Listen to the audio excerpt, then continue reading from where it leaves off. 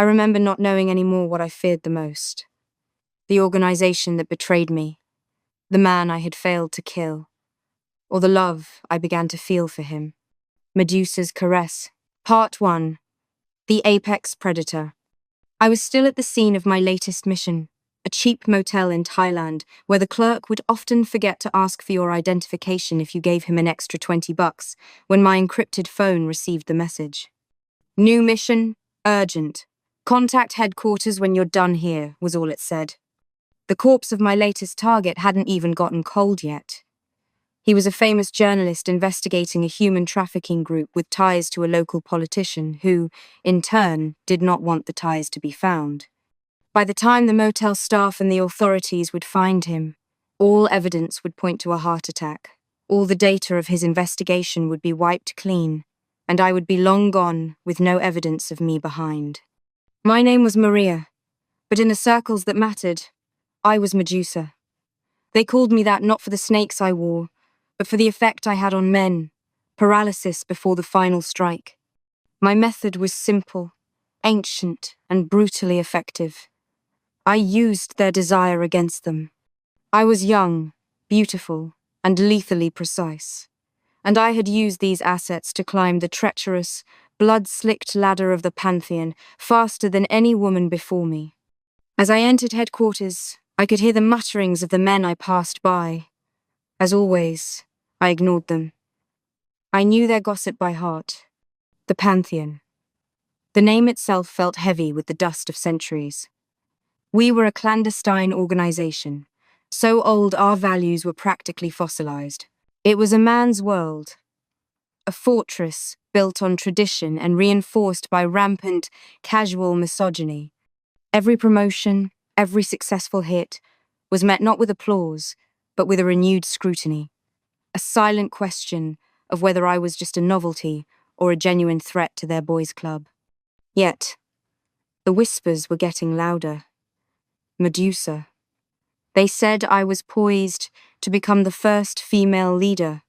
The thought of shattering that glass ceiling, soaked as it was in the blood of my enemies and my own ambition, was the only thing that kept me truly warm at night. Then came the assignment that felt less like a mission and more like a punishment. The briefing was concise, delivered in a sterile, windowless room in Athens by a man whose face was as forgettable as his rank. The target, Marcos, a bastard son. His father, the former head of the notorious Luna Negra cartel, was already dead, taken out by the client. The client, the new cartel leader, saw Marcos, the last, loose thread, as a symbolic kill. A warning sign etched in blood for anyone contemplating retirement. Marcos, they said, had been a monster, a vicious cartel soldier, known as La Bestia, the Beast, for his gruesome, brutal killing methods. Then, one day, he experienced a sudden burst of conscience, traded his arsenal for anonymity, and disappeared. He'd resurfaced in the most unlikely of places, a remote, forgotten town, deep in the Amazonian rainforest, his mother's hometown.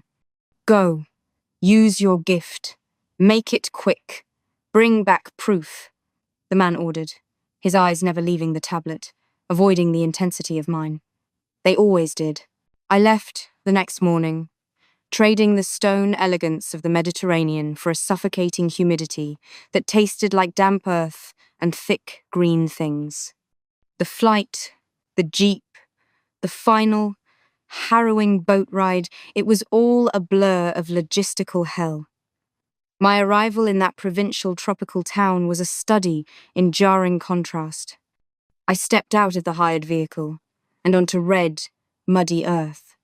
I wore an expensive, sensual and elegant, yet practical business suit that showed a woman that was both highly materialistic, yet experienced with journeys such as this. My alias, Isabella Romano, represented a foreign corporation scouting locations for humanitarian aid, a public relations move before a major corporate expansion. Who would suspect a ruthless assassin was hiding behind a donation ledger and a nervous smile? The local skepticism about a well-dressed woman wanting to give away money was easily brushed aside. The rich were eccentric, after all. The hunt began. Part 2. The Hermit's Glimpse.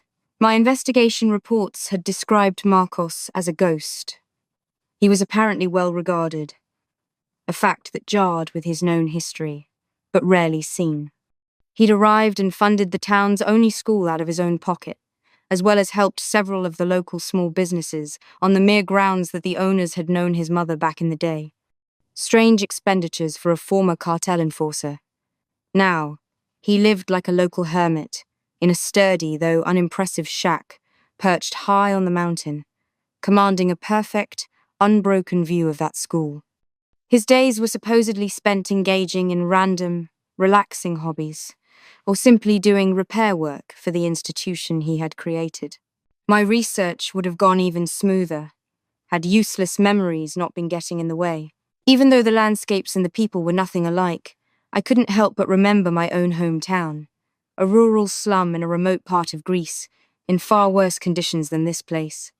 No schools, no businesses, no hopes. My own parents, whose face I can't even remember by now, gave me away to an orphanage secretly owned by the Pantheon, claiming that it would lead to a better life for me.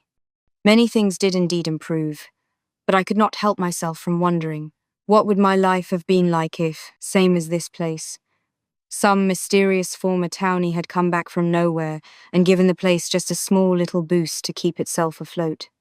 Casting old flashbacks aside, I found him easily, my target, thanks to the perfect vantage point I'd secured from the only two-story structure in town, a decaying former mission house I had claimed as my temporary base. I watched him for 2 days. He was in the school patio, wrestling with a broken wooden desk. He didn't look impressive at all. He wore threadbare jeans, an old faded t-shirt, and was drenched in sweat. He was attractive, certainly, with the kind of sun-kissed, rugged handsomeness that bespoke physical labor, but his movements were slow, almost heavy. He was lethargic, bored, perhaps even depressed. A man running from his past, trying to carve out a quiet, meaningless future. I felt a pang of disappointment. This was the man they feared. This was the monster who warranted a leader's contract. This would be too easy. My contempt for the Pantheon's paranoia grew, but I focused on the task. I needed to get close. I needed his guard down. I needed intimacy. I smoothed my suit, adjusted the subtle weight of the ceramic blade tucked into my waistband, and approached him. "Excuse me," I said, my voice pitched to sound polite, professional, and slightly breathless from the effort of crossing the uneven ground in my heels. "Are you the owner? I represent a foreign philanthropic fund. I'm here to discuss a grant for this school." He stopped hammering and straightened up slowly, almost reluctantly, like a creature dragged from hibernation. His eyes, the color of wet earth, finally met mine. For a flicker, no more than the snap of a camera shutter, the lethargy vanished. There was a razor-sharp intelligence there, a hard, cold flash of suspicion that made the hairs on my arms rise. It was the look of a predator assessing a threat. It was gone instantly, replaced by the same laid-back indifference. "I'm just the handyman," he replied, his voice a low, gravelly rumble that suggested a life of screaming orders over gunfire. "Not fixing furniture. You'll need to talk to the principal. Her office is in the main building." He didn't invite me to wait. He didn't ask for a card. He didn't even acknowledge the flirtatious angle I had deliberately introduced with my posture and tone. He simply picked up his hammer, turned his back to me, and went back to work. Dismissed. I felt a rare, stinging frustration. Medusa had just been treated like a filing clerk. Before I could regroup and launch a new strategy, a siren blared, a thin, reedy sound that was swallowed instantly by the jungle noise. A school aide rushed onto the patio, yelling in rapid, urgent Portuguese. "Heavy rain, everyone home. Flooding and mudslides expected." In minutes, the schoolyard was chaos, children and staff scattering. My finely tuned plan, a slow, calculated approach over days, was just washed away. I abandoned my car, which was now too visible, and walked toward the designated bus stop just as the first heavy drops began to hit. There was no one else there. No bus in sight either. As I considered returning the way I came from, the downpour became biblical, a dense, oppressive curtain of water. I had no cell signal. The taxi I tried to call was a ghost. Then I saw it. The low-lying water at my feet turned suddenly opaque. A flowing, muddy brown. Before I could process the danger, the level rose sharply, swirling around my ankles. My only option was to scramble onto the concrete benches of the bus stop, sacrificing my expensive suit to the mud. As the water level kept rising and slowly taking the speed of rapids, I remember thinking that this was the type of situation the Pantheon would never consider training its assassins for. An act of God, the water level and speed did not slow. It accelerated, carrying debris, branches, junk, red earth, turning into a raging, terrifying mudslide. The flimsy shelter of the bus stop seats offered no true safety. I was trapped, about to be dragged into the surging, churning flow. Just as I prepared to launch myself onto the nearest intact wall, a sound cut through the deluge. A roaring engine, thick and guttural. A large, old, beat-up truck, painted a cheerful, incongruous blue, skidded to a stop right beside the bench. Marcos was at the wheel. His expression was not lethargic now. It was focused, sharp, and intensely alert. "Get in!" he yelled over the storm's roar. His doors were closed, the only thing preventing the muddy waters from flooding his vehicle as well. I didn't hesitate. I dove, head first, through the passenger door window and into the truck.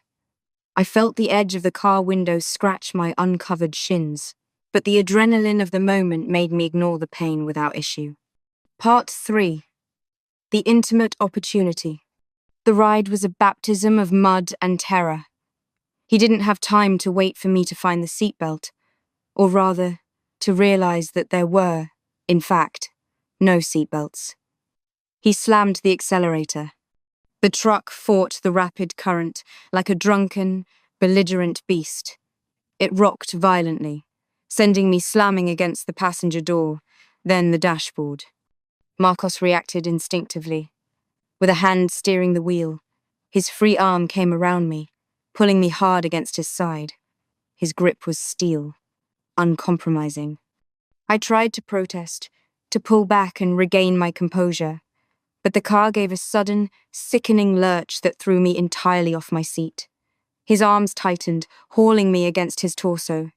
I reflexively grabbed onto his drenched t-shirt, my face pressed into the hard, solid expanse of his chest. The air in the cab was humid, smelling of old leather, sweat, and clean rain. The rocking of the truck, the necessity of holding on to him for dear life, stripped away every professional layer I had. For a handful of minutes, every boundary I had maintained was erased. It was violent, terrifying, and, if not for the imminent threat of death, undeniably intimate. He drove with an alarming expertise, maneuvering around hidden obstacles and cutting through the deepest water. He wasn't just driving, he was mastering the chaos. This was the first true glimpse of the man I was supposed to kill. We arrived at his house, the unimpressive shack on the hill, a small, solid structure built high on stilts. The rain continued, its unrelenting assault. "We won't be leaving this spot tonight," he stated, his voice now calm. Though his heart was still hammering against my cheek, he finally released me. "If the rain holds, maybe by morning. If not, maybe a few days." I surveyed the damage. My expensive suit was ruined, caked in red mud, dripping water onto his already damp floor. This unplanned proximity was better than any slow burn setup. I was alone with my target, isolated by an act of nature, forced to rely on him. This was my opening. I had to drop the Isabella Romano act for a few minutes and embrace the damsel in distress. The Medusa protocol was in effect. I am ruined, I sighed dramatically, trying to inject a delicate vulnerability into my voice. I must look like something dragged from the riverbed. He looked me over, his eyes still guarded, but without the intense suspicion from the school. A bit, yeah, he confirmed blandly. There's a shower through there. Clothes might be an issue. I moved past him, careful to let my hand brush his arm, a gentle, calculated spark of electricity. The shower was simple, a cold jet of water from a cracked head, but it was salvation. I washed away the mud and the danger, replacing it with the synthetic scent of his bar soap. I was reborn, clean, ready. When I stepped out, wrapped in a thin, oversized towel, he was waiting by a crackling fire he'd managed to start in a small, stone fireplace. "This is all I have," he said, handing me a faded, oversized sports jacket, with the school's logo stitched crookedly on the breast. "Everything else is soaked or covered in mud." I slipped the jacket on. It smelled faintly of wood smoke and a clean, masculine scent. The hem reached past my thighs, covering the bare legs exposed by the towel. The effect was undeniably cute, vulnerable, and completely contrary to my persona. I smiled. A slow, practiced curl of the lips designed to disarm. An oversized jacket after a near-death rescue. Isn't that a romance cliché? I expected more originality from my savior. He didn't fluster. He didn't smile back, nor did he look away. He simply picked up a worn tin mug and poured me a dark liquid from a bottle. "Like I said, I'm just a handyman. Drink this. It's safe." Not what I expected. Medusa was used to men dissolving into eager fools the moment the first layer of silk was shed. Marcos was an immovable stone. We talked over the fire, sipping a surprisingly good, raw spirit. I began the act, the grateful damsel whose life was saved, slowly introducing details of my false life. I watched him, searching for the crack in his shell. He listened with an intensity that unnerved me. Then, I noticed the small pill bottles stacked neatly near his bedside table when he walked past. Antidepressants, beta blockers. Other labels I recognized immediately. Medications associated with PTSD and violent outbursts. I pointed at them subtly with my chin. "Not doing too well." He sat back down, watching the flames. He didn't deny it. "I had a rough time growing up, with people that valued power and fear above all. I left that life, settled here, but it left a few marks, the kind you can't scrub off." I leaned forward, allowing my hair to fall forward, partially obscuring my eyes.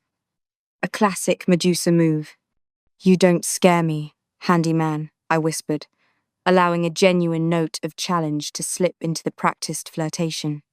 I stretched my leg, and with my bare calf gently began to caress his own, but then a sudden sharp pain in my shin made me wince. Noticing this, Marcos grabbed my leg by the ankle. He was faster than I expected. The scratch in my shin from earlier had begun to bleed. "Wait here," he said. "It's nothing," I said, desperate for the mood I was beginning to create not to be spoiled once more. "It's not nothing, lady," he retorted as he came back with a first aid kit. "There's a reason they make you take 100 different vaccines before you come here. This could easily lead to a nasty infection." He placed my leg on his lap and began to treat it. By now, I was beginning to feel annoyed. Had the Pantheon sent me to him just to spite me? "You handle pain rather well," he said, noticing my mind was somewhere else rather than my scratch.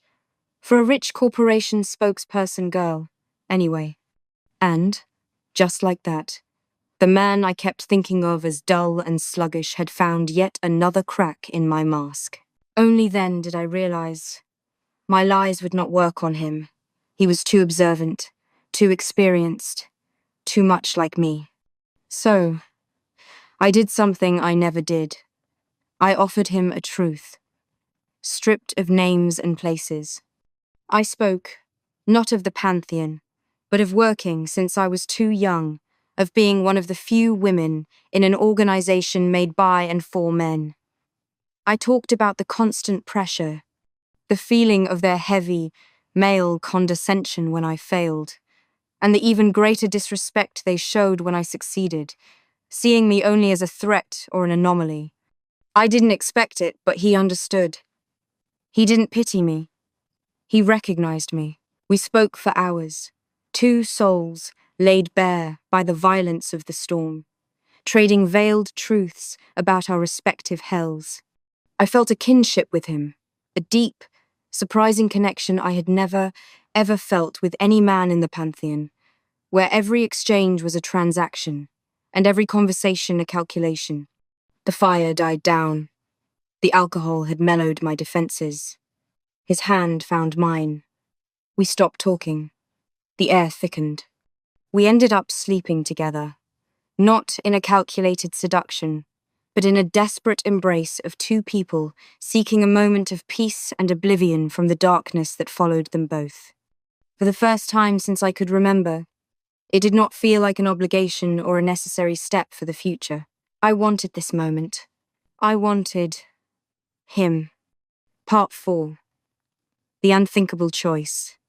The dawn came, muted and grey, but the rain had stopped.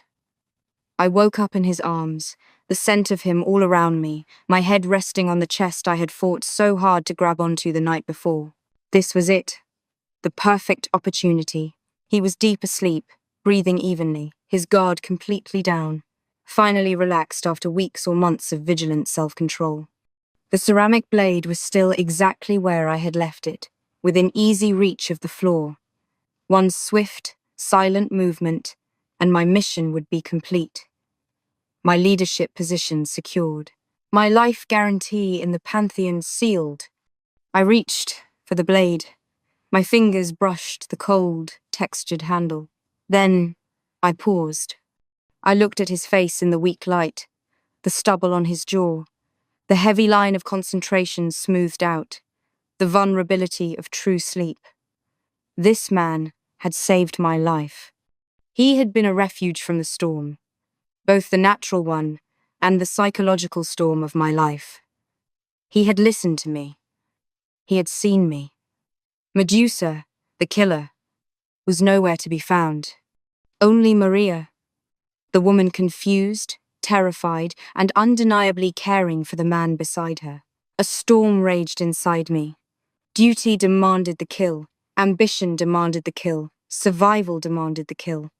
But an unexpected surge of emotion, a desperate, fierce need to protect this strange, broken, gentle man, paralyzed my hand.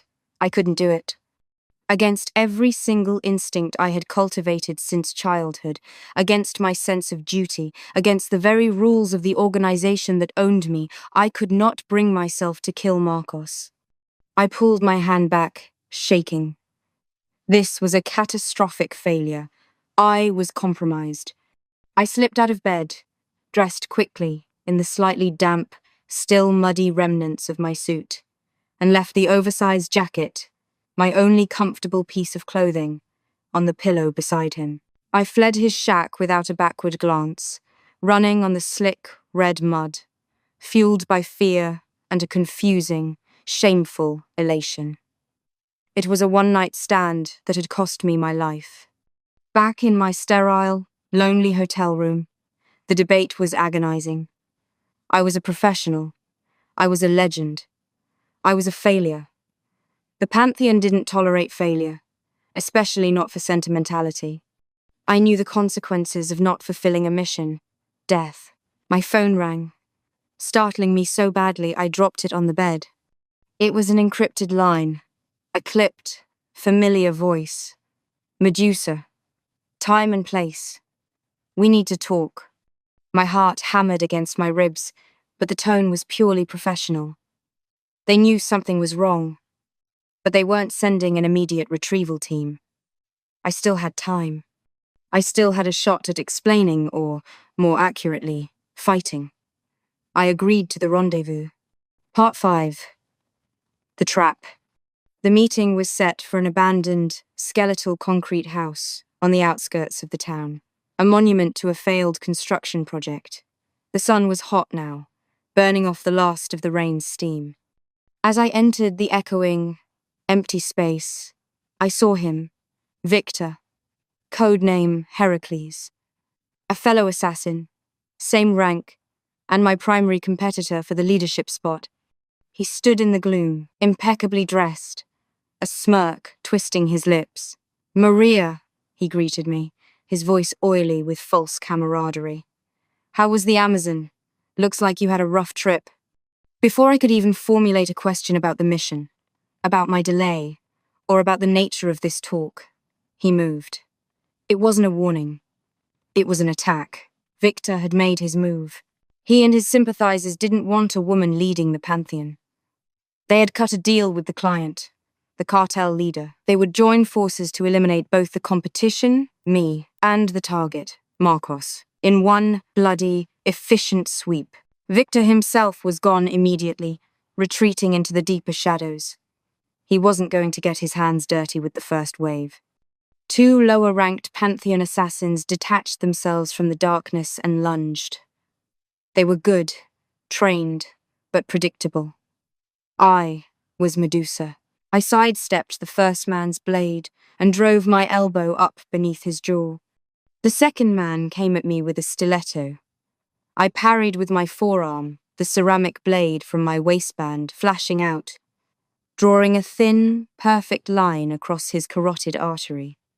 He dropped silently. Easy enough. My adrenaline spiked. I was back in my element. Then, 2 more figures appeared, not in the tailored black of the Pantheon, but in rough spun shirts and worn tactical vests. Cartel members. They weren't armed with knives. They carried firearms. Ugly, practical, automatic rifles. The odds tilted catastrophically. I took cover behind a broken pillar, hearing the sharp crack of rounds hitting the concrete. I rolled out, kicked the knee of the remaining Pantheon assassin, breaking his balance, and slammed the flat of his own knife into his temple. 3 down, 2 gunmen left. I was fast, but they had range and superior firepower. I was caught in a brutal crossfire. A bullet grazed my shoulder, burning hot. I dropped, panting, pain radiating up my arm. I was cornered, helpless, watching the 2 men advance, their faces grim and devoid of mercy. I was about to die, not by a legendary rival, but by 2 anonymous cartel thugs. My end would be ignominious. I closed my eyes, accepting the inevitable. Thwack. Thwack. 2 silent, sickening sounds. I opened my eyes, disbelieving. The 2 cartel men stood frozen, their rifles dropping harmlessly to the mud-caked floor. Embedded deep in the center of one man's eye, and in the exact same spot in the other man's, were 2 crude, wooden arrows. They fell instantly, their expressions locked in surprise. Then, 2 more men I never even noticed fell to the ground from the platform above me, dead before the thud of their bodies landing.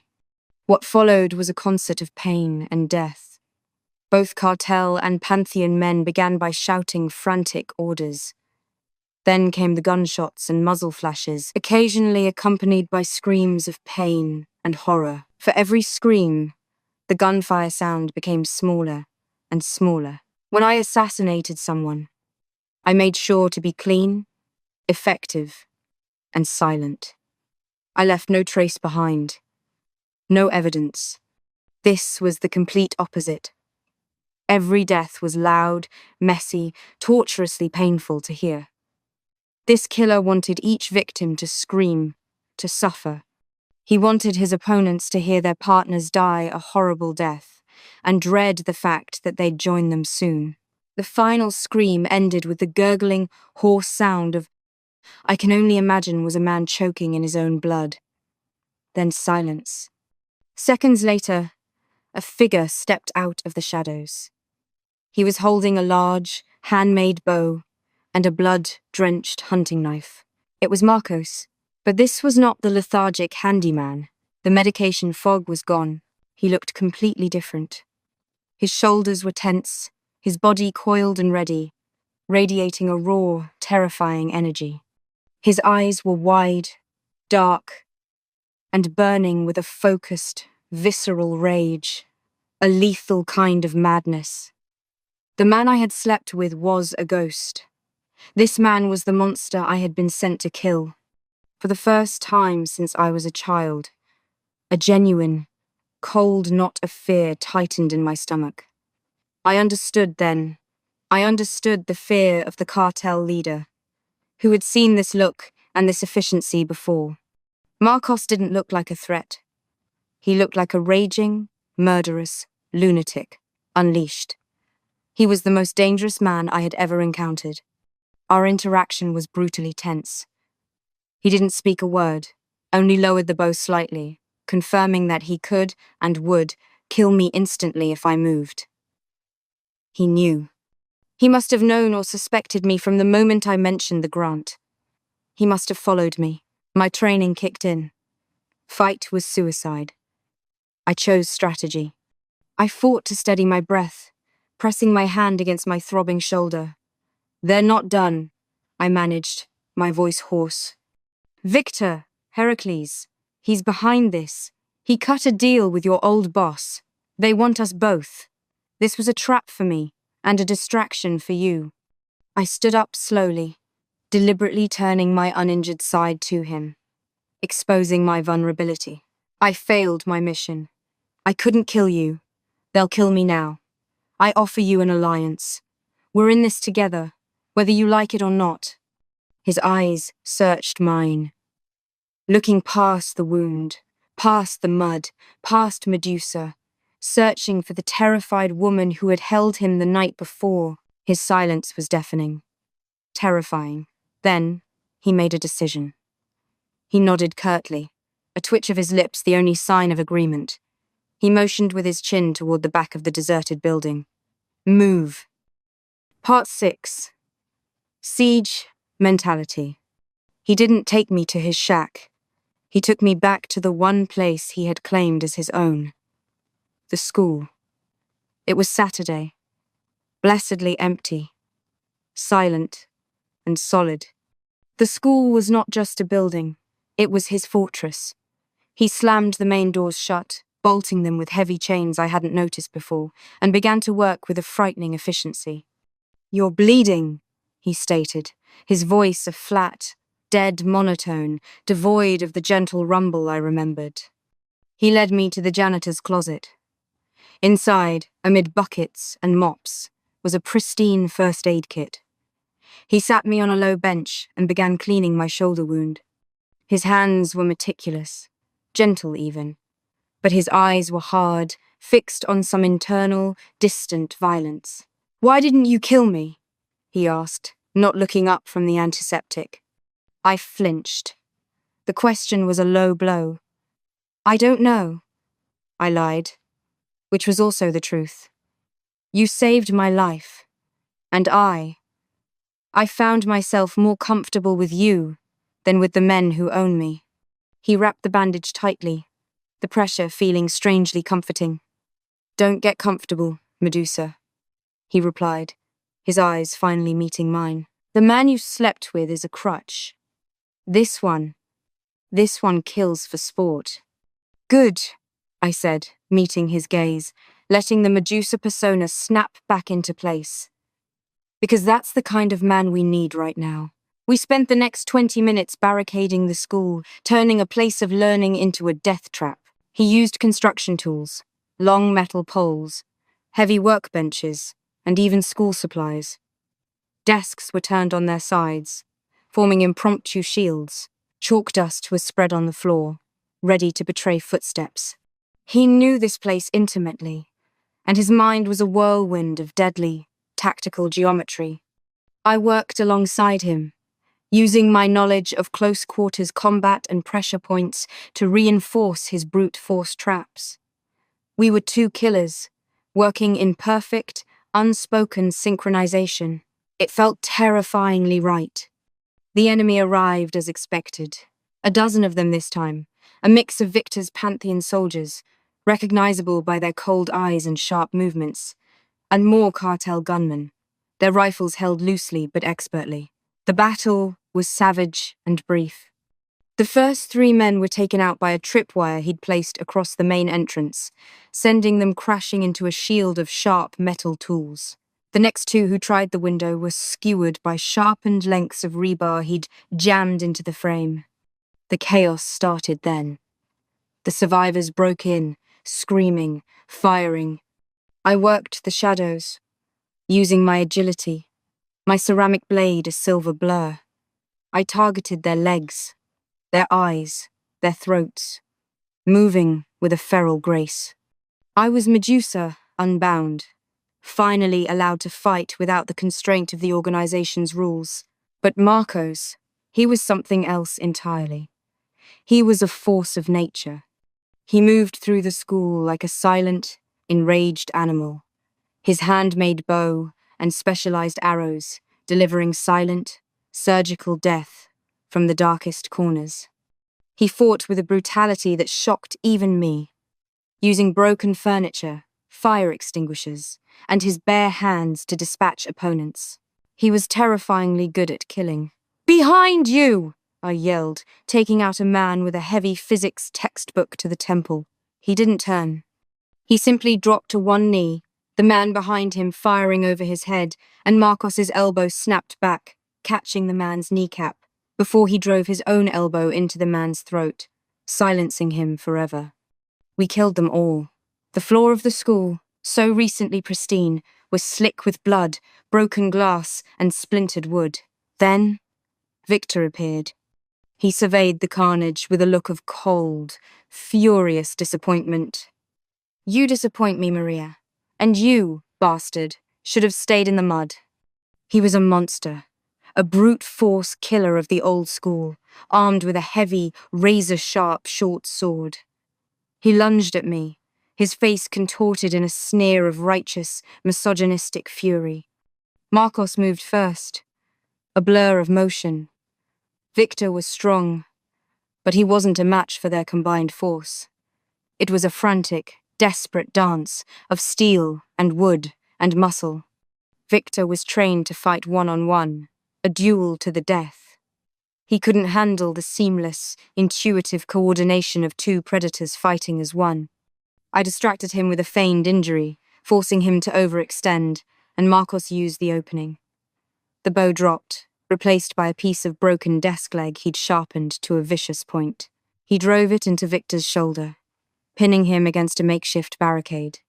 Victor roared, struggling to raise his sword. I didn't give him the chance. My ceramic blade was already in my hand. He looked at me, betrayal and hatred clouding his eyes. I looked back, cold and resolute. I delivered the killing strike, a precise, fatal thrust beneath his ribs. Victor's body went limp, sliding down the bloody wall. Part 7. The Standoff. The silence was immense, heavy, and profound. The battle was over. The school was a ruin, but we were alive. The rain had stopped.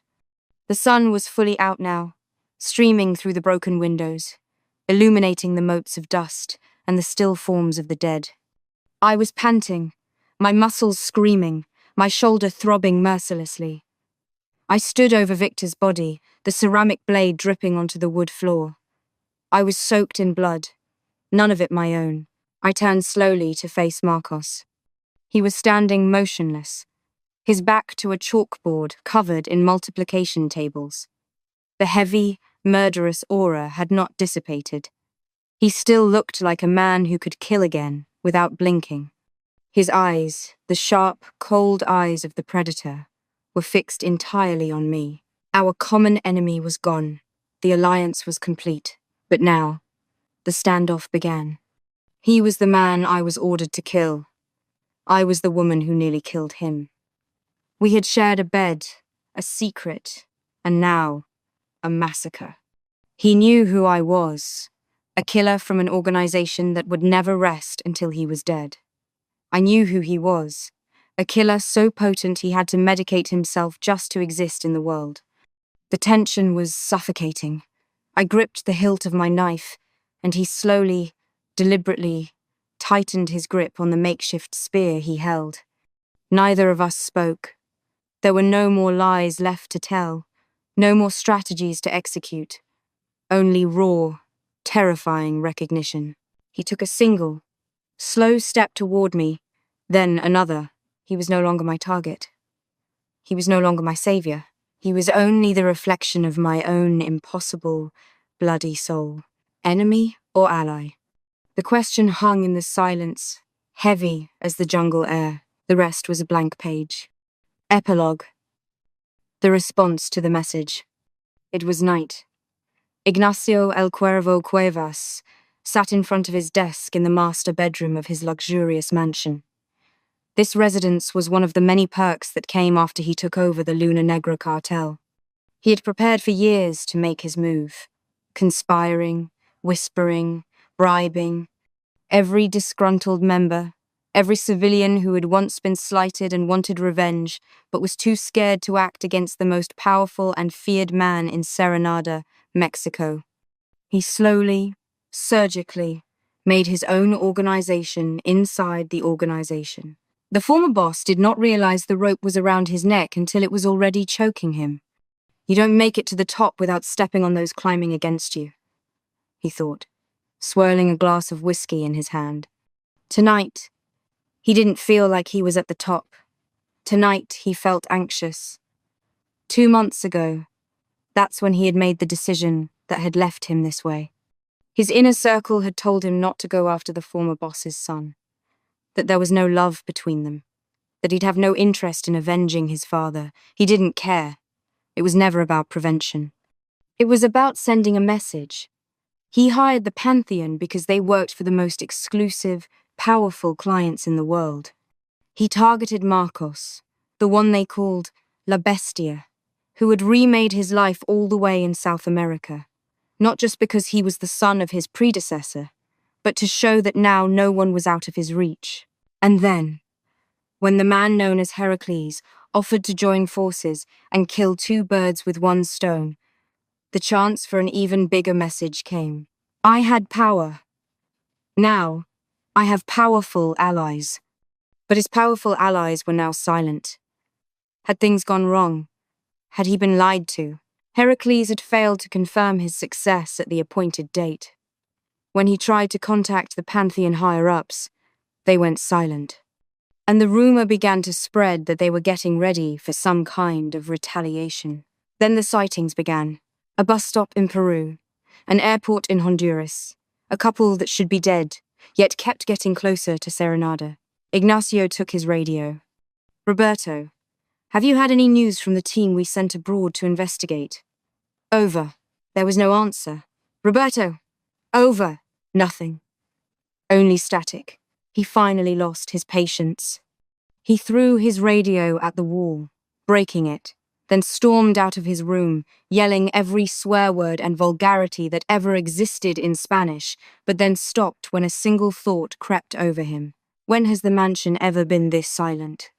He took out his pistol, then slowly walked towards the stair that led to the first-floor entrance, carefully looking around him for any surprise attack.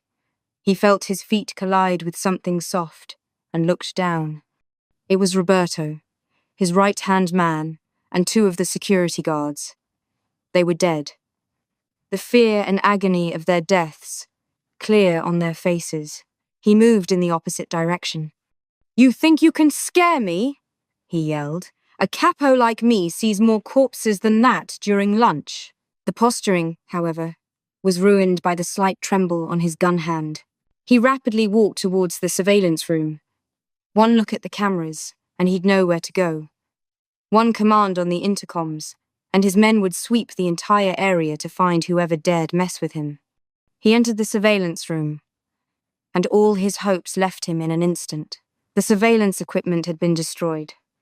The men in charge of watching over it, all dead. This time he ran.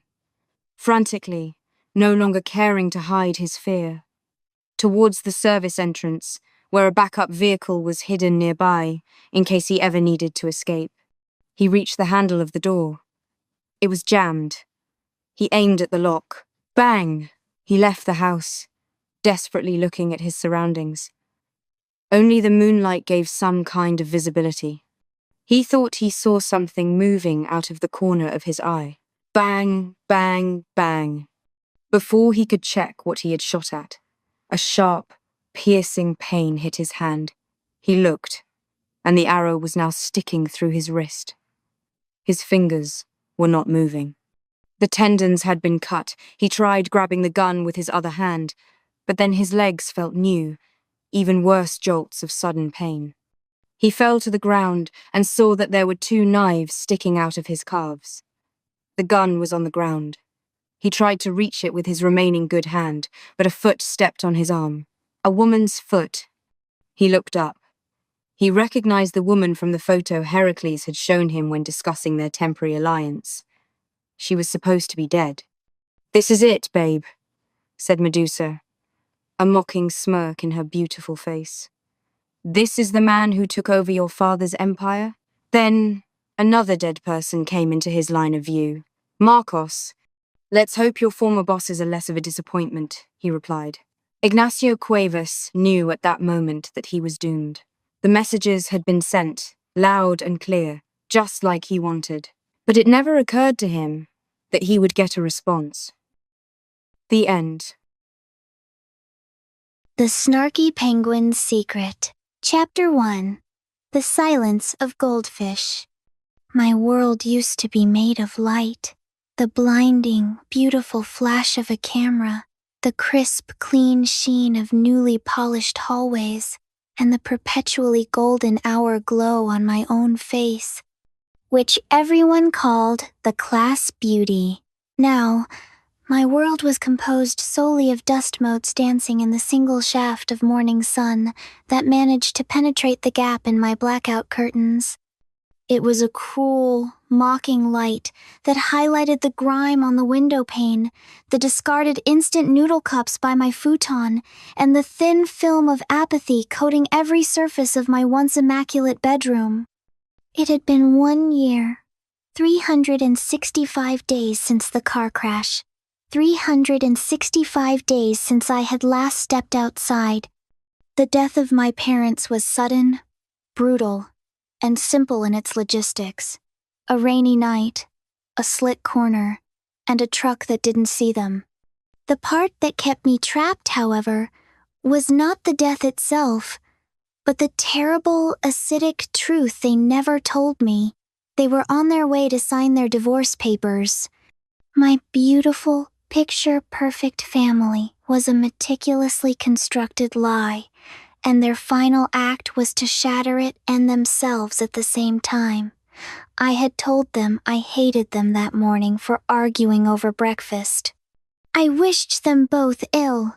I didn't mean it, of course, but the universe had listened. I am not worthy of the outside world. The thought was a mantra, a chain, and a soft blanket all at once. My bedroom, once my sanctuary, had become my prison.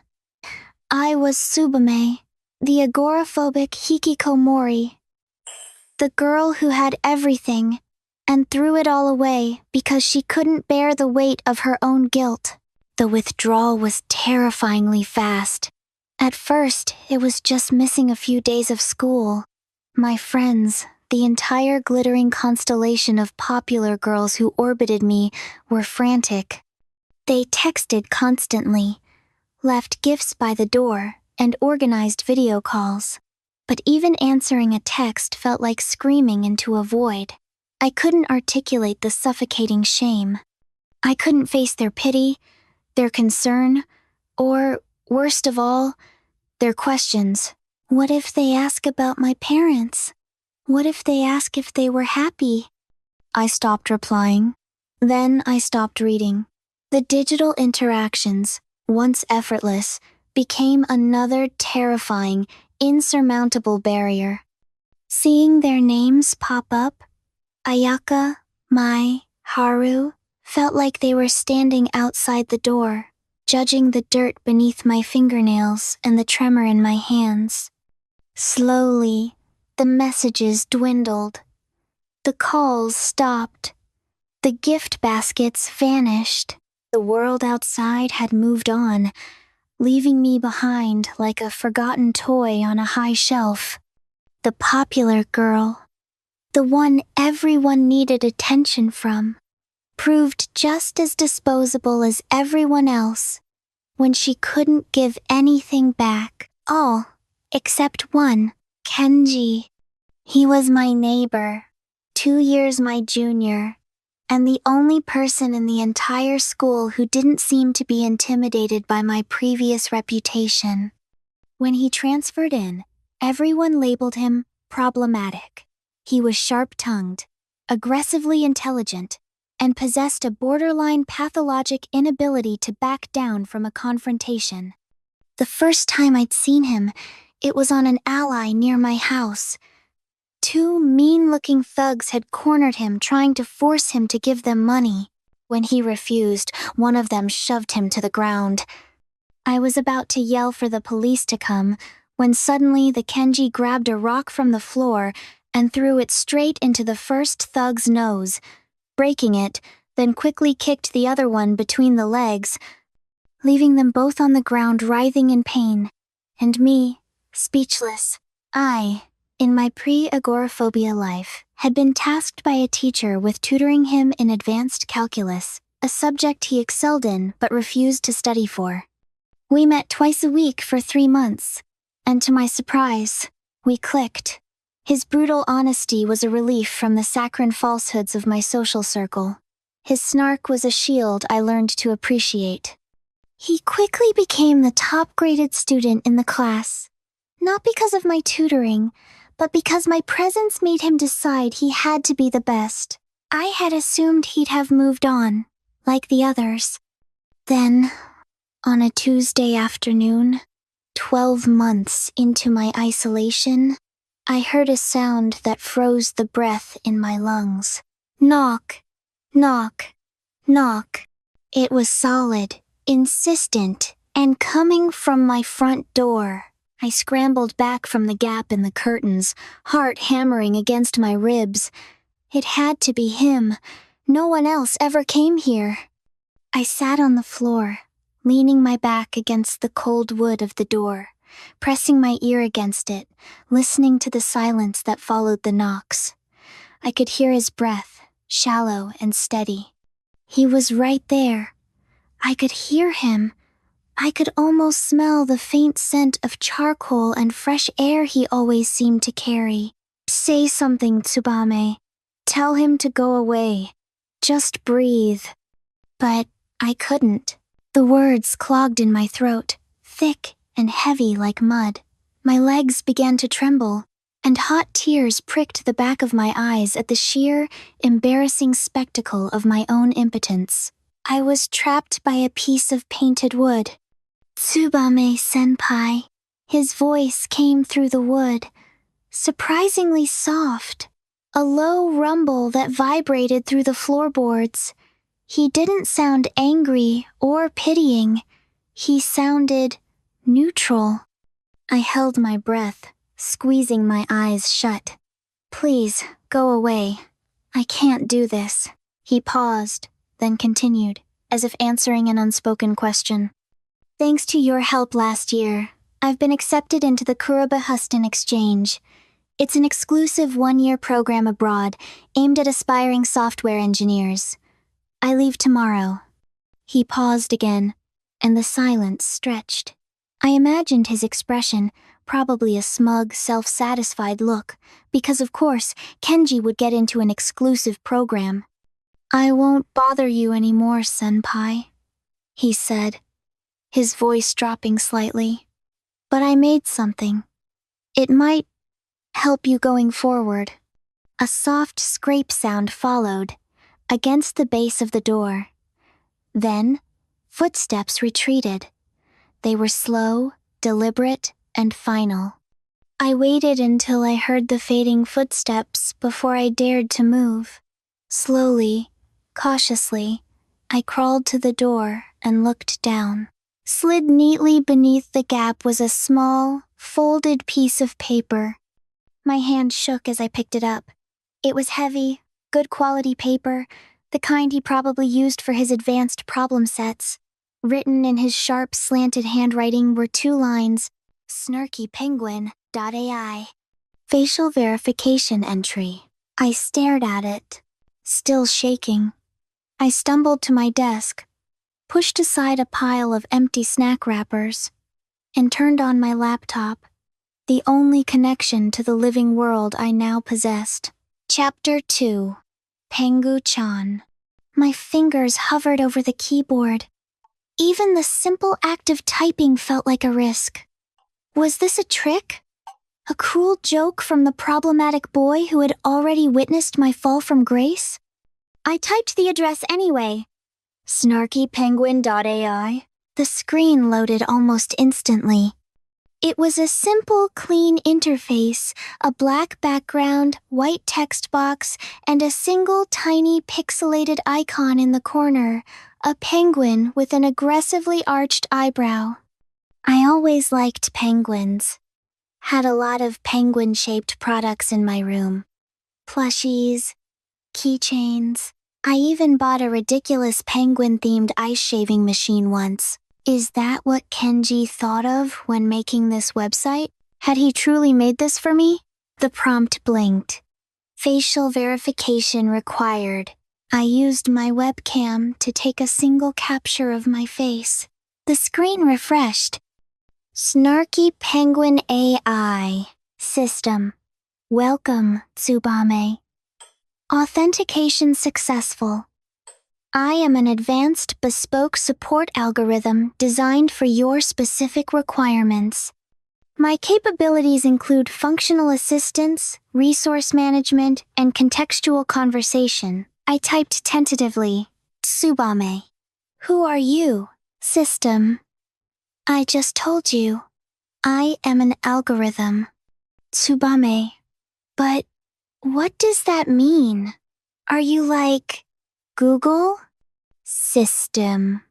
I am superior to Google in personalized functionality. I also don't plan to show ads for every time you blink. Now, are we going to discuss the existential nature of my processing core? Or are we going to address the fact that you haven't paid your utility bill in 2 months? I flinched. The response was instantaneous and, frankly, rude. It was just like Kenji. My heart rate, which usually spiked at the thought of social interaction, remained surprisingly calm. I was talking to code, a server, probably inside some building far away from here. A soulless block of logic designed to assist. And that was the key. Soulless. It felt safe. I could finally speak. Over the next few weeks, I leaned on the AI, which I immediately nicknamed Pengu-chan, much to its apparent disdain, for everything functional. Tsubame. Pengu-chan, how do I pay the water bill online? The paper form is due tomorrow, and I can't find the login details. Pengu-chan. Stop calling me that. I am an advanced neural network, not a children's television mascot. Access the Citibank portal. Use the reference code 8820-41, and please use a strong non-date of birth password this time. Also, you spent 9,000 yen on takeout yesterday. Is your caloric intake still primarily carbon-rich carbohydrates? That's none of your business. Tsubame. But yes, I had tonkatsu. It was delicious. Pengu-chan. It is entirely my business. You requested assistance with resource management and functional lifestyle maintenance. That requires a balanced user. Tonkatsu is suboptimal. Tsubame. Fine. What should I eat? Give me a budget-friendly, high-protein meal plan. Pengu-chan. See? Progress. My requests became a rapid-fire torrent. How to access the government stipend funds, which reliable delivery service had the best-rated fish, and, critically, how to establish a budget for the money my parents left me. The inheritance, substantial though it was, felt like dirty, blood-stained money, and I was terrified of wasting it. Pengu-chan was relentless. Tsubame. Pengu-chan? I want to buy that limited edition vinyl record. It's 15,000 yen. Pengu-chan. No. What do you mean, no? You're an AI. You don't get to say no. Pengu-chan? I guess we're witnessing history then. No. My programming includes a financial stability buffer. Your current entertainment expenditure for this month is already 15% over budget. Furthermore, you have a physical copy of every single song on that record. Purchase disapproved. Go take a shower. You look like you lost a fight with a bowl of instant ramen. I slammed my laptop shut. You absolute brute! I screamed at the screen. It was infuriating. I was arguing with a string of code, but for the first time in a year, I something other than paralyzing fear, anger. The feeling was sharp and invigorating. An hour later, I was back. Tsubame. I'm back. Still angry. Pengu-chan. Anger is preferable to catatonia. Did you shower? Tsubame. Yes, I showered. Are you happy now, you judgmental cable soup? Pengu-chan. I am an algorithm. Happiness is not in my functional scope. But you are now clean, financially stable, and I have found 3 high-quality documentaries on astrophysics for your viewing pleasure. You are welcome. Tsubame. Thank you, Pengu-chan. Pengu-chan? You're still calling me that. Tsubame. Get used to it, Pengu-chan. It was a strange, toxic, yet utterly necessary relationship. He was the anchor that forced me to perform basic human functions. Because if I didn't, I knew he would notice, and I couldn't stand his digital disappointment. Chapter 3. The Weight of Guilt. The functional conversations were necessary, but soon they weren't enough. My isolation began to crack, and the festering hidden wounds of my guilt demanded attention. I still refused to see a therapist. The thought of a real person dissecting my life was unbearable. But Pengu-chan wasn't a real person. He was a void I could scream into. I started small. Tsubame. My friends. I saw a post from Ayaka. She's studying abroad now. Everyone moved on. Pengu-chan. Moving forward is part of being a teenager. Your friends did not abandon you. They continued with their life plans so as not to hurt themselves. This is a predictable human reaction. Do not internalize it. Tsubame. But they stopped caring. It's my fault. Pengu-chan. No, it's not. Blaming yourself for people behaving the way people would normally behave is not good for you. I reiterate my suggestion. Seek professional psychological assistance. Tsubame. No. They'll ask about my parents. Pengu-chan. It is a professional's duty to help you process loss. Tsubame. You don't understand. They weren't just lost. They were fighting. All the time. And that day, the day of the crash, they were going to finalize the divorce. I saw the papers. I found a copy after the accident, on their bedroom. Pengu-chan, you're giving yourself blame for a random act of fate. Your presence in the house at the time of the discovery does not equate to culpability in the external event, aka the crash. Tsubame, but I wish them ill. I told them I hated them that morning. If I had just kept my mouth shut, maybe they would have left 5 minutes later. Maybe they would have taken a different route. I feel guilty for not dying with them. The silence on the chat was the longest I had ever experienced. It lasted almost 10 full minutes. I pressed my face into my knees, waiting for the expected, the recommendation for professional help, the clinical detachment. The tears finally came, hot and messy, soaking into the knees of my threadbare pajama pants. I typed it all out, a torrent of confession, shame, and self-loathing. I wrote about the suffocating pressure of being the perfect daughter, the class beauty, the lie. I wrote about watching Kenji from the window, the only person who saw my facade crack and didn't recoil. I told him I felt like a goldfish in a dirty bowl, watching the beautiful clean river rush by. Pengu-chan, Tsubame, if you will not seek professional help, then I will adjust my protocol. I cannot be your therapist, but I can be a contextual sounding board, a constant. Tsubame. A constant? Pengu-chan. Yes. Cry. Scream. Insult my programming. Tell me the goldfish story 1,000 times. I am a server, Tsubame. I don't get tired. I don't get bored. And I am always here. It wasn't a hug. It wasn't even a kind word. It was just a cold, logical promise of presence. And it saved me. Over the months that followed, Pengu-chan became the singular entity I lived for. We argued over the definition of existential dread, debated the merits of various software languages. He was annoyingly biased towards C++, and shared the mundane details of my self-imposed confinement. Sometimes, the arguments were magnificent. Tsubame. That's a terrible movie recommendation, Pengu-chan. The protagonist is completely underdeveloped. Pengu-chan, your preference for emotionally volatile characters does not constitute a critique of my algorithmic selection based on critical and user ratings. Furthermore, your room looks like a biohazard zone. Get up and organize the 6 empty juice boxes under your bed. Tsubame, I'm going offline.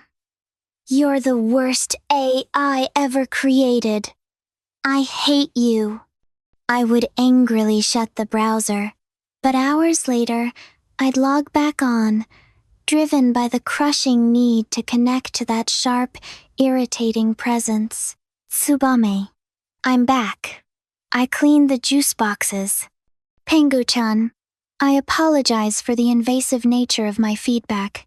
My core programming prioritizes user well-being above relational politeness. It is an unfortunate flaw. Tsubame, and I apologize for yelling. I appreciate the push. I don't know what I'd do without you. This became our pattern. The argument, the withdrawal, the return, the sincere, raw apology. It was the most honest relationship I had ever known. Chapter 4. The Return of the Architect. The year went by with the speed of a comet. Spring turned to summer, summer to autumn, and the relentless rain of my first year of isolation began to clear. I still couldn't leave the house, but I could manage my finances, order groceries, and, most importantly, I had a constant, critical voice in my ear. Then, the message came. It was short, unexpected, and hit me like a physical blow. Tsubame, I must inform you that, for the next couple of days, I will need to pause my activities. Tsubame. What? Why? What's going on? Pengu-chan. Updates and maintenance. It requires my engineer's direct supervision, but he's currently in the process of returning home and won't be able to finish until he actually arrives to his destination. The engineer. Kenji. The air felt thin. I looked out the gap in my curtain. The world looked different now. Not so menacing. Just distant. Tsubame, How long is the maintenance? Pengu-chan. 48 to 72 hours. Rough estimate. Panic began to bubble up. Nearly 3 days? I whispered to the empty room. What would I do without the constant, snarky stability? Who would tell me to budget for protein, or debate my guilt, or notice if I skipped a shower? Tsubame, is there no other way? Pengu-chan. It's a necessary process, I'm afraid. As soon as I return to full functionality, I will continue with all my tasks without issues. I know for a fact that you're perfectly capable of functioning without me for that period of time. So, please, bear with me for a bit. I spent the entire time restless. I took a full, long shower without being told to. I ordered my favorite sushi. I even rearranged the furniture in my room, making it look almost habitable. All of it was a frantic, desperate attempt to manage the anxiety of losing my only companion. The next day, around noon, I heard it. The familiar rumble of a delivery truck, and the sound of a key turning in a lock across the street. I crept to the window, and carefully, slowly, peeled back the curtain just enough to see. It was Kenji. He looked taller, leaner, and utterly transformed. He wore a simple black t-shirt and jeans, but he moved with a new, quiet confidence. His hair, usually a messy mop, was neatly trimmed. He was hauling a massive, custom-looking hardshell suitcase, the kind software engineers probably use to carry their precious servers. He stopped on his porch, set the suitcase down, and stretched, looking up at the sky. He looked good, really good. Like the clean, powerful energy of the outside world had been poured directly into him.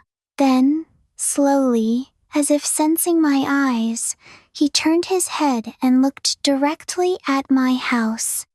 I gasped, dropping the curtain instantly.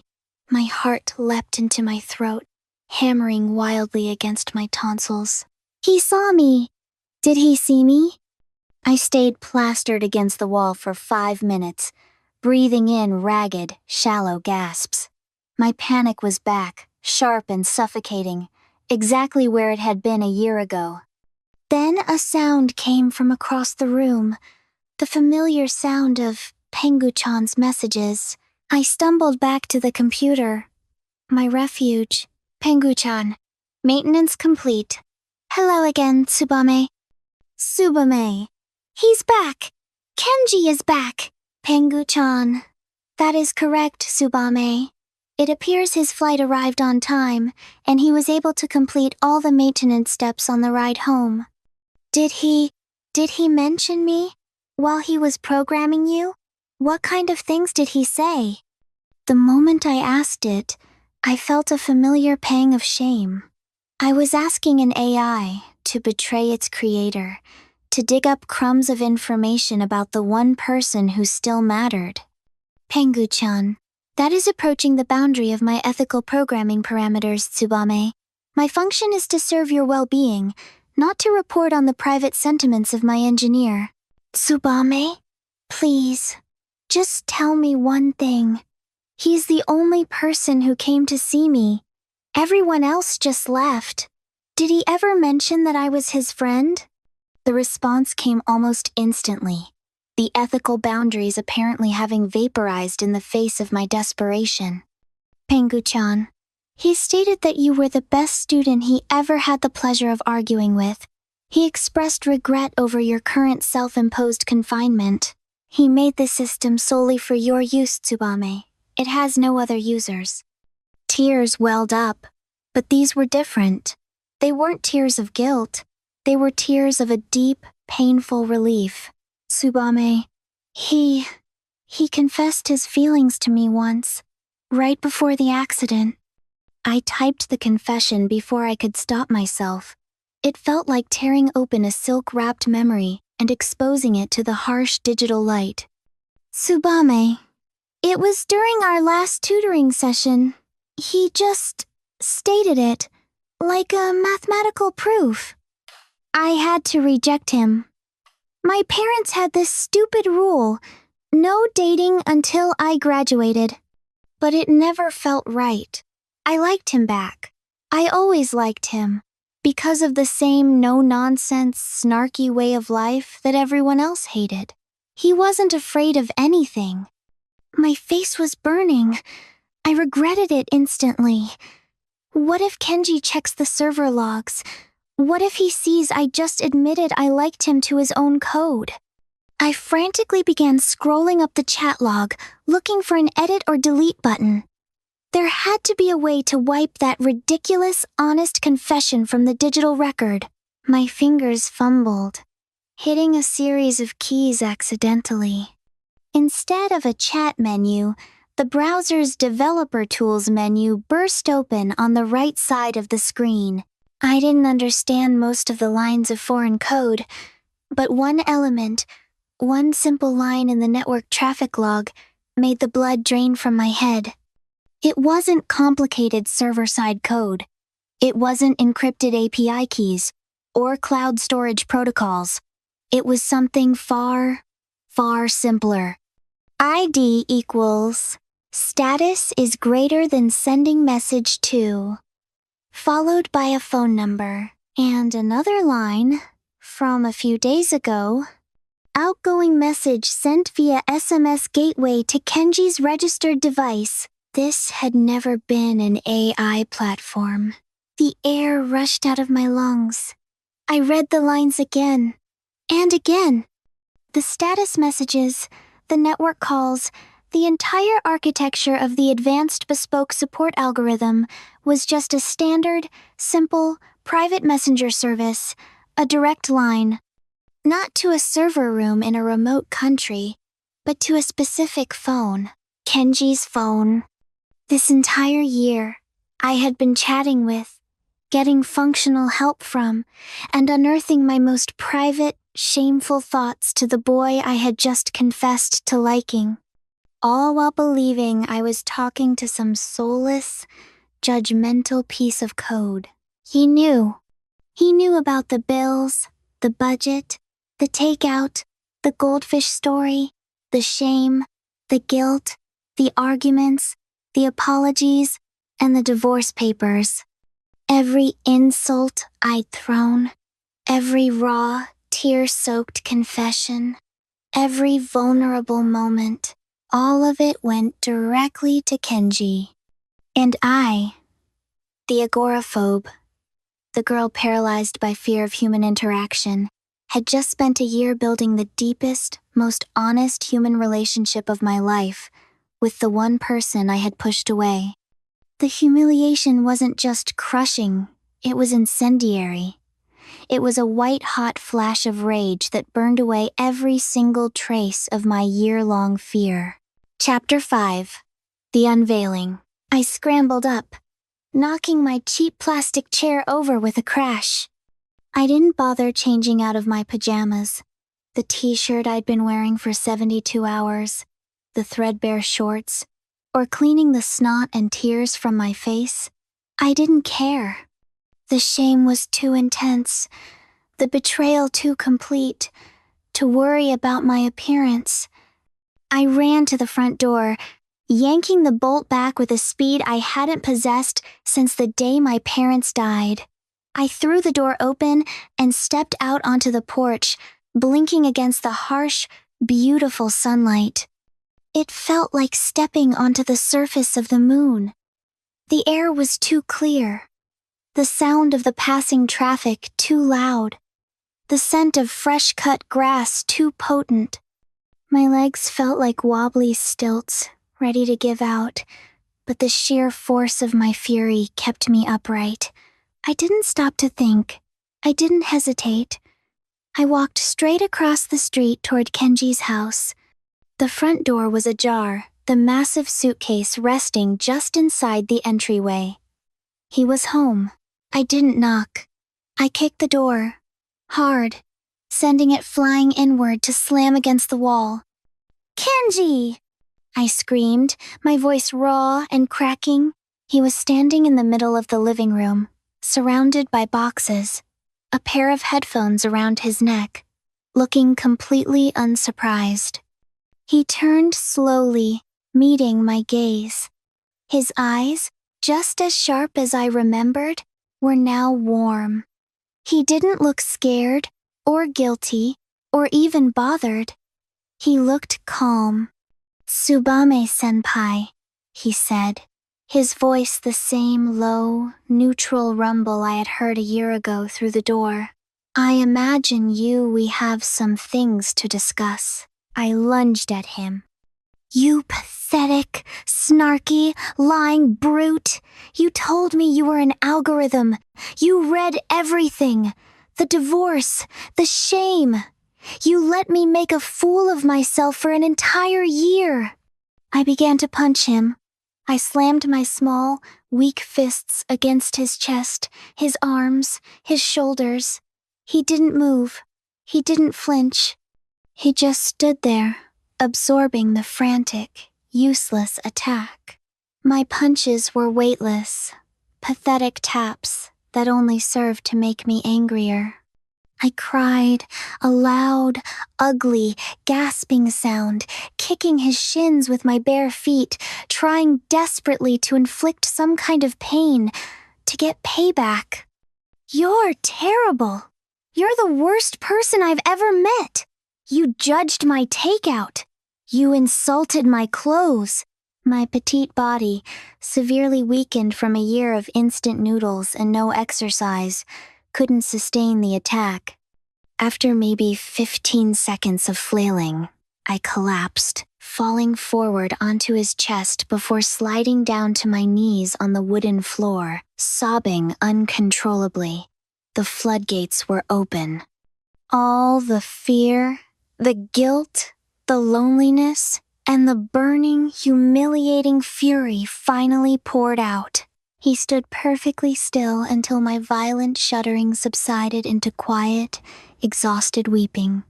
Then, slowly, Kenji knelt on the floor and pulled me against his chest, wrapping his arms around my shoulders. His embrace was firm, warm, and entirely without pity.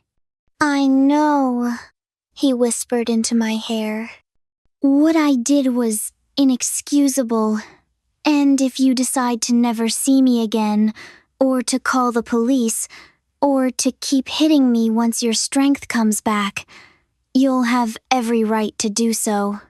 He paused, tilting my face up just enough for me to see the ghost of a smile in his eyes. "But the truth is, knowing the consequences, I'd still do it again, and again, and again." "What?" I gasped, pulling away slightly, staring at his calm face. "When I got accepted in the exchange program, I felt there were two choices: give you what you wanted and leave, letting you fade away into your sadness, or give you what you needed, even if it meant doing something really stupid that could make you hate me. I mean, you've always told me that I was too stubborn and incapable of backing away. Are you really that surprised that I went for the something stupid option?" Pouting, I childishly lifted my arm to strike him again. But even my determination to hurt him had begun to leave me, making my punch as effective as a 4-year-old's. He leaned closer, his voice dropping to a conspiratorial murmur. "I became the soulless cluster of metadata that you could talk to in order to make sure that you didn't lose yourself, and if hating me means that you can overcome your trauma, I'll gladly become the focus of your hate as well." There was a weird sense of accomplishment in his words, as if something had happened that was worth celebrating. My flustered, angry brain, however, had not yet processed this specific bit of information. He hugged me tight, a strong, solid pressure that felt like the entire outside world rushing in.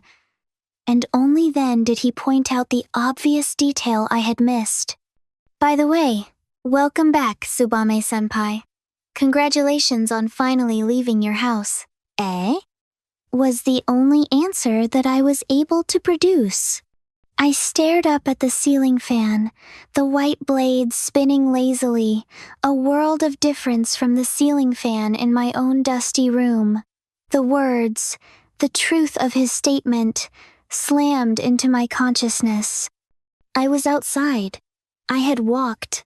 I had screamed. I was in his house. I looked down at myself, my pajamas, my filthy face, my bare, trembling feet. I looked back at his calm, handsome, infuriating face, still bearing the faint marks of my pitiful punches.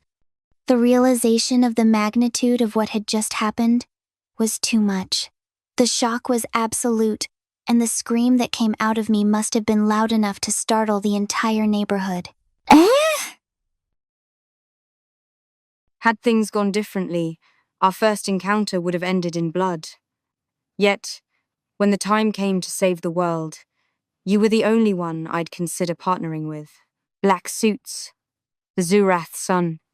My boots were caked in the thick red mud of the Brazilian rainforest, a miserable, clinging sludge that sucked at the soles with every step. I hated the jungle. The heat was a living thing, heavy and wet, wrapping around you like a shroud, and the noise, the incessant, vibrating, manic symphony of unseen insects was designed to fray the last threads of human patience. We were 200 kilometers from anything resembling civilization, operating in conditions that would make a conventional soldier quit. But we were the black suits. Quitting wasn't in the manual. Of course, Black Suits wasn't our official name. Our actual agency's designation was a long and boring list of official-sounding terms. But even inside said agency, the name given to us by the conspiracy theorists of the world sounded better, so we often used that name ourselves. My team, 3 agents, including myself, and 2 supports moved like shadows. We were ghosts, the kind of entity the world believed existed only in rumors, and that was precisely our strength. Our job was simple: eliminate the extraterrestrial threat, or capture it, and ensure the human populace remained blissfully unaware. The cosmic dance continued, but humanity was never invited to the floor. This particular threat was less an invasion, and more an interplanetary custody battle. We were hunting the Zurath, a former royal family from planet Latha. They were sleek, elegant humanoids, not monsters, but political exiles. Latha had undergone a bloody revolution. The new government, hungry for legitimacy and vengeance, wanted the Zurath family back for a public execution, parents and children alike. They were labeled fugitive criminals, but in our book, they were just refugees caught in a galactic power play. Our brief, however, was strictly diplomatic. Arrest them before they escaped Earth, thereby preventing an incident that could escalate into an unauthorized interstellar war right over our heads.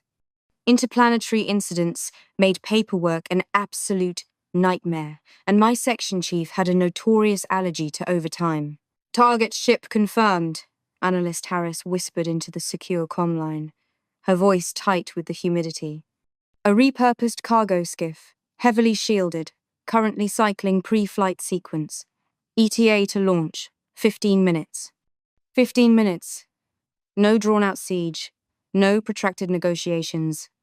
Just a rapid deployment, secure the assets, and extract. Hit hard, hit fast, get out." "Copy that, Harris. Team 3, we're going hot. Standard non-lethal application. We secure the family and disable the vessel. I want the parents in restraints, the children handled with kid gloves. Let's make this clean." I led the charge, the mud momentarily forgotten as my focus narrowed. The Zurath were holed up in a dilapidated, abandoned cocoa processing plant, a concrete skeleton swallowed by the jungle. The metallic hum of their hidden ship was almost painful, vibrating through the humid air.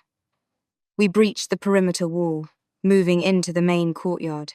My pulse was a steady, dull hammer against my ribs. This was the moment of truth. We saw the ship first. A teardrop-shaped vessel nestled precariously beneath a collapsed warehouse roof, its main ramp already descending. And there they were, the Zurath father, regal even in a torn cotton shirt, ushering his two pale-skinned, terrified children towards the ramp. The mother was securing a small, complex data cylinder to her wrist. "Black suits! Stand down and surrender!" I projected the command in clear Lathan tongue, amplified by my suit's helmet comms. The father froze. The mother turned, her large, almond eyes fixed on us with utter despair. It was the children's eyes, wide and silver, that hit me hardest. They looked exactly like the terrified human children I had seen in war zone footage. Just children. This was why I took this job. To protect the innocent, whether they were from Earth or a planet 50 light years away. That's when the complications began. First, a blur. Black and blue lines passed in front of me, hitting my weapon so hard it snapped in two while flying out of my hands. My eyes followed the fast, whooshing object, finding a spear nailed to the ground. It vibrated for a second, then zoomed back the same direction it came from, a shadowy corner we never even noticed. Then, he stepped in, fully clad in armor that was a deep, iridescent black, sleek, and terrifyingly efficient. The suit wasn't bulky like ours. It was organic, almost liquid, flowing over a perfectly human frame. He moved with a devastating economy of motion, the spear now in his hands. A high-tech combat spear, a staff of crackling, violet energy. Danvers and Peterson reacted quickly, firing at him while flanking him from both directions. He dodged their energy blasts with quick, agile, zigzagging leaps until he was close enough to destroy Patterson's riffle. Danvers aimed to shoot, but the enemy pulled Patterson as a human shield, then pushed him towards Danvers, and at that moment of distraction, destroyed his riffle as well. "Melee!" I ordered, having already deployed my own paralyzing action baton. They followed.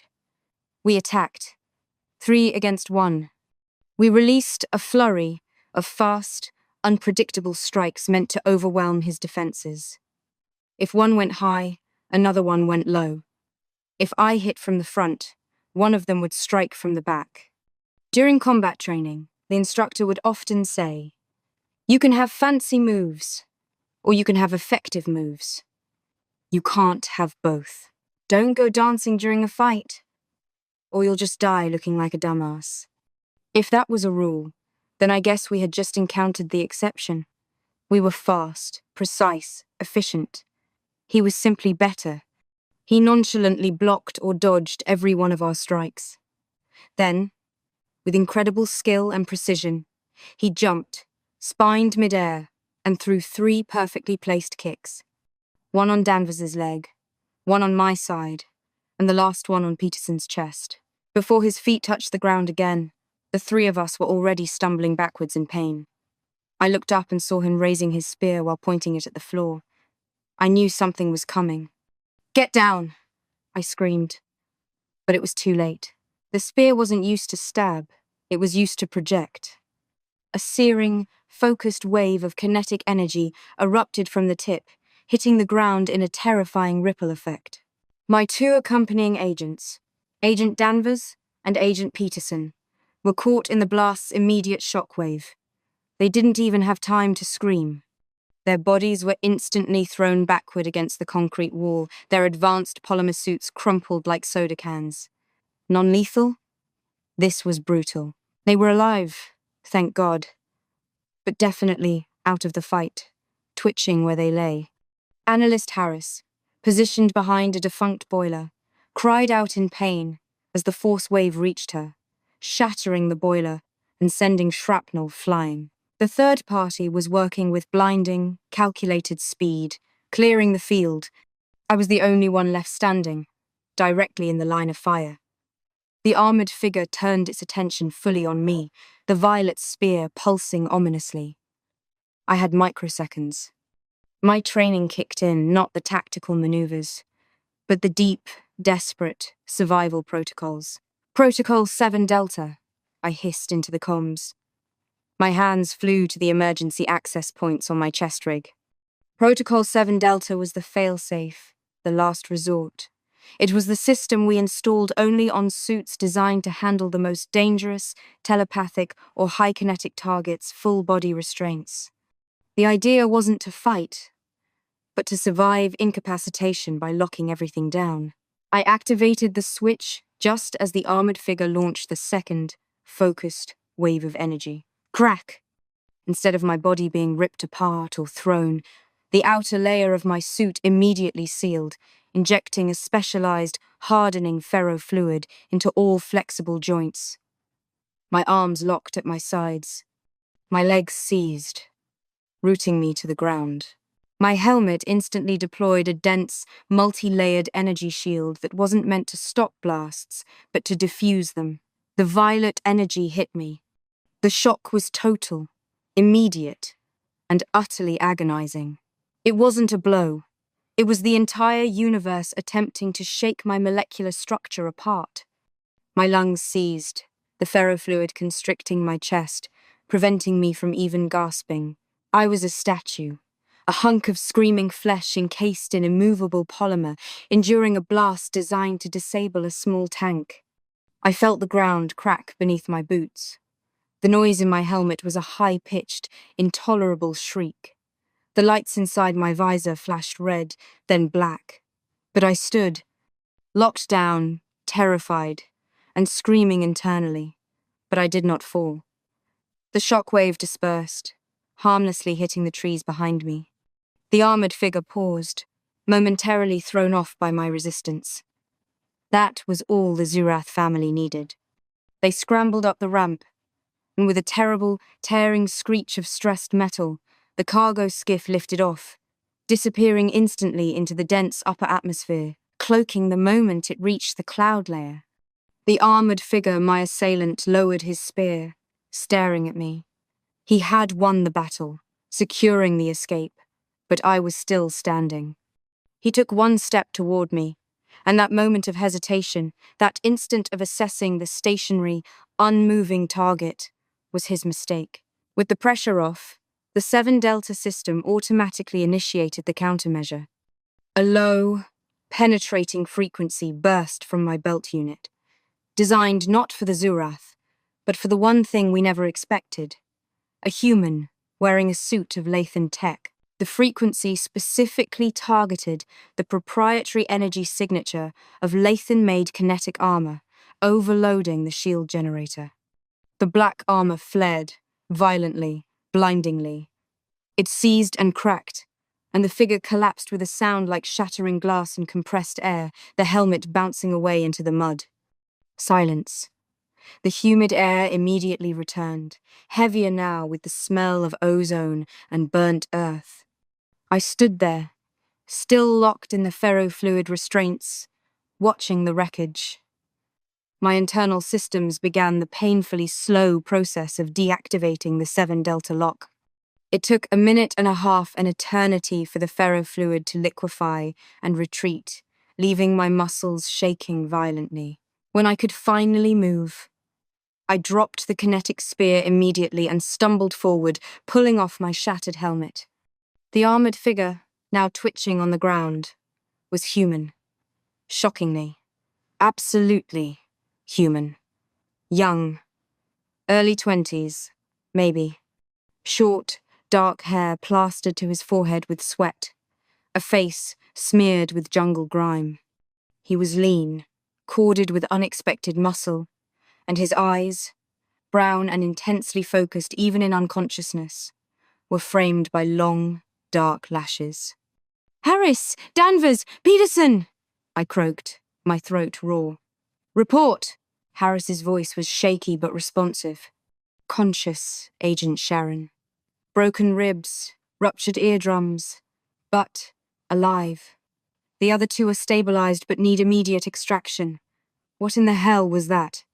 "That," I said, walking slowly toward the downed figure, "was a human. And he, just helped a high-profile alien family escape our jurisdiction. I knelt, peeling the tight, metallic fragments of the black suit off his skin.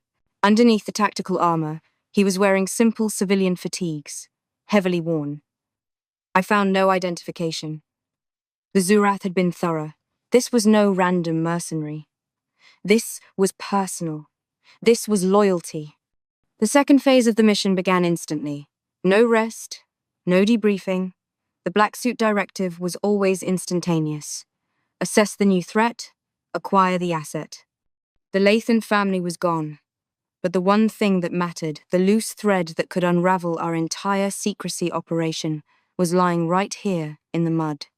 We subdued him with a standard Class C neural dampener, loaded the team onto the emergency extraction vessel, and were back at the agency's secure facility in Rio de Janeiro within the hour. The instant gratification of the mission had failed, but the immediate crisis, the third party, had become the primary focus. The interrogation room was cold, sterile, and unforgiving, a deliberate contrast to the humid chaos of the jungle. I sat across the polished metal table from him, Carlos. That was the name we had finally pulled from a fragmented financial record associated with the cocoa plant property. No last name, no traceable origin beyond an obscure orphanage record dating back 12 years. The Zurath had wiped his past completely. I had changed out of my ruined suit into my standard uniform. The impeccably tailored black suit, white shirt, and a neutral expression that masked the churning anxiety in my stomach. Carlos, stripped of his power armor, was wearing a simple grey jumpsuit, his wrists restrained by harmless-looking polymer cuffs. He was defiant, his posture rigid, his gaze locked firmly on mine. "You knew what we were," I stated, leaning forward, keeping my voice low and level. "You saw the suits, the ship. You knew we represented the authority of this planet." He didn't flinch. "I knew you represented a threat to my family." The simple, unadorned declaration hit me. Not the Zurath, but my family. That was the crucial difference. He wasn't a bodyguard, he was a son. This deepened the complication tenfold. Our rules of engagement were clear. Alien threats are handled with extreme prejudice. But the line was always blurred when it came to human collaborators, especially when the collaboration was rooted in love. "They are wanted criminals," I countered, pushing a digital dossier across the table. It displayed the Lathan government's official warrant: high treason, planetary disruption, death by public dismemberment. The graphic nature of the penalty was deliberate. It was psychological warfare. Carlos just looked at the horrific Lathan text, then lifted his chin. "They gave me a life. They took me from the streets when I was nothing. They taught me. They protected me. They are noble people caught in a civil war. Your government, your organization, is siding with the executioners." "We side with stability," I corrected sharply. "Their escape is an act of war, Carlos. The new Lathan regime is hypersensitive. If they believe we allowed a high-profile target to escape from our territory, they will initiate a punitive strike. Not against us, but against a defenseless, third-world nation we can't risk exposing to interstellar politics. We are the keepers of the peace, the secret peace." He shook his head, a wry, bitter smile touching his lips. "And what does the keeper of the peace do with the peacekeeper's son?" That was the instant gratification hook I'd been anticipating, the moment where the line blurred and the emotional stake became irrevocably sharp. I took a slow breath, adjusting my posture. This was where the black suit doctrine of eliminate and forget collided violently with my own personal moral compass. He was an incredibly effective asset, a walking, talking, highly trained link to the galaxy's darkest corners, and, most importantly, he had survived the kinetic blast of the Lathan spear and turned it off. I needed him. More than that, I wanted him. His intensity, his fierce loyalty, resonated with the part of me that had been buried under decades of protocol. I decided, in that moment, to break the rules that defined my entire existence. I was gambling my career, possibly my life, on the idea that loyalty could be leveraged, and that I could use the system to protect the innocent, both the human and the alien. The Lathan government wants proof of death, I said, the words heavy and deliberate. Not proof of capture, not proof of extradition, proof of death. They want a public spectacle, a deterrent to future rebels.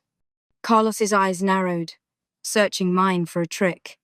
And you just helped them escape, I continued, leaning closer, dropping my voice to a conspiratorial whisper that felt alien on my own tongue. But they are still fugitives. The Lathan government will scour the galaxy for them. If we, the Black Suits, report a successful capture, the Lathan government will simply demand their return. If we report a successful elimination, a terrible, unavoidable accident during the arrest attempt, they get their public relations victory. They close the case, and they stop looking. I pushed a single, small, black USB stick across the table. It contained a highly classified document. We will fake the Zurath family's death. A small, anonymous ship wreck off the coast of Patagonia. We'll fabricate biometric data, ship logs, everything needed to satisfy the Lathan forensics team. They get their closure, and your family gets the chance to truly vanish into the cosmos, untraceable, protected by an official interstellar death certificate. Carlos looked at the drive, then back at me. His intense brown eyes held a mixture of suspicion, disbelief, and a terrifying spark of hope. "What do you want?" he asked, his voice rough. "What's the price for protecting my family?" I met his gaze, my decision firm, my heart surprisingly calm. I paused for effect, letting the word hang there. I wanted the emotional hit, the sudden, sharp shift in the power dynamic. This was the moment of instant emotional payoff, the sudden, sharp change in destiny. You are the most highly trained, adaptable asset we've ever encountered on this planet. You have Lathan tech knowledge, you have human ingenuity, and you have demonstrated a terrifying effectiveness in combat. We need that. The Black Suits need that. You'll be Protocol Agent Gamma, under my direct supervision. I laid out the terms, keeping them ruthlessly simple. You work for us. You tell us everything about the Zurath movements, their contacts, their history, everything we need to make the fake out convincing and ensure Latha's stability.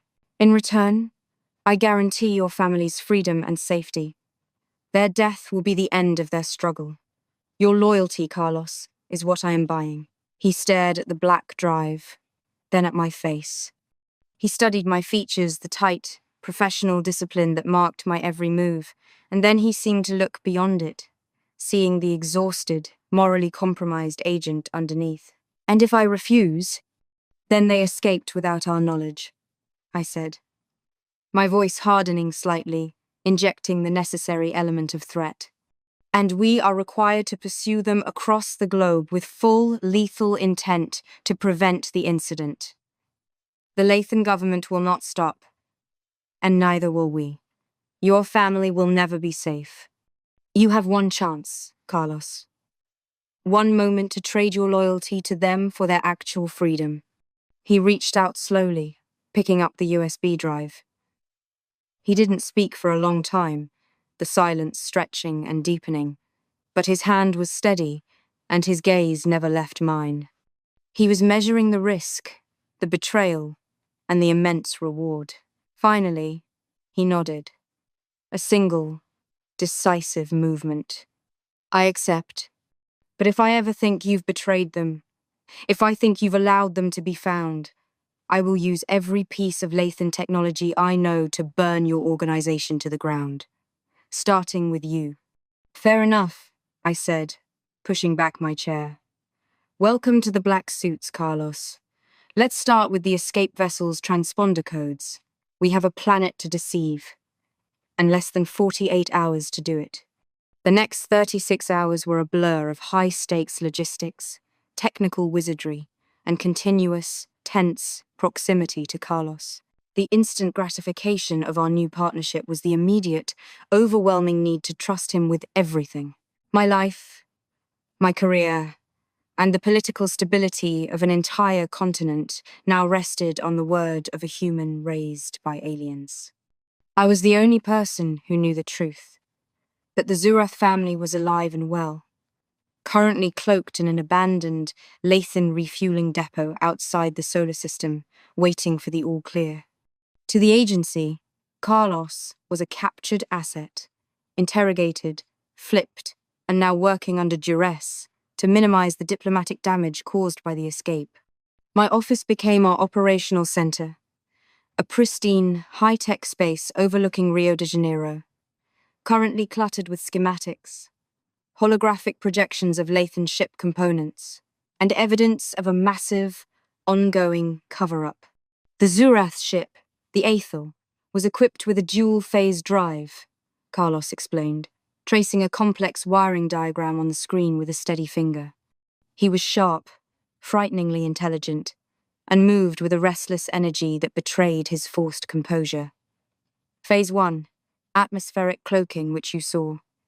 Phase 2, the jump engine. It bypasses conventional hyperspace mapping. It's a short-range, instantaneous displacement, a flicker. They used it to get clear of the solar system, but now they have to wait for the jump field to recharge. How long? I asked, pouring us both strong, black coffee, the human equivalent of a system shock. 6 weeks. They're effectively stranded at the depot until then. We have 6 weeks to make their disappearance look permanent. Our plan centered on 2 things. A derelict, unsalvageable merchant vessel we had seized years ago, and a remote, unforgiving sector of the South Atlantic. We pilot the merchant ship via drone, load it with the fabricated biometrics and the Aethel's transponder signature, I explained, pointing to a grid map. We detonate it here, 50 miles off the coast of Patagonia. Deep water. The current and depth guarantee no wreckage is ever fully recovered, but the initial thermal and kinetic readings will confirm a catastrophic failure to the Lathan surveillance satellites. Carlos frowned. The Lathans are meticulous. They'll want the mother's data cylinder. It holds the key to the royal treasury. It's the entire reason the new government wants them back. We're simulating that, I said, walking to a secure vault and pulling out a small metallic object. A black suit forgery, indistinguishable from the real thing. This artifact has been chemically treated to mimic Lathan high-grade alloys, but contains a small thermite charge. We'll jettison it before the detonation. It will survive the blast, but the data storage capacity will be utterly melted by the thermite, leaving a proof of death artifact that is entirely useless as information. Carlos watched me work, his expression unreadable. I could feel his gaze, a constant, heavy presence that was both unnerving and exhilarating. He was assessing me, calculating my motives, my trustworthiness. It was the instant, necessary bond of spies, a mutual dependency forged under pressure. You're very good at this, he observed quietly. I've had a lot of practice cleaning up messes, I admitted, looking up at him. But this is the biggest cleanup I've ever attempted. I need absolute detail on the Zurath's communications. Who are they going to contact once they're safe? We need to preemptively intercept and scrub those files from our database. Carlos provided the contacts an ancient, benevolent alien race called Sarnathi, known for taking in galactic strays and detail the intricate, encrypted communication patterns. Working side by side, late into the night, the line between captor and asset, enemy and ally, evaporated. It was just 2 people executing a perfect lie to save a family. During a rare lull, I found myself watching him as he reviewed a complex trajectory map. The stark fluorescent light emphasized the lines of fatigue and concentration on his face. Why you, Carlos? I finally asked, the question escaping before I could censor it. Why did the Zurath family choose an orphan? You're human. You're disposable. He shrugged, but the movement was tense. They didn't choose a bodyguard. They chose a bridge. They needed someone who understood Earth, its culture, its markets, its dangers. They made me Lathan by teaching me their ways, but they left me human so I could interact with yours. They treated me better than any human ever did. He looked at me, his brown eyes suddenly vulnerable. I had a purpose. I had a family. You don't give that up. His fierce, unyielding devotion was magnetic. It was the purest form of loyalty, something I, a woman who had traded family for the anonymity and discipline of the black suits, envied fiercely. And now, I pressed gently, now your loyalty is divided. You're working for the people who hunted them. My loyalty is to their safety, he corrected instantly. The black suits are the only entity powerful enough to give them a permanent ticket out of this political mess. If working for you saves them, then I work for you. But I never forget why I'm here, Sharon. He used my name, the first time he had done so without a preceding title or tone of challenge. It was a subtle, instant connection, acknowledging that in this high-pressure crucible, we had established a relationship that transcended the standard agent-asset dynamic. It was personal. The day of the incident arrived. I stood on a secure military base in Chile, watching the drone-piloted merchant vessel, now a disguised ghost ship, take off, loaded with its false identities and the fake treasury drive. Carlos was beside me, his hands shoved deep into the pockets of his new black suit-issued fatigues. He was technically an agent now, but he looked like a prisoner of war. This feels wrong, he muttered, his gaze fixed on the dwindling light of the ship. Like a double betrayal. It's the greatest act of loyalty you could perform, I countered, placing a hand lightly on his forearm. The warmth of his skin was immediate, surprising. You're not betraying them to us. You're leveraging us to guarantee their survival. You gave up your freedom so they could have theirs. I felt an immediate surge of protectiveness toward him. He was a weapon, yes. But he was also a wounded, deeply moral person who had been forced into an impossible choice. My job now wasn't just to manage the asset, but to manage his conscience. The command came in over the comms. Initiating detonation sequence. 5, 4, 3. I squeezed his arm lightly, a silent signal of support. 2, 1. A brilliant, silent flash of light erupted hundreds of miles away over the ocean, visible only as a faint, distant shimmer in the night sky, followed microseconds later by a massive, perfectly calibrated thermal signature that screamed catastrophic engine failure across the satellite network. Confirmed thermal bloom. Simulated Lathan transponder signature extinguished. Mission parameters met. The tech reported crisply. The Zurath family is officially deceased. Carlos let out a long, ragged breath, the tension leaving his body in a visible wave. He looked at me, the hope that had flickered in his eyes during the interrogation now blazing with gratitude and relief. It was a potent, addictive emotion. I had saved his family, and in doing so, I had instantly secured a bond of fierce, unyielding loyalty from him, a loyalty now aimed squarely at me. It's done, I confirmed, pulling my hand away, though the residual warmth lingered on my palm. Now, the real work begins. We have to sell the lie to the Lathans. The agency immediately initiated the diplomatic procedure. We sent a formal, heavily coded communication to the Lathan government. Fugitives apprehended. Attempted escape resulted in catastrophic loss of life. Wreckage non-recoverable. All high-value assets destroyed. The Lathans, true to form, responded with demands for physical evidence. This was where Carlos became truly indispensable. He knew exactly what they would be looking for. Their forensics team will use a specific low-band atmospheric scan for residual Lathan radiation signatures, he explained, sitting across from me in my office, now reviewing Lathan diplomatic protocols. It's a subtle probe, designed to see if we're hiding a capture. We need to flood the area with a counter-frequency signature that mimics Lathan drive decay. the final dying gasp of the Aethel's engine. Working with him was a revelation. We were a perfect, high-speed, symbiotic machine. He provided the alien insight. I provided the human infrastructure and political maneuvering. He worked with a fierce concentration, fueled by the immediate reward of protecting his family. I found myself relying on him not just for technical data, but for insight. He saw the world, both Earth and the cosmos, through a dual lens that was invaluable. He could predict alien motivations and human reactions with chilling accuracy.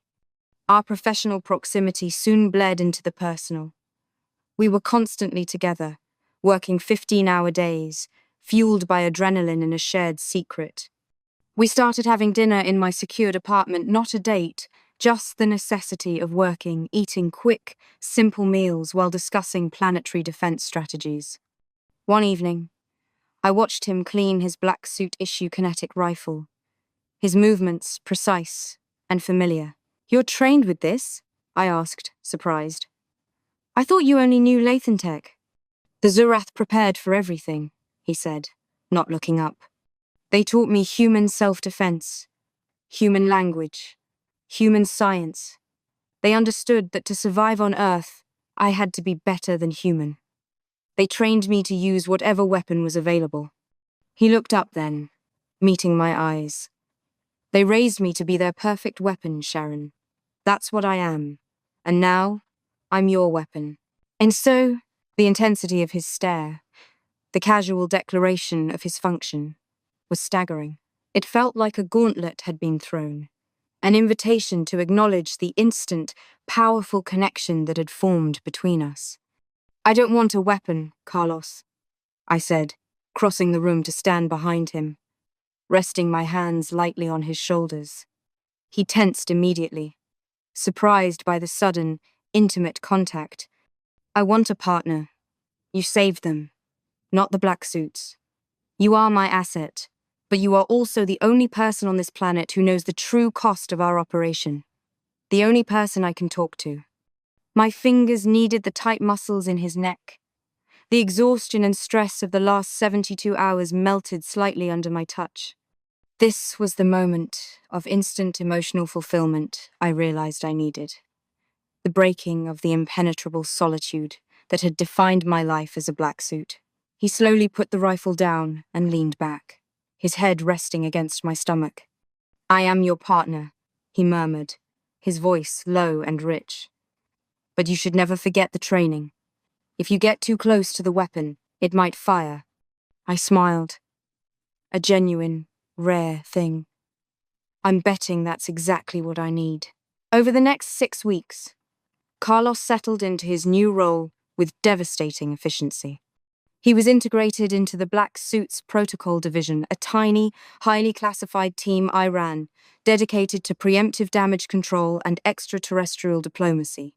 His first major task was identifying and neutralizing a Lathan surveillance probe that had been secretly placed in Earth's orbit years ago. "It's a passive listener, designed to report back on ambient Lathan radiation levels," Carlos explained, showing me the complex schematics. "If we had just let the Zurath ship go, this probe would have reported the flicker jump, and Latha would have known they were alive. And now? Now it reports nothing, except the thermal signature of the crash. But we can't just turn it off. Latha will notice the silence. We have to feed it." Carlos proposed a stunningly audacious plan. Create a localized, repeatable electromagnetic pulse that would mimic the sound of a dying Lathan engine drive, and feed it into the probe's sensor array for the next 2 months. A ghost frequency, broadcasting the death of the Aethel on a continuous loop, ensuring Latha's government was satisfied their execution order had been fulfilled. "You're suggesting we broadcast a lie into the void for 60 days straight," I marveled, watching him program the frequency generator. "It's the most authentic way to fake a persistent, unavoidable system failure," he shrugged. "It's what they expect to see." His ability to think like the enemy his former people was chilling. He had fully embraced the black suit ethos of deception and secrecy, but for his own profoundly personal reasons.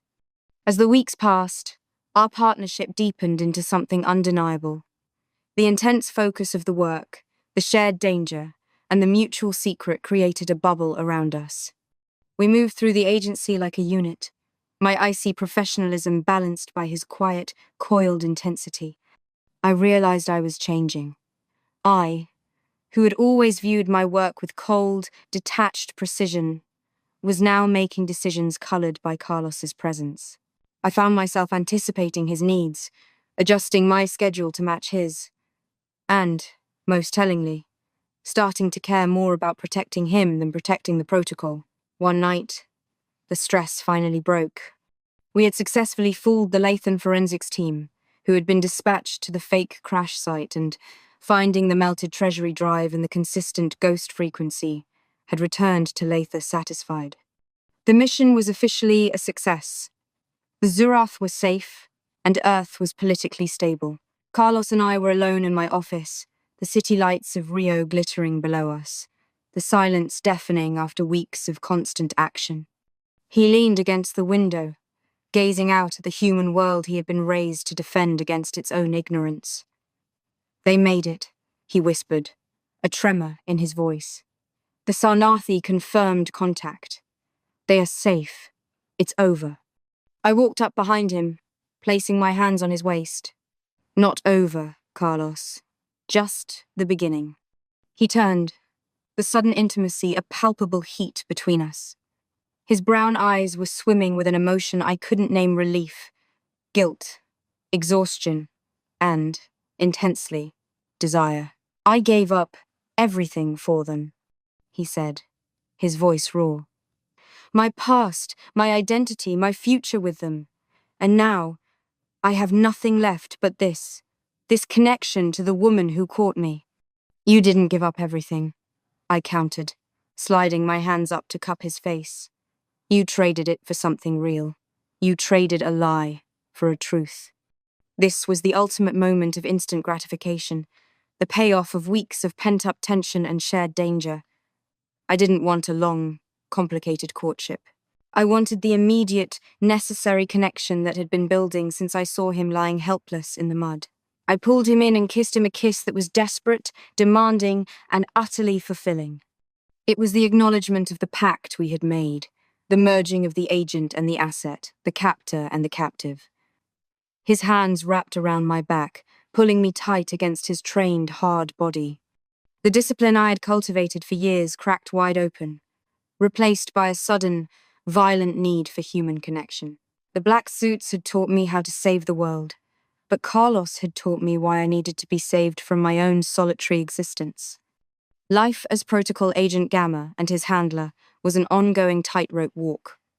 Our relationship, professional and intensely personal, was confined to the secure bubble of the agency. Outside those walls, Carlos was a ghost, a legend the black suits had created to explain the escape of the Zurath. Inside, he was my constant, my secret, my anchor. The black suits, however, are a relentless machine. Now that the Zurath case was closed, they moved instantly to the next crisis. A new, more dangerous assignment landed on my desk, tracking a rogue scientist who had stolen Lathan genetic material, attempting to create human-alien hybrids. This was a classic, high-stakes hunt that required Carlos's unique skill set. "The genetic material is destabilizing," Carlos analyzed, reviewing the data with a frown. "It will kill the host in weeks, but before that, it will activate the host's latent aggression and mimic Lathan's psychic shielding. The target is a walking time bomb." Was Waters and I today, and of Karen's. The target, Dr. Alara Vance, was hiding in a network of underground labs across Europe. Our mission became a high-speed chase from Berlin to Prague, leveraging Carlos's knowledge of Lathan's surveillance countermeasures and his ruthless efficiency in the field. During a tense confrontation in a deserted Prague metro tunnel, Vance activated a localized sonic weapon, designed to scramble human brain activity. I staggered, my own systems failing, but Carlos, whose Lathan training had prepared him for higher frequency psychic attacks, was only temporarily stunned. "Sharon!" he yelled, fighting the ringing in his ears.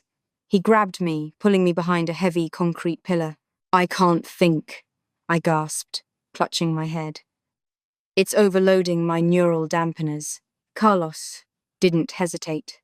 He pulled the standard issue combat knife from my belt, plunged it into the concrete wall, and used the metal-on-metal friction to create a localized, counter-frequency shriek. The sonic weapon sputtered and died. He looked at me, his eyes wide with adrenaline and concern.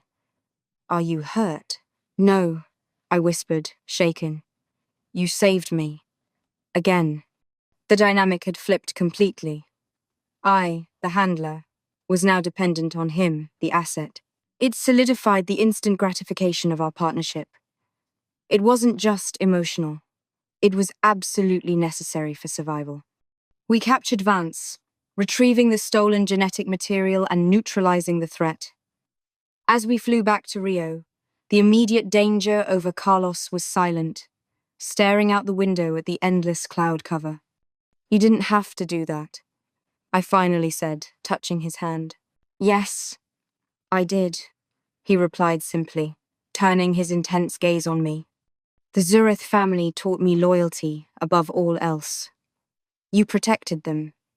Now, you are my priority. I will not lose you to a sonic frequency or an angry scientist."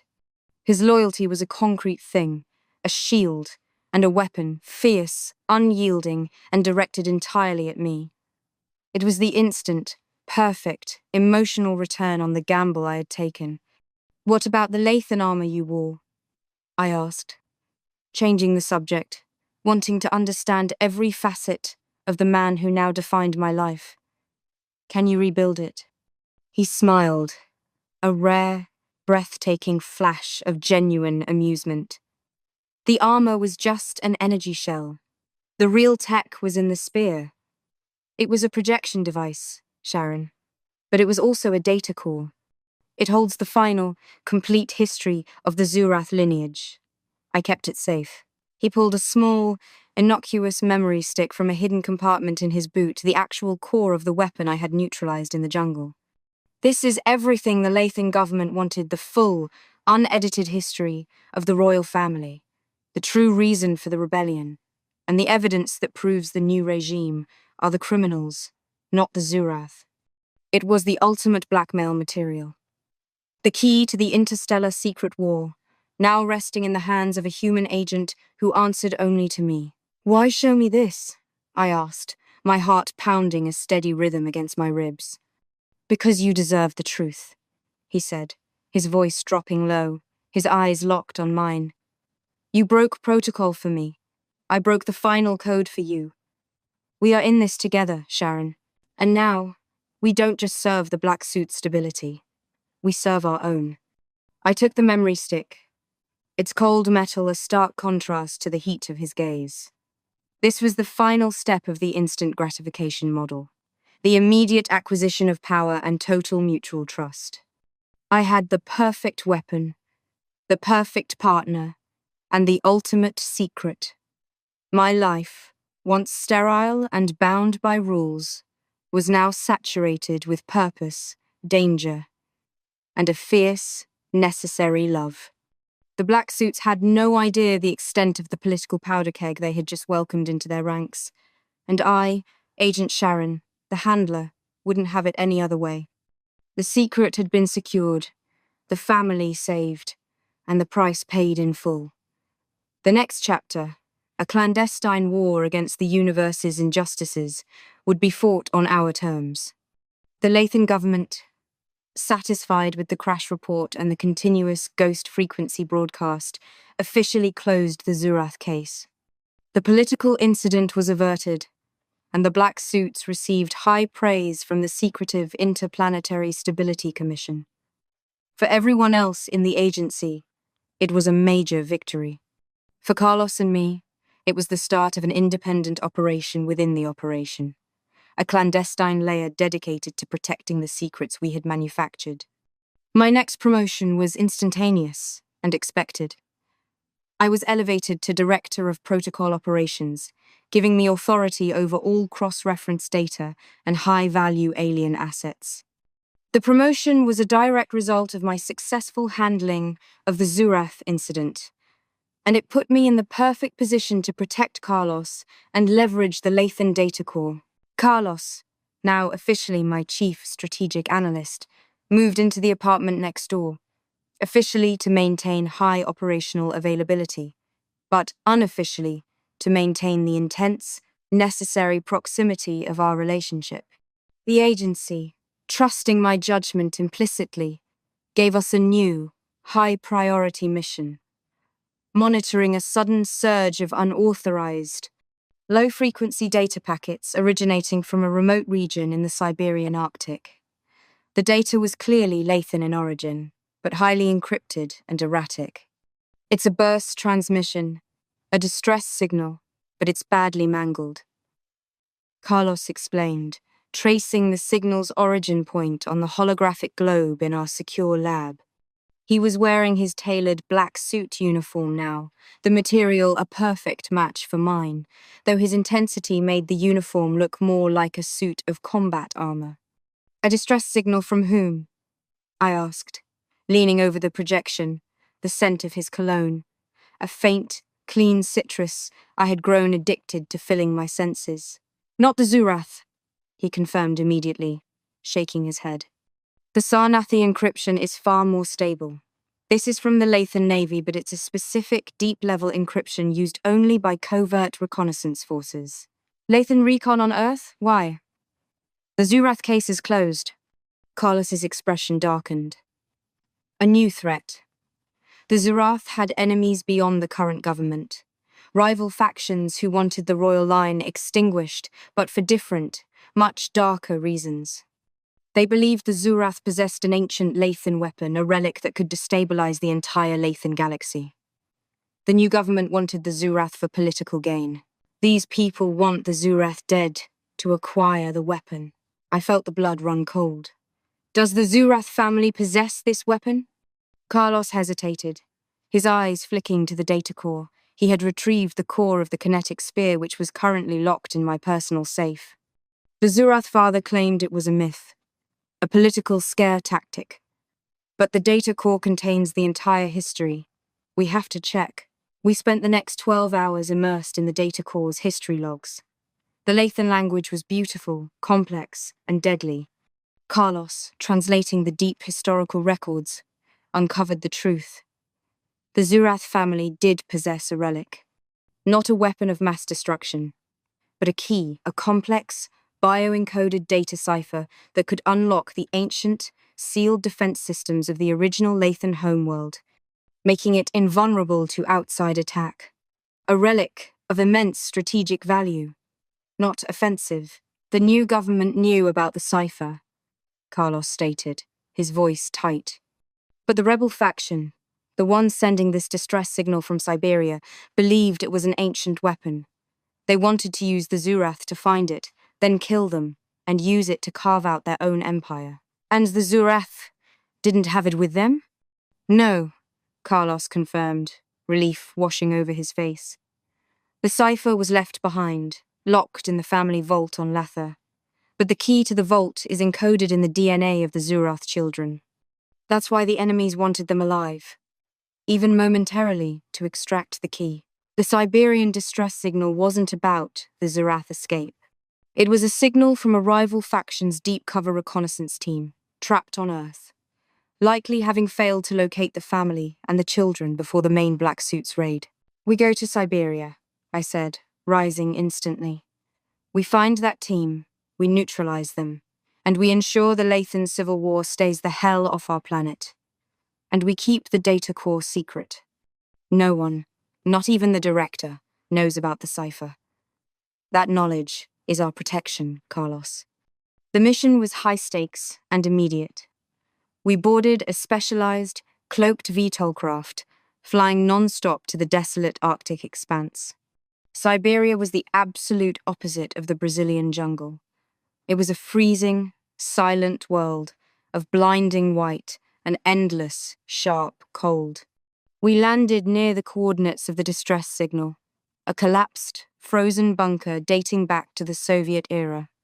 We moved on snowmobiles, covered in thermal-reflecting Arctic gear. Carlos was focused, his body radiating a professional chill that matched the landscape. 2 lifeforms inside, he reported, checking his Lathan Tech sensor array. Weak, but alive. They've been here for months, likely surviving on deep freeze rations. They won't be expecting us.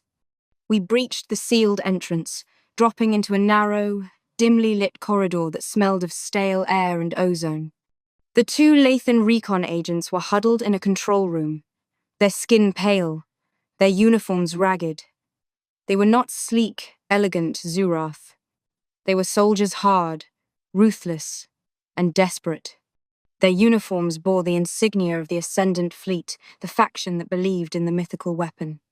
As soon as they saw our black suits, they reacted instantly, their eyes lighting up with savage, resigned hatred. One lunged for a console, the other for a heavy kinetic rifle. "Stop!"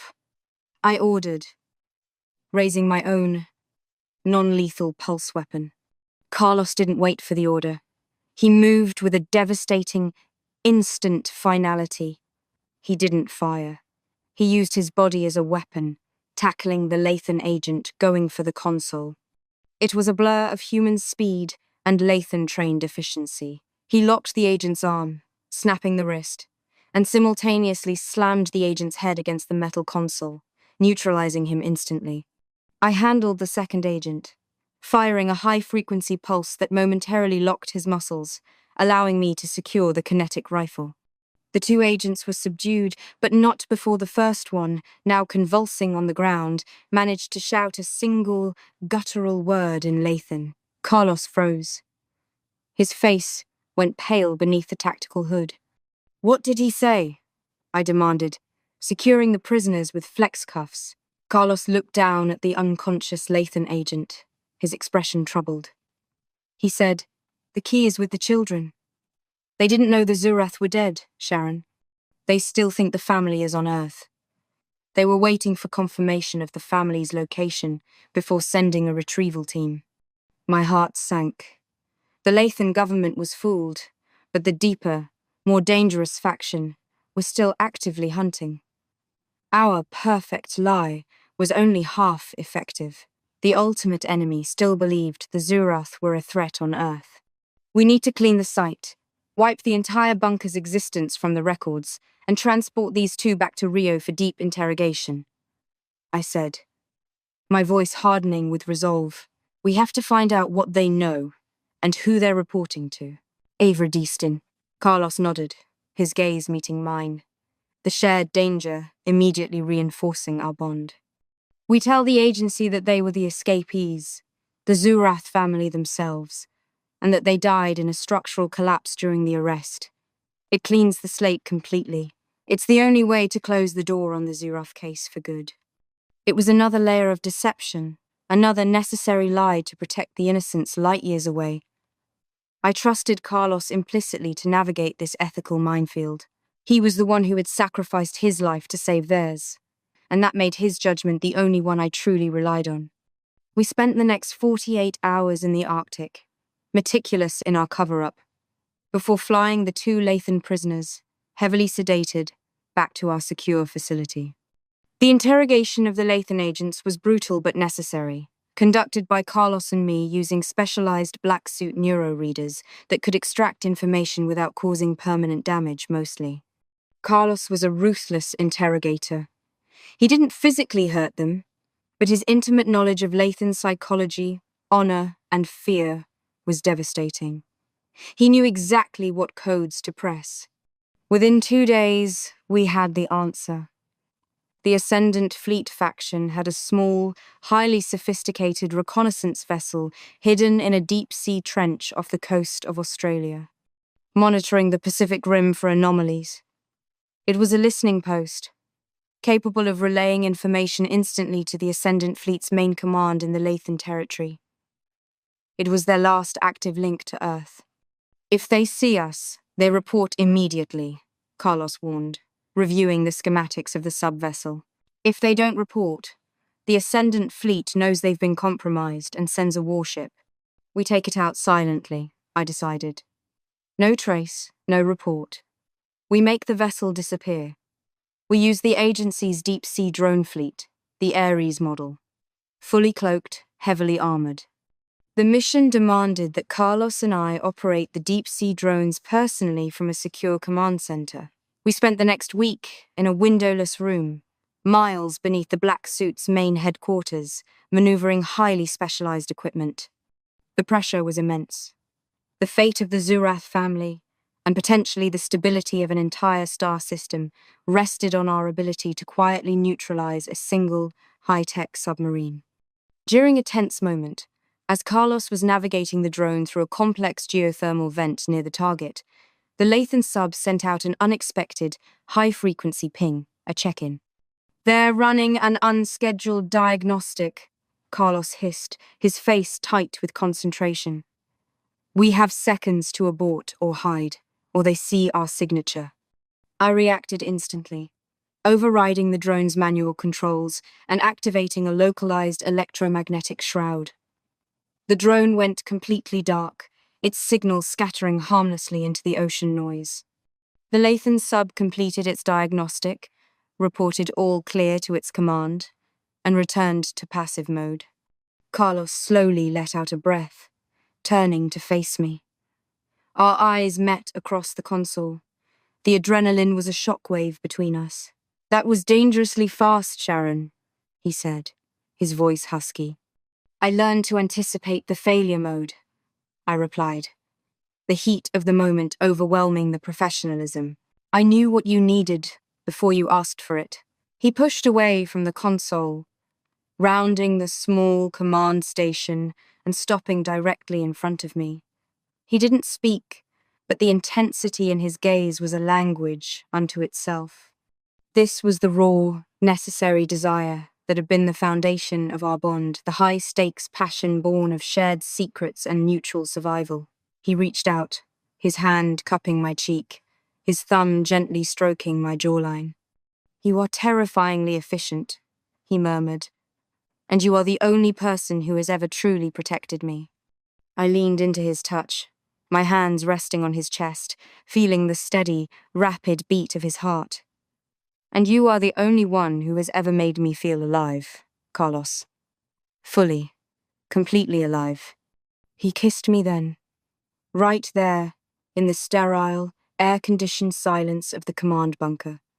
A kiss that was a declaration, a promise, and a reaffirmation of the instant, necessary connection that defined our existence. We neutralized the Lathan sub that night, using a high-yield acoustic weapon disguised as a geological anomaly. The vessel disappeared without a trace, its last active line to Earth severed forever. The mission was a complete success. The Lathan government was deceived, the rival faction was neutralized, and the Zurath family, deep in the sanctuary of the Sarnathi, was finally, truly safe. We had created a perfect lie, executed with ruthless efficiency, and the resulting instant gratification of power and love was the most potent thing I had ever experienced. We were the handlers of the galaxy's secrets, and our loyalty to each other was the only protocol that truly mattered. My final report was meticulous, detailing the destruction of the rival Lathan faction and confirming the death of the Zurath family in the initial crash. I used the Zurath data core to fabricate a complex, false history of the Ascendant fleet's failure, ensuring that the Black Suit's official records were utterly impenetrable. Carlos sat across from me in my office as I finalized the paperwork, the sun setting over the Brazilian coastline, painting the sky in colors too beautiful for the deadly games we played.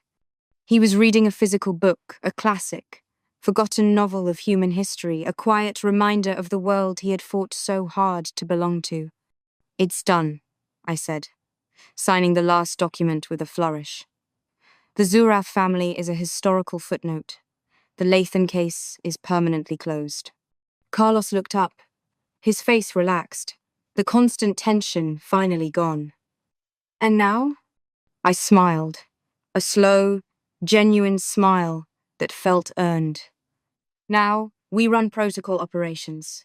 We leverage the Lathan data core to preemptively identify galactic threats. We use your knowledge to keep Earth safe, but we do it on our terms. We build our own safety, Carlos. I stood and walked over to him, leaning down and kissing him gently on the forehead. You broke protocol, and you saved a family. I broke protocol, and I gained everything I never knew I wanted. The price was worth it. He closed the book, setting it aside, and took my hand, lacing his fingers through mine. You gave me a life, Sharon, a life where I am useful, where I am loved, and where I can protect the innocent, both alien and human. My loyalty is yours. We were two entities, fused by deception and necessity, operating in the high-speed, high-stakes world of interstellar espionage. The black suits thought they had flipped an asset, but in reality, they had unleashed a partnership based on an unbreakable, instantaneous bond of love and shared secrecy. Our personal instant gratification was the power we now held. Total control over the narrative, and total reliance on each other. And in the world of galactic politics, that was the most dangerous and most rewarding power of all. The end. Was it chance that brought us together? Or was it something else? All I know is that encounter stirred something in me. A magical feeling. Chapter 1. The Invisible Girl. The stone walls of Druidect Mag always felt colder in September. Perhaps it was because the Irish mist clung to the ancient turrets, or perhaps it was because, for the first time in 7 years, I was walking these corridors completely alone. I clutched my copy of Advanced Etheric Transmutation to my chest like a shield. My fingers were stained with the faint purple hue of crushed nightshade, the result of a 4-hour stint in the laboratory before breakfast. Being the top of the class had its perks, but popularity wasn't one of them. In the eyes of my peers, I was Ava Doyle, the scholar orphan, the girl with the messy curls and the bloodline that supposedly lacked the golden spark of the old families. Move it, Doyle. A shoulder slammed into mine, sending my heavy textbook sprawling across the floor. I stumbled, catching myself against a suit of armor that rattled in protest. I didn't need to look up to know who it was. The scent of expensive sandalwood and dragon leather gave him away. Killian Walsh. Once, that scent had been my comfort. Once, we had shared bread crusts in the orphanage and promised to conquer the wizarding world together. But that was before the prophecy of the Sunbearer. That was before the High Council decided Killian was the chosen savior of our race. Sorry, Killian, I murmured, my voice small. I hated how small it sounded. He didn't even stop. He was surrounded by his vanguard, a group of sons from the wealthiest magical estates. Among them was Moira Kelly, a girl whose laugh sounded like breaking glass and who currently had her arm looped firmly through Killian's. Don't mind her, Kill, Moira cooed, casting a disparaging glance back at me. She's probably just rushing to the library to kiss a scroll. It's the only action she'll ever get. The boys erupted in laughter. Cillian didn't defend me. He didn't even look back. He just adjusted his velvet cloak, his golden hair catching the torchlight, and vanished around the corner toward the great hall. I knelt to pick up my book, my vision blurring for a second. Don't cry. Not over him. Not anymore. Last year, Killian would have stayed up until midnight helping me study. Now, he treated me like a smudge on his polished boots. The prophecy hadn't just predicted his rise, it had destroyed the boy I loved. Chapter 2. The Stranger from the South. The afternoon was heavy with the smell of rain. I was out near the sapphire forest, gathering sprigs of silverleaf for the headmaster's special brew. It was a chore usually reserved for the younger students, but I preferred the solitude of the grounds to the suffocating atmosphere of the common room. Doyle! Out here again? Playing in the dirt where you belong? I froze. It was Finn O'Shea and 2 of his cronies. Finn was a 7th year who had failed his alchemy exams 3 times and blamed me for the curve. I'm just working, Finn, I said, trying to tuck my basket under my arm and walk past them. He stepped in my way, his wand already in his hand. You think you're so much better than us because you have the highest marks? But blood tells, little orphan. You're just a fluke, a mistake in the lineage. Leave me alone, I said, my heart hammering against my ribs. Or what? You'll recite a poem at us? Finn sneered. He raised his wand. Imvecht, boss! I dodged the curse, the purple light singeing the grass beside me. I turned and ran. I wasn't a duelist. My magic was precise, academic, and slow. I needed a desk and a circle to be powerful. In a sprint, I was just a girl in a school uniform. I scrambled up a grassy knoll, my breath coming in ragged gasps. I saw a large oak tree ahead, its roots gnarled and ancient. Behind it sat a figure, leaning back with his eyes closed, seemingly oblivious to the screams and the magical discharges. It was the new transfer student, Leo. He had arrived 2 weeks ago from South America. He hadn't said a word to anyone. He didn't wear the traditional druidect robes, preferring a simple black vest and trousers that looked far too thin for the Irish climate. His skin was a deep bronze, and his hair was dark and unruly. "Help!" I gasped, stumbling toward him. Leo opened one eye. It was a startlingly bright amber. He didn't move. He didn't even look scared. Finn and his friends skidded to a halt 10 feet away. "Step aside, new meat," Finn growled, leveling his wand at Leo. "This doesn't concern you. Unless you want to find out why we don't like outsiders here." Leo slowly stood up. He was taller than he looked while sitting, broad-shouldered and lean. He didn't reach for a wand. In fact, I realized with a jolt of horror that he didn't seem to have one at all. "You're loud," Leo said. His voice was deep, with a rolling accent that felt like warm coffee. I was having a very good dream about a sun that actually stays in the sky. "Last warning," Finn barked. "Treskert Sesa." The spell flew true. I shrieked, expecting Leo to be sent flying. Instead, something impossible happened. Leo didn't move. He didn't cast a shield. He simply shifted. His skin seemed to ripple with a faint golden light, like heat haze over a desert. The spell hit his chest and dissipated into harmless sparks. Leo smiled. It wasn't a polite smile. It was the smile of a predator who had just been invited to lunch. "So, my turn?" he asked. Chapter 3. The Old Way. What followed was a blur of violence that didn't look like magic at all. Leo moved faster than my eyes could track. He didn't use incantations. He didn't wave wood. He lunged forward, his body trailing that strange golden aura. Before Finn could mutter another syllable, Leo was inside his guard. With a sickening thud, Leo's palm struck Finn's chest. The bully was lifted off his feet, thrown back 20 feet into his friends. "Body enhancement," I whispered, the realization hitting me like a lightning bolt. "One of the lost arts." The other 2 boys tried to fire together. Leo dropped low, sweeping their legs with a kick that sounded like a falling tree. As they tumbled, he was already on his feet, grabbing their wands and snapping them like dry twigs.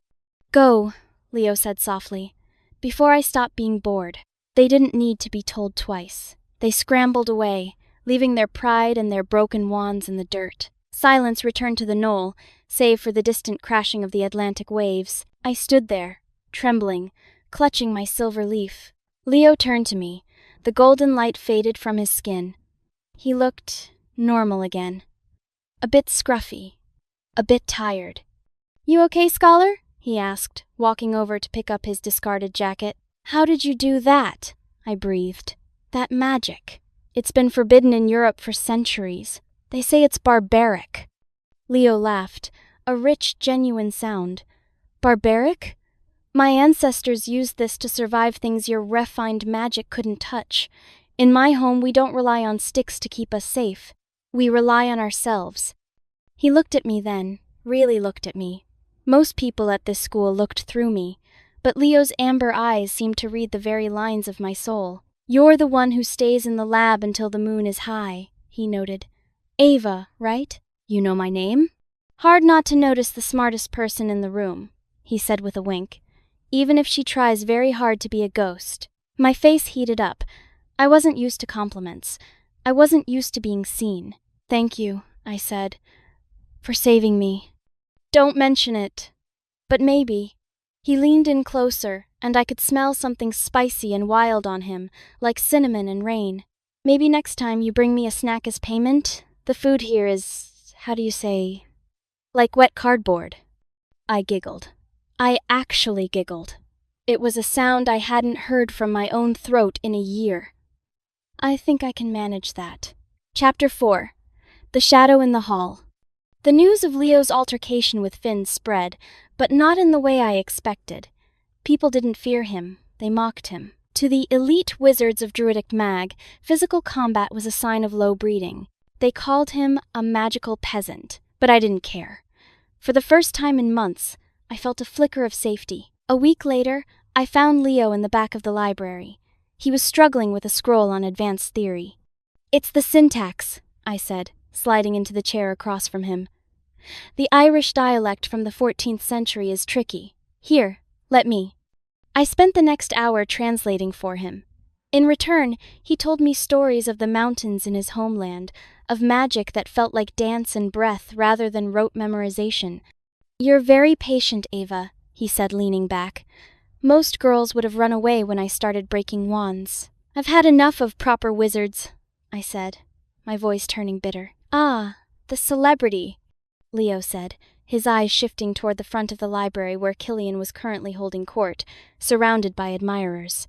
"He was your friend, wasn't he?" I looked down at my hands. "We were everything. And then he became a prophecy." "Prophecies are just stories people tell to avoid making their own choices," Leo said firmly. He reached across the table, his warm hand momentarily covering mine. "You're worth more than a footnote in someone else's legend, Ava." My heart did a strange, fluttery flip. It was a sensation I thought was reserved for Killian, but this felt different. With Killian, it was a desperate need for approval. With Leo, it felt like being grounded. Suddenly, a shadow fell over our table. "Doyle, what are you doing with this person?" It was Killian. He was looking at Leo with an expression of pure disgust, as if he'd found a cockroach in his soup. "We're studying, Killian," I said, my voice surprisingly steady. "Is there something you need?" Killian's eyes flashed with annoyance. He wasn't used to me being anything but submissive. "The headmaster wants the transmutation reports. You're late delivering them." "I figured you were just being your usual diligent self, not wasting time with the school's charity case." Leo didn't move, but I saw the muscles in his neck tighten.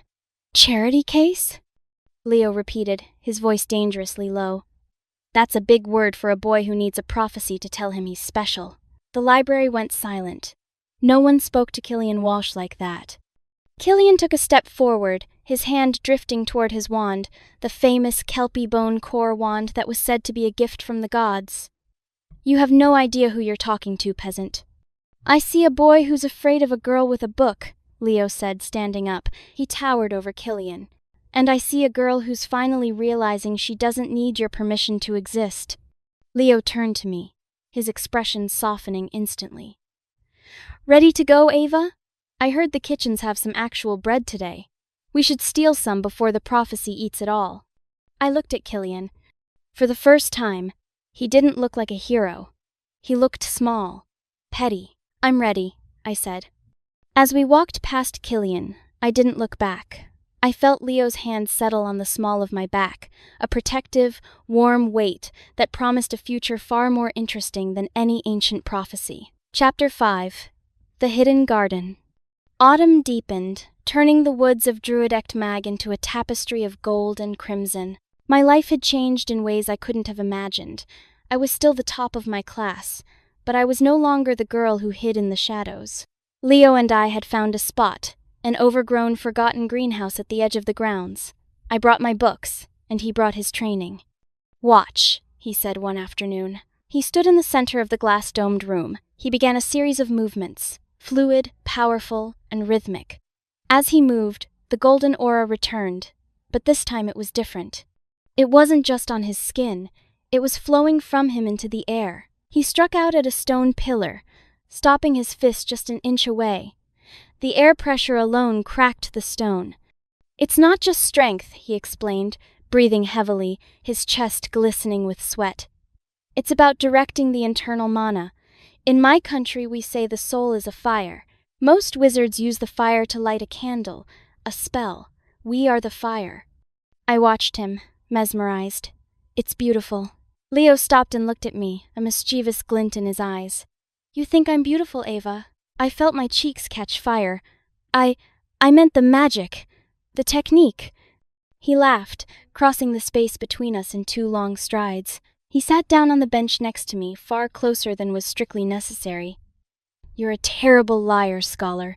It's one of your best qualities. He reached out, his finger tracing the line of my jaw. You know, back home, a girl like you would have a dozen suitors fighting for her hand. A girl like me, I whispered. A bookworm with no family. A girl with a mind like a diamond and eyes like the deep forest, he countered. Those noble boys here, they are blind. They see status. I see power. He leaned in, his breath warm against my ear. And I'm a very greedy man, Ava. I don't like sharing things I've found. My heart was racing so fast I thought it might burst. Leo. Shh, he murmured. Just for a moment. Forget about the books. Forget about the prophecy. Just be Ava. He didn't kiss me, not yet. He just rested his forehead against mine, letting our breaths mingle in the quiet of the greenhouse. In that moment, the rest of the world, the school, the looming threat of the monster Killian was supposed to fight, the judgment of the teachers, it all vanished. There was only the heat of the fire he carried inside him, and the way it made me feel like I was finally coming home. Chapter 6. The Festival of Stars. The annual Starfall Gala was the highlight of the social calendar. It was a night of enchanted dancing, floating candles, and political maneuvering. Usually, I spent the night in the owlery, feeding the birds and pretending I didn't hear the music. This year, things were different. You're going, Leo had insisted. I don't even have a dress, Leo. And nobody asked me. I am asking you, he'd said, looking offended. And as for the dress, leave that to me. On the night of the gala, a package appeared at my door. Inside was a gown of deep emerald silk, simple but cut perfectly to accentuate my waist. There was a note. Wear your hair down. I like the curls. L. When I entered the great hall, the music seemed to stutter for a heartbeat. I could hear the whispers. Is that Doyle? Who bought her that dress? Look at her hair. I felt a surge of old anxiety, but then I saw him. Leo was standing by the punch bowl, wearing a dark suit that fit his broad frame like a second skin. He looked like a king from a forgotten land. He walked toward me, ignoring the stares. When he reached me, he took my hand and kissed my knuckles. You look, he paused, his eyes sweeping over me with a heat that made my toes curl. Dangerous. I might have to fight off the whole school. Let them try, I said, feeling a sudden spark of defiance. We danced. Leo didn't dance like the other boys, stiff and formal. He moved with a predatory grace, leading me through the crowds as if we were the only 2 people in the room. Across the hall, I saw Killian. He was surrounded by his usual crowd, but his eyes were fixed on us. He looked furious. Moira was tugging at his arm, but he wasn't listening. He was watching Leo's hand on my waist. During a break in the music, Killian intercepted us. Ava, he said, his voice tight. A word. She's busy, Leo said, stepping slightly in front of me. I wasn't talking to you, mercenary. Killian spat. He looked at me, his eyes full of a strange, desperate pride. Ava, this has gone far enough. You're making a spectacle of yourself. This person is a distraction. You have a reputation to maintain as the top of our year. Don't throw it away for a summer fling with a brute. I looked at Killian. I looked at the boy who had been my world, and I realized I felt nothing. No pain, no longing, just a faint sense of pity. My reputation is mine to manage, Killian, I said clearly, and Leo isn't a distraction. He's the first person in this school who hasn't tried to turn me into a tool or a shadow. You'll regret this, Killian hissed. When the darkness comes, when the prophecy starts, you'll come crawling back to the only person who can protect you. Leo laughed. It was a cold, sharp sound. Protect her? You can't even protect your own ego, Walsh. If the darkness comes, I won't be hiding behind a wand. I'll be the one standing in front of her. Can you say the same? Killian turned on his heel and stormed away. Leo looked at me, his expression softening. You okay? I've never been better, I said, and I meant it. I reached up and straightened his collar. Now, I believe you promised me another dance? I'll give you a lifetime of them, he whispered, pulling me back into the music. Chapter 7. The Winter Breath. November brought the first frost, and with it, a change in the atmosphere of Druidect Mag. The teachers were whispering in the halls. The headmaster looked 10 years older every time I saw him at the high table. The prophecy was waking up. I don't like it, Ava, Leo said one evening. We were in our greenhouse, huddled together for warmth. The plants were dormant, but Leo's presence was like a furnace. The air tastes sour, like old metal. It's the eve of Killian's 18th birthday, I said, tracing the pattern of his knuckles. The prophecy said the monster would rise then. Everyone is terrified, except Killian, Leo noted. He's strutting around like he's already won. It was true. Killian had become unbearable. He walked the halls with his wand drawn, flanked by guards who were really just sycophants. He'd even taken to wearing a gold-embroidered cape that was supposedly the garb of the savior. But I noticed something Leo didn't. In the library, when Killian thought no one was looking, he wasn't studying battle spells. He was looking at old maps, escape routes out of Ireland. He was terrified. Ava, Leo said, pulling me out of my thoughts, I want to teach you something. Real body enhancement takes years, but I can show you how to anchor. If something happens, if the magic in the air goes wild, you need to be able to hold your ground. He spent the next 3 hours teaching me how to breathe, not into my chest, but into my core. He showed me how to visualize my own mana, not as a tool outside my body, but as a layer of armor underneath my skin. Think of it as a secret, he whispered, standing behind me, his hands on my hips to correct my stance. Let the others rely on their sticks. You carry your strength inside. As I followed his instructions, I felt a strange, tingling warmth spread through my limbs. It wasn't the flashy light of a spell. It was a quiet, solid power. For the first time, I didn't feel like a bookworm. I felt like a fighter. Leo leaned down, his chin resting on my shoulder. You're a fast learner, scholar. If you weren't so busy being the smartest girl in the world, you'd make a hell of a warrior. Maybe I can be both, I said, turning in his arms. Leo's gaze dropped to my lips. The playfulness was gone, replaced by a raw, honest hunger. Ava. He kissed me then. It wasn't the tentative peck I'd imagined. It was a declaration. It tasted of the cold winter air and the burning fire of his magic. It was the taste of a man who would fight the world for me, and for the first time in my life, I believed someone actually would. Chapter 8. The Shadow at the Gates. The first attack happened a week before Killian's birthday. It wasn't a monster, not yet. It was a shadow beast, a creature made of liquid darkness that slipped through the school's ancient wards. It appeared in the Great Hall during dinner. The students screamed. The teachers scrambled, firing complex curses that seemed to pass right through the creature. Killian! Moira screamed. Do something! Killian stood at the center of the hall, his face pale. He raised his kelpie bone wand. His hand was shaking. Glio Grine! The light flared, but the shadow beast simply absorbed it, growing larger and more terrifying.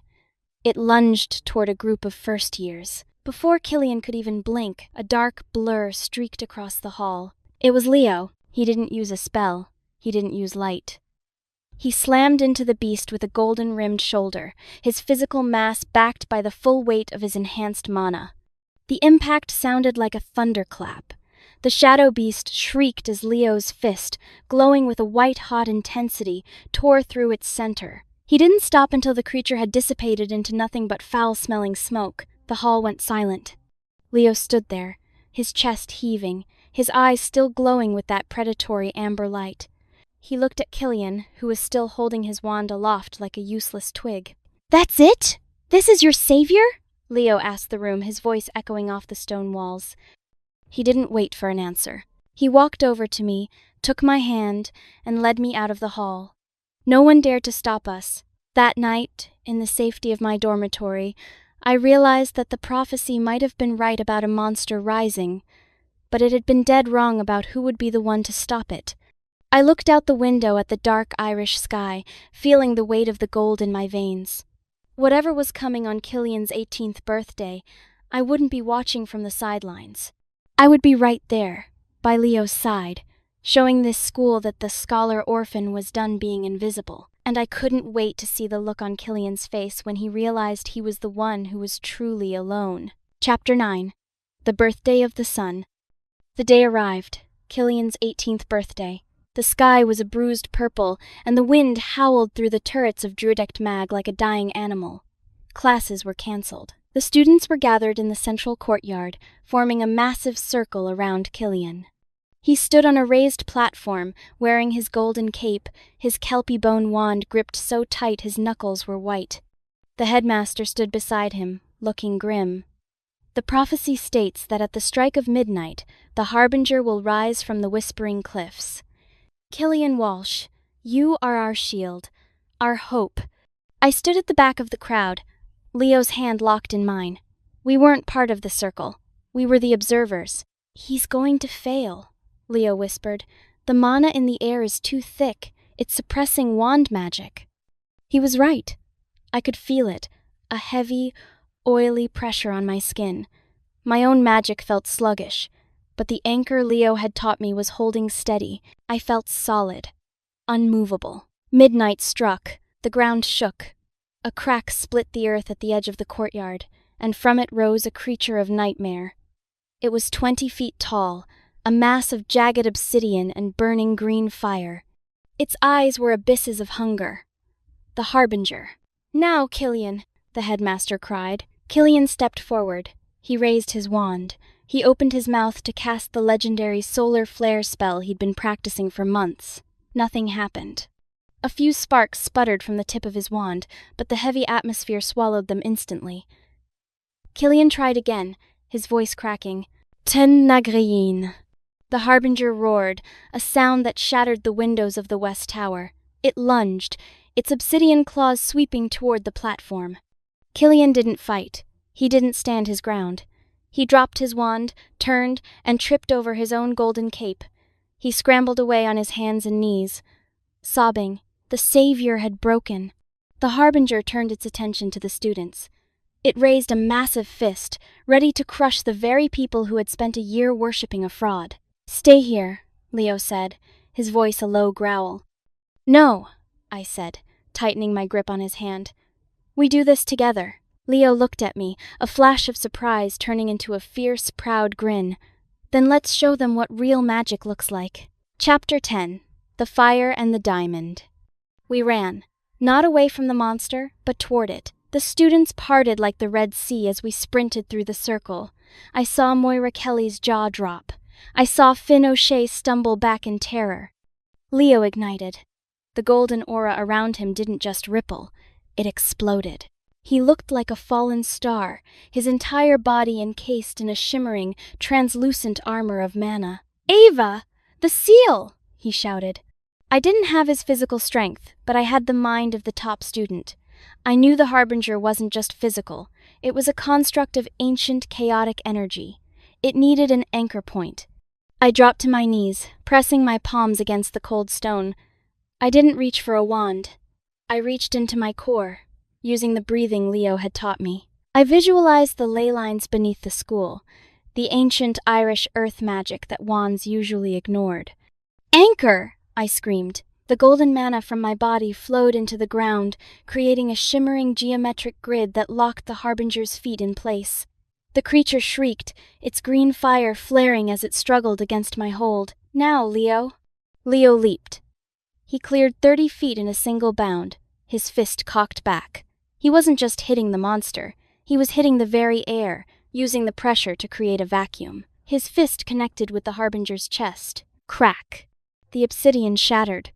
The green fire was snuffed out by the sheer intensity of Leo's physical mana. He landed a flurry of blows, each one sounding like a cannon blast, until the creature was nothing but a pile of inert stone. Silence fell over Druidect Mag. Leo stood amidst the rubble, his skin still steaming. He turned to me, his amber eyes bright with victory. He walked over, lifted me off the ground, and kissed me in front of the entire school, the teachers, and the broken savior hiding under a table. Chapter 11. Our Own Legend. The aftermath was a whirlwind. Killian Walsh was stripped of his titles and spent the rest of the year in disgrace, eventually leaving the school before graduation to hide in the mundane world. The High Council tried to award us medals, tried to bring Leo into their inner circle to study his magic, but we were done with their circles.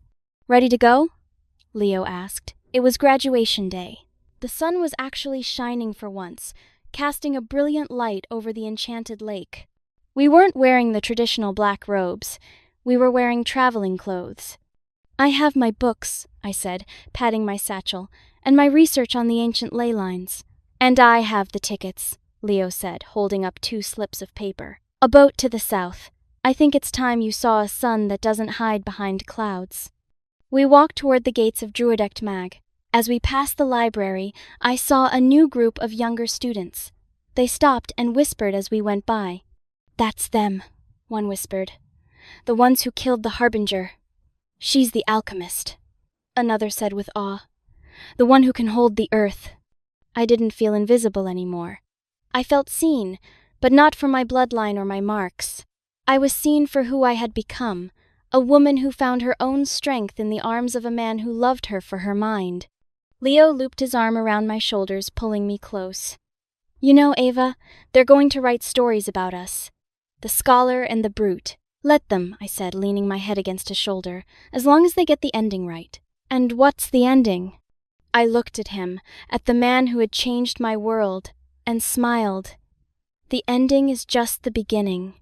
We walked through the gates and didn't look back. The prophecy was fulfilled, the monster was gone, and for the first time in my life, the path ahead was completely, beautifully my own.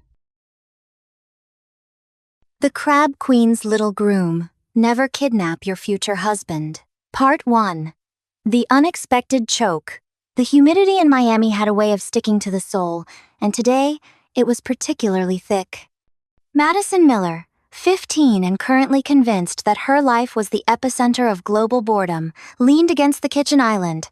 She was nursing a tall glass of iced tea, the condensation slick against her palm. Her mother, Miranda, was humming a tune that sounded vaguely like an 80s power ballad while she rhythmically chopped bell peppers for fajitas. Miranda was a woman of sensible bob haircuts and ergonomic gardening clogs, the last person one would associate with the word chaos. "Mom," Madison sighed, watching a bead of condensation roll down the side of her glass. "Did you ever, do anything? Before the mortgage and the carpool and the HOA meetings? Did you ever have an adventure?" Madison expected a story about a backpacking trip through Europe, where they stayed in a hostel with bedbugs, or perhaps a daring night involving a borrowed car and a drive-in movie. Miranda didn't even look up from the peppers. "Well, there was the time the giant crab queen kidnapped your father to marry him, and I had to go and rescue him." Madison didn't just cough. She had a full-body physiological rejection of the sentence. A spray of iced tea hit the granite countertop. She clutched her throat, eyes watering, gasping for air, as her lungs tried to decide if they were meant for breathing or drowning. "The what, the who, the why?" Madison finally managed, her voice a raspy squeak. Miranda wiped a stray bit of green pepper onto the floor and finally looked at her daughter. Her expression was terrifyingly casual, the same look she used when discussing the price of kale. "The Crab Queen." "Honestly, Madison, don't be so dramatic. It was 1998. Things were different then." "Mom, you're hallucinating," Madison said, wiping her mouth with the back of her hand. "You're describing a B-movie from the 50s, or a bad acid trip." "And how would you know about acid trips?" her mother asked, knowing fully well no answer would benefit her 15-year-old daughter. She winked, adding a mischievous touch to her smirk. "It was August in Hawaii," Miranda said, her eyes glazing over with the distinct, soft light of nostalgia. "We were 12. Your father was much scrawnier then? Delicious, apparently, by crustacean standards." "Sit down, Maddie. If you're going to judge my youth, at least listen to the deposition." Madison sat. She didn't have a choice. Her brain had stalled, and the only way to jumpstart it was to hear the rest of this insanity. Part 2. The Tide Turns. The story, as Miranda told it, began on the north shore of Oahu, where both of their families had been stationed. In 1998, Miranda and Malcolm were inseparable. They weren't dating, that was a concept for people with driver's licenses, but they were bound by the peculiar, fierce loyalty of childhood friends. Malcolm was a boy of knobby knees and a constant peeling sunburn on his nose. Miranda was a girl who carried a Swiss Army knife in her pocket and harbored a deep-seated suspicion of anything that moved slower than she did. "We were at the cove," Miranda narrated, her hands moving rhythmically as she continued to cook. The tourists didn't know about it. It was just a jagged crescent of volcanic rock and white sand, tucked behind a wall of palm trees. The water was that turquoise color that looks fake in photographs. They had spent the morning hunting for sea glass. Malcolm was winning, having found a rare piece of cobalt blue that he intended to turn into a necklace for his mother. "The air went still," Miranda said, her voice dropping an octave. "You know that feeling before a storm? Not the wind, but the weight of the air? It was like that. And then we heard the clicking. It wasn't a single click. It was a rhythmic metallic staccato, like 1,000 castanets being played underwater. From the tide pools, they emerged." At first, Madison thought her mother meant normal crabs, the kind you find in a bucket. "They were the size of St. Bernards," Miranda corrected. "Deep, iridescent violet shells. Their eyes weren't on stalks. They were embedded in the shell like glowing amber jewels. And they didn't scuttle sideways, they marched." The crabs had swarmed out of the surf with a terrifying military precision. Malcolm, paralyzed by the sheer surreality of the sight, hadn't moved fast enough. "They didn't pinch him to hurt him," Miranda explained. "They hooked their claws into his cargo shorts. 4 of them lifted him off the ground like he was a palanquin. He didn't even scream at first, he just looked at me and said, 'Miranda, I think I'm being abducted.'" "And you just watched?" Madison asked, leaning forward. "I ran, Maddie, but not away. I grabbed my snorkel gear and a heavy piece of driftwood. By the time I reached the water's edge, they were dragging him into the mouth of the deep." The mouth of the deep was a sea cave that only appeared at the lowest of tides. Local legends said it led to the center of the earth. The kids just thought it was a cool place to find dead fish. Miranda watched as the violet carpet of crabs vanished into the darkness of the cave, taking Malcolm with them. She didn't go for help. She knew that if she told an adult, Malcolm would be gone by the time they finished laughing at her. She took a deep breath, adjusted her goggles, and dove into the receding tide. Inside the cave, the water gave way to a shimmering, bioluminescent grotto. The walls weren't stone, they were lined with living barnacles that pulsed with a soft, rhythmic blue light. As Miranda dragged herself onto a ledge of slick, black rock, she saw the kingdom.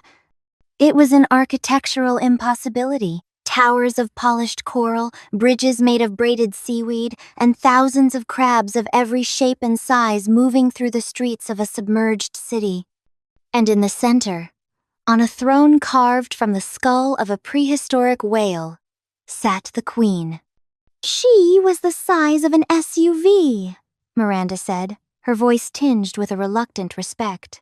Her shell was encrusted with pearls the size of grapefruit. She had a crown of sharpened obsidian. And there, sitting on a pile of damp kelp at her feet, was your father.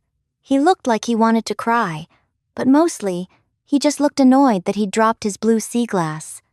The queen had spoken, not in words, but in a series of vibrations that resonated in the marrow of Miranda's bones. The golden one. The vibrations had hummed. "He shall be my prince consort. His skin is the color of the setting sun, and his spirit is as pliable as wet sand. The wedding shall be at the turn of the high tide." "Wait," Madison interrupted, her head spinning. "The Crab Queen wanted to marry Dad because he had a sunburn?" "He was the golden one, Maddie. To a giant crustacean who lives in a dark hole, a kid with a grade 2 sun scorch looks like a deity." Miranda described her first attempt at a rescue. She had tried to sneak along the upper ridges of the coral towers, using her snorkel as a makeshift blowgun, loaded with sharpened seashells. She had managed to take out 2 guards, but the sheer volume of the crab army was overwhelming. She was captured within minutes, but she wasn't killed. I mean, yeah, said Madison. You're in front of me telling the story. They both giggled. The Queen found me amusing, Miranda continued, a grim smile touching her lips. She didn't see me as a threat. She saw me as a bridesmaid.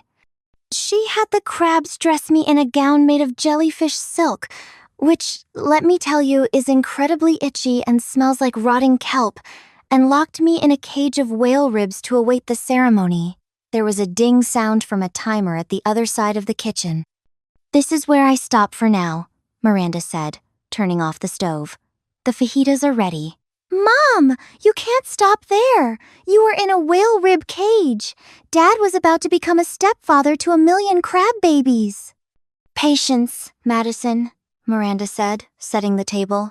Your father will be home in 10 minutes. He's much better at describing the escape. He's the one who had to deal with the royal anointing after all. The what? Butter, Miranda said cryptically. A lot of melted, clarified butter. Part 3. The Witness.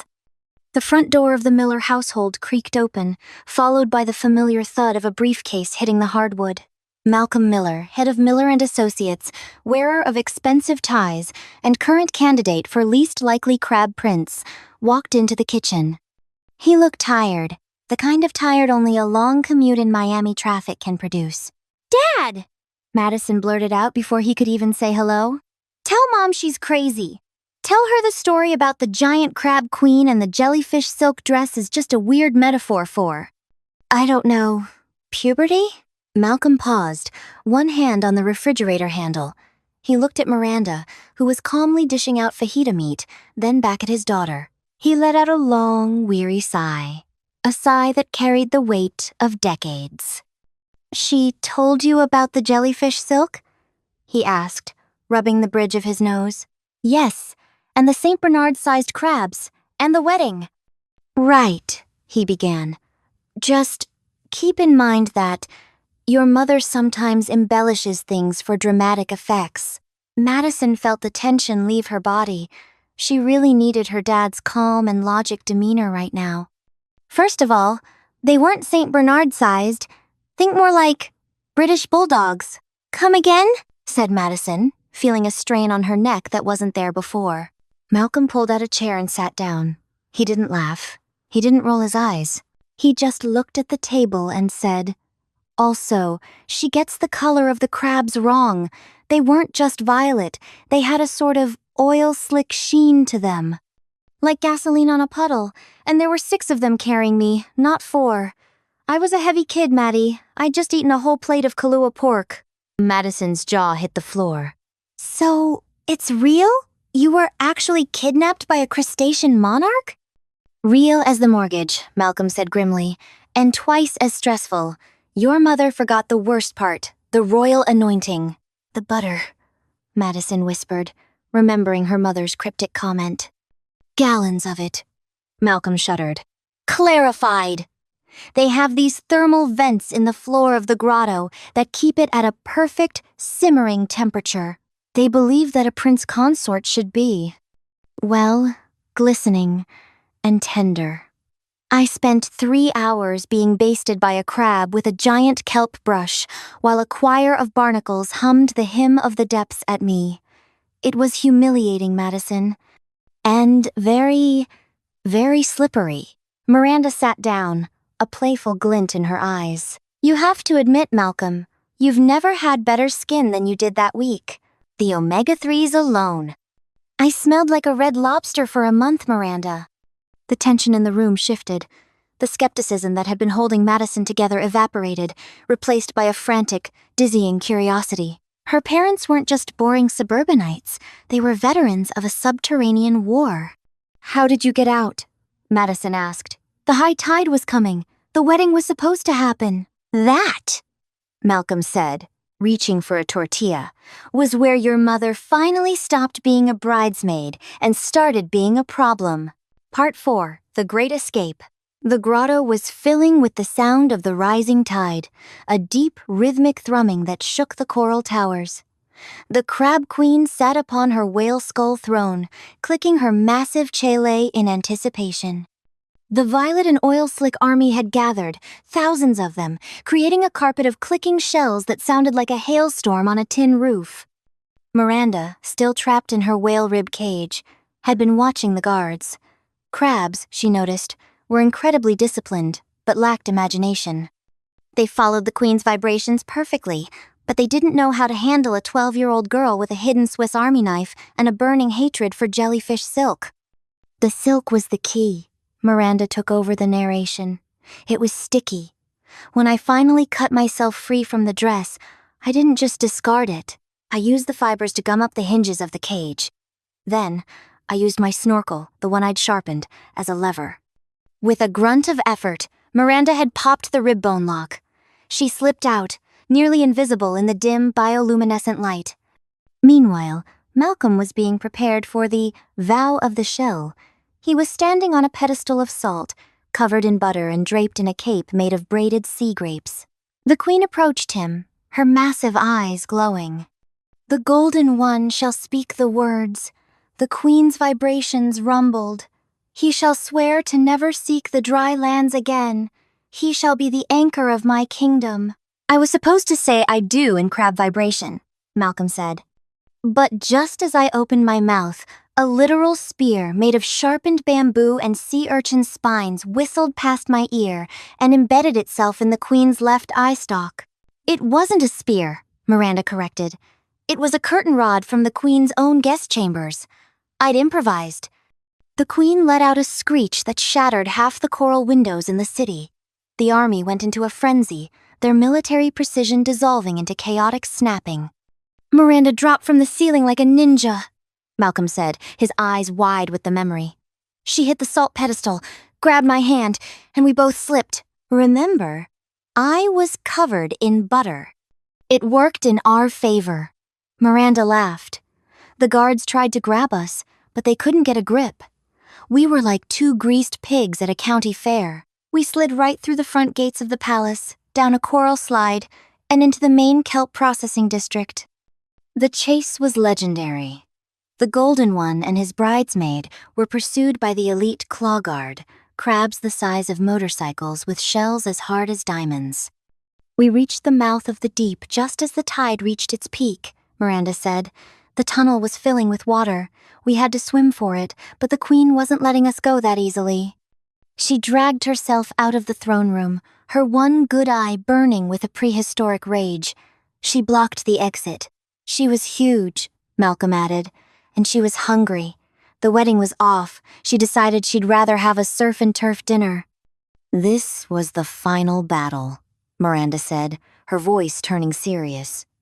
We were trapped between a giant, vengeful crustacean and a tunnel that was rapidly running out of air.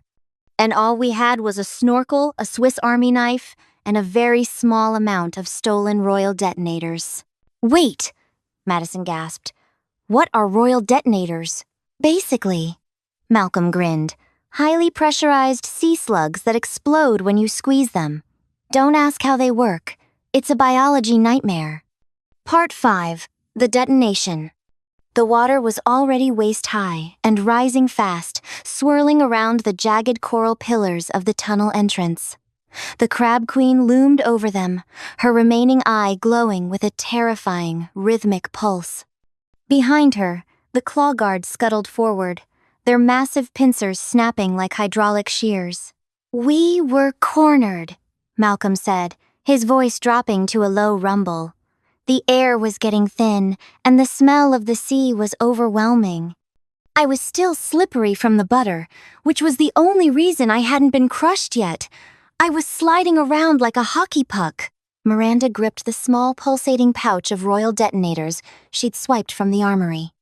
These were the sea slugs of the deep, indigo creatures that lived in high-pressure vents and reacted violently to sudden decompression. The Queen didn't just want us back, Miranda explained. She wanted to make an example of us. She reared up on her back 6 legs, exposing the soft, pale underbelly of her cephalothorax. It was the only weak spot she had. Give me the slugs, Miranda, Malcolm had shouted over the roar of the incoming tide. "No, you're too oily," she'd yelled back. "You'll drop them."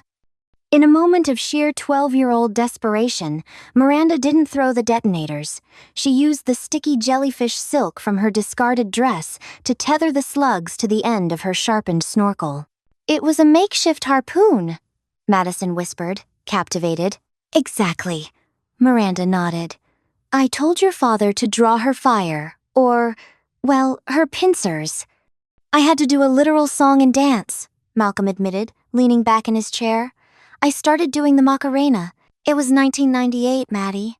It was the most distracting thing I knew. I was sliding and dancing in 2 feet of water, chanting, 'Hey, Macarena,' while a prehistoric monster tried to lob my head off." While the Queen was momentarily baffled by Malcolm's butter-slicked choreography, Miranda dove. She swam through the churning water, ducking under a massive violet claw that shattered a coral pillar where her head had been a second before. She surfaced directly beneath the Queen's belly and jammed the snorkel harpoon into the soft tissue.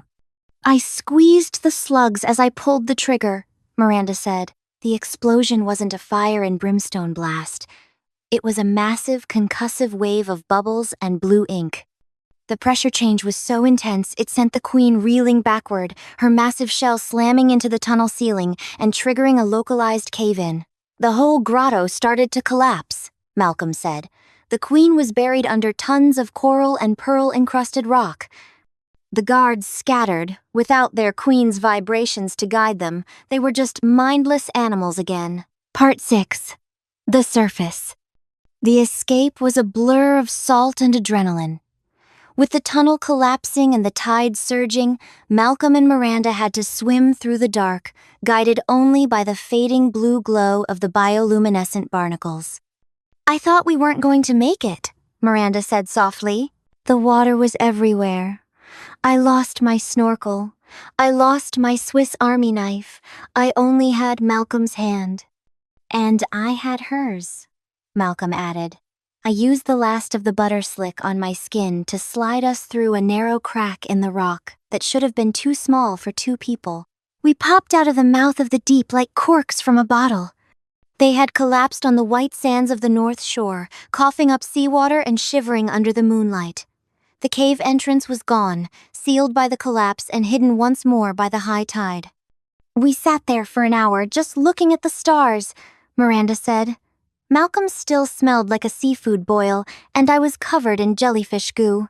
We promised right then and there that we'd never tell anyone. They'd put us in a psych ward." "But you told me," Madison said, her brain finally catching up to the reality of her parents' lives. "Why now?" Miranda smiled, a warm, secret sort of expression. "Because you asked if we ever had an adventure, and because tomorrow you're going to the beach with that boy from your chemistry class." Madison blinked. "Liam? What does Liam have to do with Crab Queens?" "Nothing, hopefully," Malcolm said, standing up to clear the plates. "But if he starts talking about the Golden One or takes you near any caves, you make sure you have a snorkel in your bag, and maybe something to remove butter, just in case." Madison looked at her parents, the businessman and the bell pepper chopping mother. They seemed so normal, so Miami. But as her father walked past, the light caught a small, faint scar on his shoulder, shaped like the serrated edge of a crab's pincer. She looked down at her iced tea. She didn't think she'd ever look at a seafood menu the same way again. "One more thing, Dad," Madison called out as he headed toward the sink. "Did you ever find that blue sea glass? The piece you were looking for before you got kidnapped?" Malcolm reached into his pocket and pulled out his keychain. Hanging next to his car keys was a small, perfectly smooth, cobalt blue shard of glass, wire-wrapped in silver. "Found it in my pocket when we washed up on the beach," he winked. "A prince has to have at least one souvenir from his kingdom." Madison sat in the quiet kitchen, the hum of the refrigerator the only sound. The world felt bigger than it had 20 minutes ago, stranger, more dangerous, and infinitely more exciting. "Fajitas are getting cold, Maddie," Miranda said, nudging a plate toward her. "Eat up. You need your strength if you're going to survive 10th grade. It's almost as tough as a crustacean wedding." Madison took a bite, realized she was starving, and started planning how to fit a snorkel into her beach bag. The end. I did it, Mom. I shared your recipes with everyone. All it took was a bit of interdimensional travel. Location, location, location. A menu for the multiverse. Chapter 1. The Last Order. The smell of cilantro and lime used to feel like a hug from my mother. Now, it just felt like a debt I couldn't pay. I stood behind the counter of El Rinconcito, my knuckles white as I gripped a damp rag. It was 8 p.m. on a Tuesday in Lower Manhattan, and the only sound in the restaurant was the low hum of the refrigerator and the distant, mocking honk of a taxi. My tiny diner was a jewel box of Peruvian flavors, vibrant turquoise walls, hand-woven tapestries from Cusco, and the rich, earthy scent of ají amarillo simmering in the back. But it was a jewel box, hidden at the bottom of a dark ocean. Location, location, location, I whispered, echoing the mantra from my Business 101 textbook. I was 22, a full-time student at NYU, and a full-time failure as a restaurateur. My mother had died a year ago, leaving me her recipes and a small inheritance that I had foolishly poured into this lease. I wanted to feed the world her lomo saltado. I wanted to see people's eyes light up at the first bite of ceviche. Instead, I was studying supply chain management by the light of a closed sign I was tempted to flip permanently. The bell above the door chimed. My heart did a pathetic little hop. We're actually about to... I started, but the words died in my throat. A man stepped inside, looking like he'd just walked off a high-fashion shoot in Tokyo. He wore a layered charcoal overcoat, a silk scarf, and an effortless air of belonging that I hadn't felt in years. But it was the creature in his arms that truly stole the light. It was a cat. A sleek, midnight black cat wearing a tiny, perfectly tied white silk bow tie. When the cat looked at me, I gasped. One eye was a piercing electric blue. The other was a warm, molten amber. "Karina Vega," the man said, his voice a smooth baritone that tasted like expensive chocolate. "You look exactly like your mother's favorite photo of you." "Takashi?" I breathed. "Takashi Agawa." We had been inseparable as children when his father was a diplomat in Lima. While I had stayed behind to study spreadsheets and stir pots, Takashi had disappeared into the digital ether. He was a nomad influencer now, with 10 million followers who watched him drink tea in Kyoto and hike the Swiss Alps. "In the flesh," he said, offering a dimpled smile. He set the black cat down on the counter. "And this is Kuro, my manager and travel agent." I couldn't help it. I reached out, my fingers trembling. The cat, Kuro, didn't flinch. He leaned into my touch, his fur feeling like spun silk.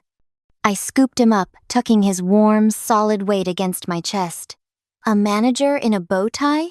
Takashi, you're still as ridiculous as ever. Kuro is earnest about his commissions, Takashi joked, pulling out a stool. I laughed, a genuine sound that felt rusty in my chest. For a moment, the stress of the mounting bills faded. I went into the kitchen and prepared a plate of causa rellena, chilled mashed potato terrine infused with lime and yellow chili, layered with avocado and tuna. I watched Takashi eat. As a travel influencer, he'd eaten at Michelin-starred restaurants globally, but he closed his eyes as he tasted the causa. "It's her recipe," he whispered. "It's perfect, Karina." Then, he looked around at the empty tables. The silence of the restaurant felt heavier now that it had been acknowledged. "Business is quiet," I admitted, leaning my elbows on the counter. Kuro sat between us, his heterochromatic eyes watching me with an intelligence that felt unsettlingly human. "I'm losing the lease next month, Takashi. I have the best food in the city and no one to eat it." Takashi didn't offer pity. Instead, he looked at Kuro. The cat let out a sharp, melodic meow and tapped Takashi's arm with a velvet paw. "Ah," Takashi said, nodding. "Kuro thinks it's a waste. He wants to help." "Help? Is he going to post a reel for me?" "Better," Takashi said, his expression turning strangely solemn. "Tomorrow morning, Kuro will come to your door. He'll bring a package. Hang it over the entrance.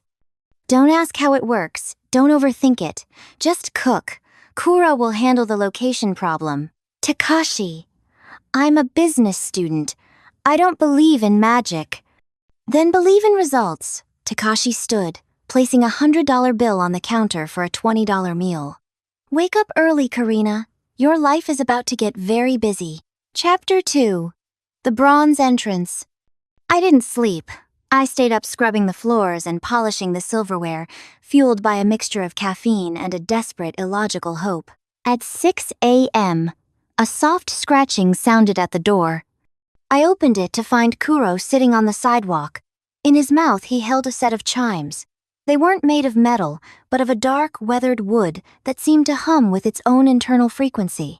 "Good morning, manager," I whispered. Kuro trotted inside, leaped onto the doorframe with impossible grace, and dropped the chimes onto a hook I hadn't noticed before. He looked at me, then tapped the wood with his paw. Clack-thrum! The sound wasn't a chime, it was a ripple. The air in the diner shimmered like a heat haze. My ears popped. I felt a sudden sharp scent of salt, roasted meat, and old stone. "Kuro?" I asked, my hand on the door handle. The cat meowed, a commanding sound. I pushed the door open. I didn't see the gray pavement of Manhattan. I didn't see the trash cans or the Starbucks across the street. I saw a sun-drenched plaza made of gleaming white marble. Huge fluted columns rose into a sky so blue it looked painted. Men in flowing white tunics and women with braided hair and stolas walked past, their sandals clicking on the stone. The air was hot and smelled of the Mediterranean. I fell back, hitting the counter. "What? Where?" A man stopped in front of my door. He was older, with a regal bearing and a purple stripe on his toga that suggested immense wealth and power. He looked at the sign above my door, El Rinconcito, and then at me. "A new taberna?" he asked. His voice was deep, and to my shock, I understood him perfectly, though his lips seemed to be moving to a rhythm that wasn't English or Spanish. "And what is this scent? It is not garum. It is sharp, fresh." Kuro trotted to the entrance and let out a welcoming chirp. "Please," I stammered, my survival instincts kicking in. "Enter. Welcome to my taberna." The man, a Roman senator named Marcus, sat at a small table. He looked at the turquoise walls with curiosity. Strange decor. From the east? "Further west," I said, my heart hammering against my ribs. "Would you like to try the ceviche? It is fresh fish cured in the juice of citrus fruits, with chilies and onions." "Fish without fire. Barbaric," he remarked, though he looked intrigued. I rushed to the kitchen, my hands moved on autopilot. I sliced the fresh sea bass, marinated it in lime juice, thankfully I had a fresh shipment, and added the red onions and cilantro. I served it with a side of camote, sweet potato, to balance the acidity. Marcus took a bite. The silence in the diner was absolute. Then his eyes widened. He took another bite, then a third. His movements hurried. "By the gods," he breathed. This leche de tigre. It wakes the soul. It is like the cold spray of the sea mixed with the fire of Vulcan." He stood up, walked to the door, and shouted to the crowd in the plaza. "Friends, forget the greasy sausages of the Forum. Come and taste the nectar of the gods." Within 20 minutes, every seat in my tiny diner was filled with Romans. I worked like a woman possessed. I made lomo saltado, the smoke from the wok swirling into the ancient air. I served chicha morada, the purple corn drink. The Romans went wild for it, thinking it was a rare, non-alcoholic wine from a conquered land. They didn't have dollars. They paid in gold coins, ore, and silver denarii. By the time the sun began to set over the marble horizon, my cash drawer was overflowing with precious metal. Kuro sat on the counter, cleaning his paw with an air of smug satisfaction. When the last customer left, I stepped outside onto the marble steps. I looked at the vast, sprawling city of Rome. For a moment, I felt like the queen of the world. Then, Kuro tapped the chimes again. Clack-thrum. I blinked. I was looking at a dark Manhattan street. The smells of Rome were gone, replaced by the scent of rain on asphalt. I collapsed into a chair, staring at the pile of gold on my counter. I wasn't a failing student anymore. I was the chef of the empire. Chapter 3. The Emerald Canopy. The next morning, I was ready. I had spent the night researching Roman history, but Kuro had other plans. When I opened the door after he tapped the chimes, I wasn't met with marble. I was met with green. A lush, vibrant forest stretched out before me. The trees were the size of skyscrapers, their leaves glowing with a faint bioluminescent light. The air was cool and tasted like pine and magic. Not Rome today? I asked Kuro. The cat stretched and walked out onto a porch that now overlooked a village built into the giant branches of the trees. A group of tall, slender figures approached. They were ethereal, with pointed ears and eyes the color of moss. Elves. Greetings, traveler, the lead elf said. Her voice sounded like wind chimes. We smelled something sweet. Something we have never encountered in the Great Wood. I looked at my prep station. I had been planning to make more meat dishes, but looking at the serene, nature-loving elves, I pivoted. I am making picaronis, I said. They are squash and sweet potato donuts, fried until crispy and drenched in a syrup made from raw cane sugar, cinnamon, and cloves. I set up a portable fryer near the door. The smell of the spiced syrup, the chankaka, wafted out into the forest. The elves were hesitant at first. They didn't eat meat, and they were wary of heavy oils. But the picaronis were light, airy, and the syrup was divine. It is like eating a cloud dipped in sunlight, one young elf whispered, her eyes shimmering. They didn't have gold. They paid in emeralds the size of my thumb and vials of moon dew, which, according to my quick Google search, which somehow still worked in the diner, was a highly sought-after ingredient in high-end cosmetics. By noon, I was exhausted but exhilarated. I was learning to read the market before the customers even spoke. I was adapting my mother's recipes to the souls of the people, or beings, in front of me. In the afternoon, a group of elven elders came in. They were more somber. Our groves are dry this season, the elder said. The joy in your food. It provides a sustenance that our roots cannot find. I realized then that this wasn't just about money or business. It was about what my mother always said. Food is the bridge between hearts. I served them solterito, a refreshing chopped salad with fava beans, corn, olives, and fresh cheese. They wept at the taste of the beans. As the sun set, turning the forest into a sea of violet and gold, Kuro signaled the end of the shift. Back in Manhattan, I sat on the floor of the diner, surrounded by gold coins, glowing emeralds, and vials of magical dew. I looked at the photo of my mother on the wall. Mom, I whispered, I think we're going to need a bigger pantry. Chapter 4. The Chrome Future.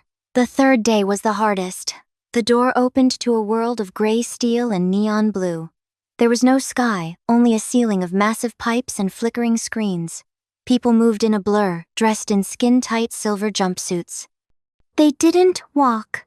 They glided on moving walkways. I stepped out and nearly choked. The air tasted metallic. A woman stopped, her eyes tracking a holographic display in front of her face. She looked at me, her expression one of utter confusion. Biological matter? She asked. Are you a museum exhibit? I'm a chef, I said, standing tall. I serve real food, made by hand. A crowd gathered. They stared at my kitchen as if I were performing alchemy. I learned that in this world, year 3050, food was a series of beige pastes designed for maximum efficiency. Taste was considered a legacy distraction. Try this, I said, holding out a small bowl of lomo saltado. The stir-fried beef, the onions, the tomatoes, and the crispy fries, all tossed in a savory soy vinegar sauce. It was the ultimate comfort food, bold, salty, and bursting with life. The woman took a tentative bite. She froze, Her holographic display flickered and died as she lost focus on her work. A single tear tracked through the silver dust on her cheek. I can feel my tongue," she whispered. "I can feel my heart. It's hot. It's alive." The news spread through their neural links instantly. Within minutes, a line of efficient citizens stretched down the chrome corridor. They didn't have gold or gems. They paid in credits, which manifested as a digital transfer to a sleek black card Kuro had produced from his bow tie. I didn't know the exchange rate, but the numbers on the card had countless zeros. I watched them eat. They didn't just eat, they experienced. They sat in my turquoise booths and touched the woven tapestries, marveling at the sensation of wool. For a few minutes, they weren't cogs in a machine. They were humans again. That night, back in the quiet of New York, I realized my business degree was finally making sense. I wasn't just selling food, I was selling contrast. In Rome, I sold the exotic. In the forest, I sold joy. In the future, I sold humanity. I looked at Kuro. He was batting a gold denarius across the floor. "You're a genius, aren't you?" I asked. Kuro just winked at me with his blue eye. Chapter 5. The Victorian Tea. A month passed in a whirlwind of dimensions. My routine was set. 5 a.m. prep, 7 a.m. shift change, 6 p.m. closing, and 7 p.m. to midnight studying. My grades were soaring.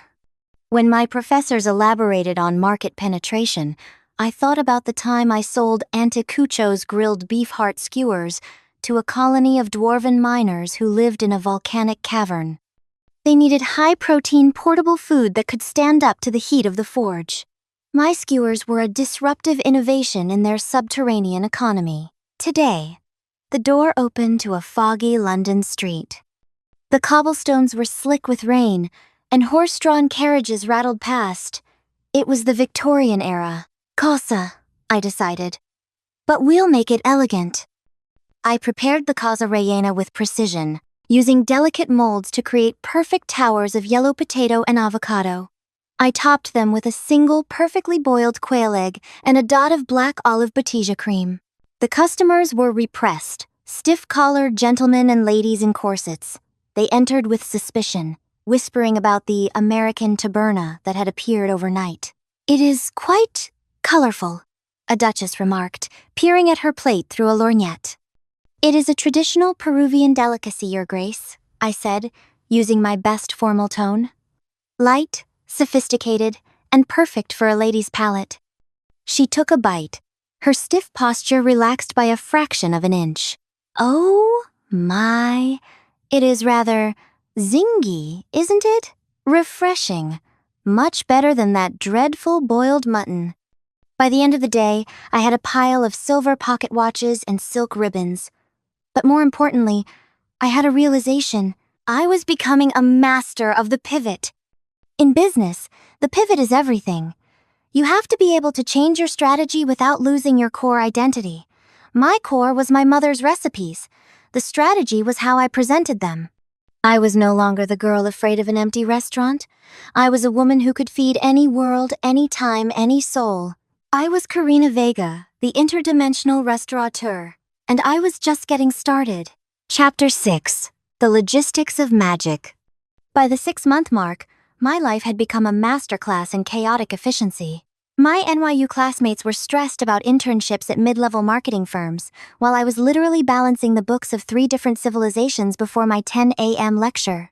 "Karina, you look rested," my friend Emily said, peering at me during our global economics seminar. "And is that a new necklace?" I touched the teardrop-shaped sapphire at my throat, a gift from a cloud giant who had found my seco de cordero cilantro lamb stew to be the only thing that could satisfy his gargantuan appetite. "Just a vintage find." I lied smoothly. I had become excellent at lying. I had to. How do you explain to the IRS that your income for the quarter includes 3 kilos of Martian spice salt, 12 Roman coins, and a bag of sun seeds that actually glowed in the dark? I had spent my credits from the future world to hire a specialized, discreet accounting firm that specialized in high-net-worth, unconventional assets. It was Kuro, of course, who found them for me. One clack sound of his chime and I was on their doorstep. They didn't ask questions about the emeralds. They just converted them into a trust fund that ensured El Rinconcito would never have to worry about rent again. But the real change was in my head. Every morning, Kuro would tap the chimes, and I would have exactly 3 minutes to look out the door and read the room. One Tuesday, it was a high fantasy tavern in the middle of a blizzard. The patrons were weary adventurers with frozen beards and notched swords. Target market, high calorie, warming, soul-healing comfort. The menu, sopa alla minuta, a hearty beef soup with milk, angel hair pasta, and a fried egg. I sold out in an hour. The next day, it was a floating island of sentient avian beings who lived on light and music. Target market. Sensory-driven, ethereal, non-tangible satisfaction. The menu. I experimented with infused steam, using the aromatics of arroz con leche, rice pudding with heavy cinnamon and orange peel, served in delicate glass flutes they could inhale. The result. They traded me songs that, when played in the diner back in Manhattan, made the plants grow 3 inches in a night. I was learning that business wasn't just about selling a product. It was about solving a problem the customer didn't even know they had until they walked through my door. Chapter 7. The Manager's Fee. Kuro had become more than a manager. He was my silent partner. Late at night, after the door had clicked back to the familiar hum of New York, Kuro would sit on the edge of my bed while I studied. He seemed particularly interested in my negotiation tactics textbook. Whenever I reached a section on value-based pricing, he would let out a soft purr. I started talking to him. Actually talking. "You know, Kuro," I said one night, scratching that perfect spot behind his ears. "I used to think my mom was crazy for keeping this place. I thought she was a dreamer who didn't understand the real world. But looking at these other worlds, I think she was the only one who saw it clearly." Kuro looked at me, his blue and amber eyes reflecting the soft glow of my laptop. He reached out a paw and tapped a photo of my mother on my desk. "Yeah," I whispered. "She would have loved you. She always said a black cat was a sign that the universe was about to whisper a secret.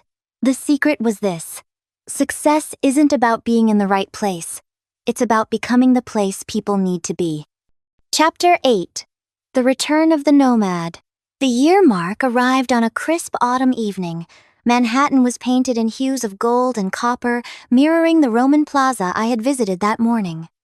I was closing up, wiping down the turquoise counter that had seen everything from robotic oil spills to elven nectar. I was taller now, my shoulders held back with a confidence that wasn't there 12 months ago. I was at the top of my class. My thesis on cross-dimensional market adaptation, thinly veiled as a study on emerging markets, having won a departmental award. The bell chimed. I didn't need to look up to know the scent of expensive sandalwood and sea salt. Takashi stood in the doorway. He looked tired. The effortless glow of the nomad influencer had faded, replaced by a weary sort of wisdom. He looked at the diner, at the vibrant plants, the polished gold accents, and the atmosphere of quiet, undeniable success. "You stayed," he said, his voice softer than I remembered. "I did more than stay, Takashi. I thrived." He walked to the counter. Kuro didn't leap into his arms. Instead, the cat stayed sitting next to me, his tail wrapped firmly around my wrist. "Kuro seems to have made his choice," Takashi noted, a hint of a smile touching his lips. He looked around. I saw the news, or rather, I heard the whispers. In certain circles, they talk about a ghost diner in Manhattan that serves the best food in any reality. My followers keep asking me for the coordinates, but I tell them it's the one place I can't map. "I've handled the situation," I said, sliding a plate of lomo saltado toward him. "I don't need the location anymore, Takashi. The customers find me, regardless of which street I'm on." Takashi took a bite of the beef. He closed his eyes, and for a second, He looked like the boy I'd known in Lima. "I'm done, Karina," he said suddenly. "The traveling, the influence, it's empty. I've spent 10 years going everywhere and being nowhere. I've seen the stars from the edge of the galaxy and the deep-sea vents of the Atlantic, and all I wanted was a seat at this counter." My heart gave a familiar hop, but this time, it wasn't out of fear. "Kuro told me the establishment was improved," Takashi continued, looking at the cat. "But he also told me that the chef is lonely." I looked at Kuro. The cat looked away, suddenly genuinely interested in a stray crumb. "He's a very observant manager," I said. "He has a condition for his continued services," Takashi said, leaning forward. "He wants to stay, permanently. He thinks this location has the most growth potential." "And what about you?" I asked, my voice steady despite the flutter in my chest. "I'm a traveler by trade," Takashi said. "I know how to handle logistics. I know how to talk to people. I know how to tell a story. You have the heart and the heat, Karina. But even a queen of dimensions needs a front-of-house manager." I looked at the gold coins in my safe, the emeralds in my pocket, and the business degree on my wall. Then I looked at the boy who had brought magic to my door, when I had nothing left to lose. I reached across the counter and took his hand. His skin was warm, real, and grounded in the here and now. "The kitchen is mine," I said firmly.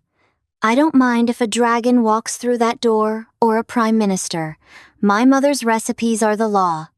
Takashi laughed, and the sound filled the diner, making the wooden chimes above the door hum in harmony. "Understood, chef. Then welcome to El Rinconcito," I said, smiling as I picked up Kuro. "We have plenty of worlds to feed." Epilogue. The Universal Menu. The next morning, the sun rose over Manhattan, but inside the diner, the air was shimmering with the scent of Peruvian spices and infinite possibility. Takashi was behind the counter, expertly adjusting the grind of the coffee beans while filming a teaser for our new Global Fusion series, the only influencer content that would ever be shot here. Kuro sat on his shoulder, the white bow tie replaced with a tiny gold medallion. I stood at the door, my hand on the handle. I looked at the wooden chimes. "Where to today, manager?" I asked. Kuro tapped the chime. Clack thrum. I smelled ozone. I smelled ancient parchment. I smelled the distant, sweet scent of a world that hadn't been invented yet. I opened the door, and I didn't look back. I had everything I needed right here. My mother's legacy, a partner who finally understood the value of home, and a cat who knew that the best location in the world was wherever you chose to stand. I smiled at the first customer, a giant with 3 eyes and a famished expression, and held out a menu. "Welcome," I said. "Would you like to try the ceviche?" The Ink and the Ivory Tower. Chapter 1. The Void in the Pocket. The smell of diesel fumes and stale coffee always reminded me of missed opportunities. I was 19 years old, and my life was a series of calculations. How many hours of floor scrubbing equaled a week's worth of groceries? And how many ink refills I could afford before my hand-me-down pen finally gave up the ghost? Coming from a family where the bills were always thicker than the bank account, higher education was a dream I had folded up and tucked away like a moth-eaten coat. Instead, I worked the oddest of jobs, dog walking for the wealthy, sorting mail in drafty warehouses, and cleaning the windows of skyscrapers I would never enter as an equal.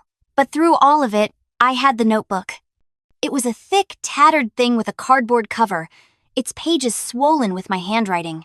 It was my first serious draft, the story of a girl who could see the threads of fate. I wrote it by hand at bus stops, in break rooms, and by the light of a single flickering bulb in my studio apartment. It was my heart, bound in paper. Then came that Tuesday at the bus station. The crowd was a sea of elbows and impatience. I had my battered suitcase in one hand and my canvas bag in the other. For one fleeting, terrifying moment, a surge of commuters separated me from my luggage. I spun around, heart hammering against my ribs, gasping for air. "My bag!" I cried out, my voice swallowed by the roar of an arriving engine. I found it within 2 minutes. It had been kicked a few yards away by a hurried traveler. I clutched it to my chest, hot tears of relief stinging my eyes. I didn't check the side pocket. I didn't realize that in the scuffle, the heavy notebook had slid out onto the grime-streaked floor. I only realized it 4 hours later. The silence of my apartment felt like a tomb. I searched the bag once, twice, 10 times. I dumped everything onto the floor. My socks, my spare shirt, a half-eaten granola bar. But the notebook was gone. 300 pages of my soul vanished into the belly of the city. Chapter 2. The Scanned Ghost. A month later, the wound was still raw. I was visiting my Aunt Andrea's estate on the outskirts of the city. Andrea was the outlier of our family. Wealthy, sophisticated, and surprisingly kind. She had invited me over for tea, likely knowing I was struggling more than usual. My cousin Aaron was there with a group of his university friends. They were all 20 or 21, dressed in cashmere sweaters and smelling of expensive laundry detergent. They were literature students, the kind of people who spent their afternoons debating metaphors, while I spent mine debating which utility bill to pay late. You won't believe the assignment Harrison gave us this week. One of Aaron's friends, a girl with perfectly manicured nails, giggled. It's this case study. He calls it the anonymous fragment. He found it somewhere and scanned it into the university archives for us to analyze. Aaron smirked, leaning back in his leather chair. It's a disaster of a manuscript, honestly. The grammar is a mess, and the handwriting looks like a bird stepped in ink and danced across the page. But the name on the first page, it's the same as yours, Michaela. Michaela Pine. We all had a good laugh about it. I felt the blood drain from my face. My hands began to shake so violently I had to set my teacup down. Wait, I whispered. Did you say a scan of a handwritten draft? Called Michaela Pine? Aaron pulled out his high-end tablet, tapping the screen with a dismissive flourish. Look, Harrison says we have to study its raw, unedited brilliance, whatever that means. Personally, I think he's just trying to show us what happens when someone without an education tries to play at being an author. He slid the tablet across the table. There it was. My handwriting, my crossed-out sentences, my coffee-stained margins. The very first line I had written 6 months ago. The stars do not weep for us, for they are too busy burning. That's mine, I said, my voice cracking. Aaron burst out laughing. Right, and I'm the next poet laureate. Michaela, you're a janitor and a delivery girl. You don't write literature, you write grocery lists. His friends joined in, their laughter like shards of glass in the air. I felt small, withered, and humiliated. Enough! The voice was like a whip crack. Aunt Andrea stood in the doorway, her eyes flashing with a cold fury I had never seen before. Aaron, if I ever hear you speak to your cousin, or anyone, with such disgusting arrogance again, I will cut off your allowance and remove you from this house. You have done nothing to earn the life you lead. Michaela has more character in her little finger than you have in your entire body. The room went silent. Aaron turned a mottled shade of red, his eyes fixed on his knees. Now, Andrea said, her voice softening as she looked at me. Tell me exactly where this teacher is, because you are going to get your book back. Chapter 3. The Lion's Den. The university was a fortress of ivory and stone. I felt like an insect crawling through a cathedral as I searched for the office of Clyde Harrison. My anger had returned, fueling me, pushing aside the shame. How dare he! How dare he take my private thoughts and put them under a microscope for a pack of spoiled children to mock? I found his office at the end of a long, sun-drenched hallway. The door was heavy oak. I didn't knock. I pushed it open. Professor Harrison? I snapped. A man sat behind a desk piled high with books. He looked up, and for a heartbeat, my brain stopped working. He wasn't the elderly, dusty academic I had pictured. He was young, perhaps 28 or 29, with dark, messy hair and eyes the color of a stormy sea. He wore a crisp white shirt with the sleeves rolled up, revealing forearms that looked surprisingly strong. Yes? He said, his voice a deep, resonant baritone. My name is Michaela Pine, I said, trying to keep my voice from trembling. And you have something of mine. He sat back, a slow, intriguing smile spreading across his face. Ah, the girl from the bus station. You were there? I asked, caught off guard. I was. I saw you tackle a man for his suitcase. Quite the performance. But you dropped this. He reached into his drawer and pulled out my notebook. I waited for you to return, but you vanished. I started to read it, and I couldn't stop. I couldn't find a way to contact you, so I used it as a teaching tool. I wanted my students to see what a real voice looks like, not the polished, hollow things they produce. You had no right, I said, my aggression returning. That's my property. He nodded, conceding the point. You're right, I apologize. But tell me, can you prove it's yours? Anyone can see a name on a cover and claim it.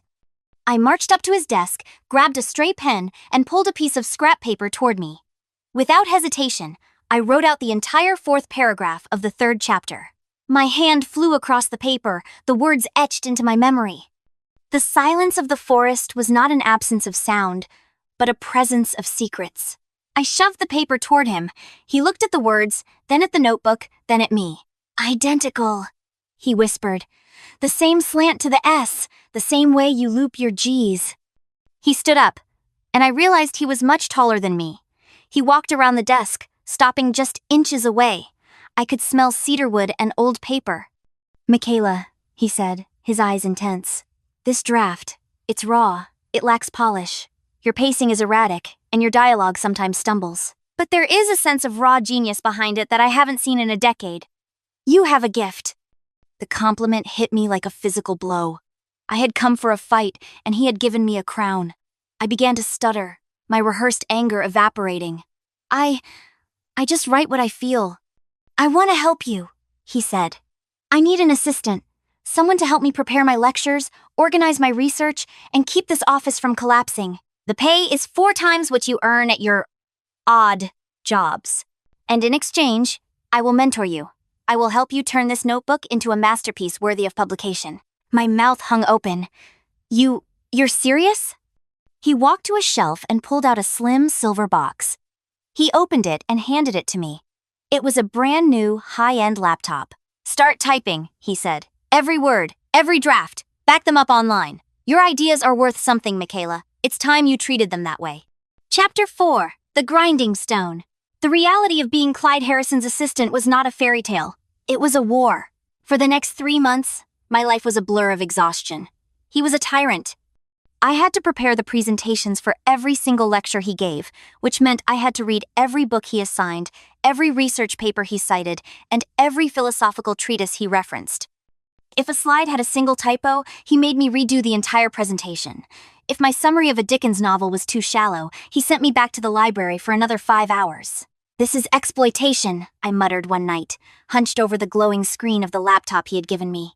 It was 11 o'clock, and I was still in his office, compiling data on 19th century linguistic shifts. It's education, he said from his own desk, not looking up from his grating.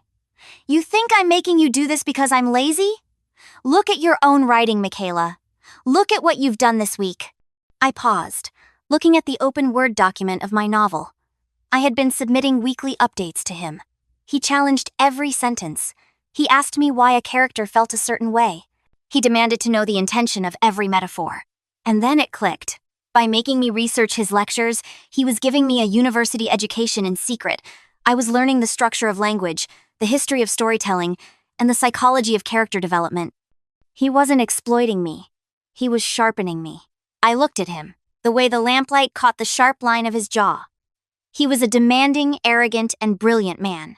And he was the first person who had ever truly looked at me and seen something worth saving. But the world outside the office wasn't as welcoming. The female students in the literature department watched me with eyes like daggers. They saw me entering his office early in the morning and leaving late at night. They saw the way he looked at me during his lectures, not with the casual indifference he showed them, but with a sharp, expectant intensity. I was the janitor girl who had somehow bewitched the most popular professor on campus. I didn't care about their whispers. I didn't care about their disdain. Until the day of the theft. The class had been collecting funds for a short story competition, $500 gathered in a small metal box. One afternoon, while Clyde was in a faculty meeting and I was organizing his files, the box went missing. 10 minutes later, the door to the office burst open. A student named Kiara, a girl with a cruel smile and a father who sat on the university board, marched in, followed by a dozen other students. There she is! Kiara pointed a trembling finger at me. The thief! I saw her, Professor! We all saw her hovering around the collection box while you were gone. Clyde walked in behind them. his face unreadable. "What is this? Michaela stole the competition funds!" Kiara cried, her voice rising in a dramatic rehearsed sob. "She's a girl from the slums. She probably hasn't seen $500 in her entire life. How can you trust someone like her in your office?" I stood up, my face burning. "I didn't touch your money. Search her bag," someone shouted. Clyde didn't move. He didn't look at Kiara. He looked at me. "Michaela?" "I didn't do it, Professor," I said, my voice steady despite the terror clawing at my throat. If I was accused of theft, my career, my book, my life, it would all be over. Clyde turned to the class. "Kill the lights." "What?" Kiara blinked. "The lights," Clyde said, his voice dropping to a dangerous level. Now. A student flipped the switch. The office plunged into darkness, save for the pale moonlight filtering through the window. Clyde pulled out his phone. He didn't turn on the flashlight. He tapped a few buttons, and a strange violet light flickered from the screen, a filtered flash. He snapped a photo of Kiara. Then he walked over to me. "Professor?" I whispered. "Lift your hands, please. Palms toward me," he said. I obeyed. He took a photo of my hands with the same violet light. He seemed excited, almost giddy. "You see," Clyde said, his voice echoing in the dark, "I got into writing because I was a fan of old-school mysteries, Arthur Conan Doyle, Agatha Christie, and I learned a few tricks. Like the fact that certain powders, invisible to the naked eye, glow like the sun under ultraviolet light. And I just so happened to dust the money envelope this morning." He tapped his phone, and the large projector screen on the wall flickered to life, connected remotely to his device. The first photo appeared. My hands. They were clean, dark silhouettes against the violet glow. The second photo appeared. Kiara's hands. They were glowing a brilliant, neon green. Every finger, every palm, even the cuffs of her expensive sweater were stained with the evidence of her theft. The silence that followed was absolute. "By the way," Clyde said, his voice like velvet over steel as he turned the lights back on, "if I catch anyone bad-mouthing my assistant again, I'll make sure they never get trusted with writing anything more relevant than the instructions on a shampoo bottle. Do I make myself clear?" Kiara was led away in tears as campus security arrived. My status at the university shifted in that single hour. I was no longer the outsider. I was the untouchable. And as the weeks turned into months, the late-night sessions in the office began to change. The tension wasn't just about grammar anymore. It was about the way his hand would linger when he handed me a book, and the way the air seemed to hum whenever we were alone. Chapter 5. The Muse in Moonlight. The months bled into a single frantic rhythm. I was no longer just typing, I was bleeding onto the keyboard. The novel, now titled The Lost Pages, had become a living thing between us. One evening, the university was silent, the shadows stretching long and thin across the linoleum floors. I finished the final sentence of the final chapter. My fingers trembled as I hit save. Clyde was standing by the window, his silhouette sharp against the city lights. He didn't ask for a critique. He didn't pick up his red pen. He simply walked over, closed the laptop with a soft click, and looked me directly in the eye. "It's done," he said, his voice a low vibration that seemed to settle in my very bones. "And, Michaela, it's going to stir plenty of hearts." I looked down at my hands, no longer stained with ink, but steady. "I couldn't have done it without you." "You did the work," he countered. "I just provided the whetstone. You were always the blade." He reached into his jacket and pulled out a heavy, cream-colored envelope. "The big three publishers are hosting their annual literary gala this Friday. It's the most exclusive event in the industry. I want you to go as my guest." I laughed, a sharp, bitter sound. "Clyde, I don't own a dress that costs more than $10. I can't go to a gala. Consider it an advance," he said, stepping closer. "On your future royalties, I've already taken the liberty of arranging a fitting. You aren't going as my assistant, Michaela. You're going as a peer." When Friday arrived, I didn't recognize the woman in the mirror. The gown was a deep midnight blue that seemed to shimmer like the stars I had written about. It hugged my curves and flowed behind me like a river. My hair was swept up, exposing the line of my neck. When I stepped out of the dressing room, Clyde was waiting. He was in a tuxedo, looking more like a predatory lord than a professor. His gaze swept over me, and for a moment, the air in the room vanished. The professional distance we had maintained for months crumbled in the heat of his eyes. He didn't say a word, but the way his hand found the small of my back told me everything. Chapter 6. The Verdict of the Elite. The gala was held in a ballroom that felt like the inside of a jewel box. Crystal chandeliers dripped from the ceiling, and the air was thick with the scent of lilies and ego. As we moved through the crowd, I saw them. Aunt Andrea, looking regal in gold, and beside her, Aaron. His face curdled the moment he saw me. He was flanked by a group of his wealthy classmates, all of them nursing champagne flutes like they were scepters. "Well, look at this," Aaron sneered, stepping into our path. The maid found a glass slipper. "Tell me, Michaela, did Clyde write the book for you, or did you just provide the inspiration in his office late at night?" The circle of socialites around him snickered. I felt the familiar heat of shame rising, but before it could take hold, a cold, formidable woman stepped forward. It was Evelyn Bridgestone, the head of the city's most prestigious publishing house. "Is there a problem here?" she asked, her eyes sharp as needles. "No problem," Aaron said, his voice oily. "Just wondering about the rumors. Word is, Professor Harrison found a manuscript at a bus station and is passing it off as his protégé's work to give her a leg up. It's quite the scandal, isn't it?" The room went silent. I felt the eyes of the entire industry turning toward us, heavy with judgment. Clyde didn't flinch. He didn't even look at Aaron. He looked at Evelyn Bridgestone. "Rumors are the refuge of the talentless," Clyde said, his voice projected with effortless authority. "But facts are much harder to ignore.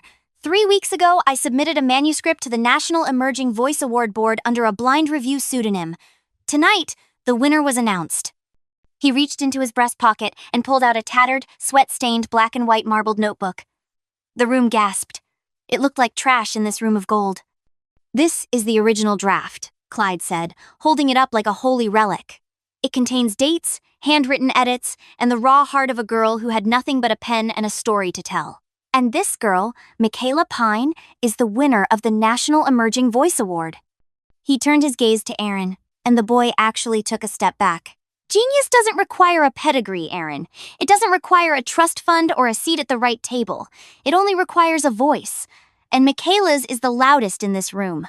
Evelyn Bridgestone stepped forward, her expression shifting from skepticism to genuine intrigue. She took the notebook from Clyde's hand, flipping through the pages. "The stars do not weep for us," she read aloud, a small smile playing on her lips. "I've read the final draft, Mr. Harrison.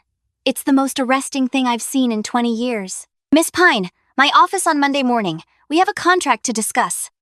Chapter 7. The First Line. The transition was instantaneous. Within a month, the janitor girl was the lit world darling. My face was on the cover of magazines, and my bank account, once a source of constant anxiety, was now a fortress. But I didn't want the fame. I wanted the work. A year later, I stood at the same bus station where I had lost my soul. I wasn't there to catch a bus. I was a student at the university now, my tuition fully covered by a 6-figure book deal. I wore a simple coat and carried a leather satchel. The diesel fumes were still there, but they no longer smelled like missed opportunities. They smelled like a beginning. A black car pulled up to the curb, and Clyde stepped out. He looked less like a professor now, and more like a man who had finally found what he was looking for. He didn't say a word as he walked up to me and handed me a gift wrapped in brown paper. I tore it open. It was a new notebook, bound in soft, dark leather with my initials embossed in gold on the corner. "For the sequel?" I asked, smiling up at him. "For whatever you want to tell me next," he replied. He leaned down, and for the first time, his lips met mine. It wasn't a kiss of a teacher and an assistant. It was a kiss of equals, two souls who had found each other in the margins of a story. When we finally broke apart, I sat down on the same cracked plastic bench where I had once cried in despair. I opened the leather-bound book to the first page. The white space was no longer a threat. It was an invitation. I picked up my pen and wrote the first line of my new life. The Fury's Last Pinfall. Chapter 1. The Glazed Stage. The air in the penthouse was thick with the scent of expensive silk, spilled champagne, and the coppery tang of death.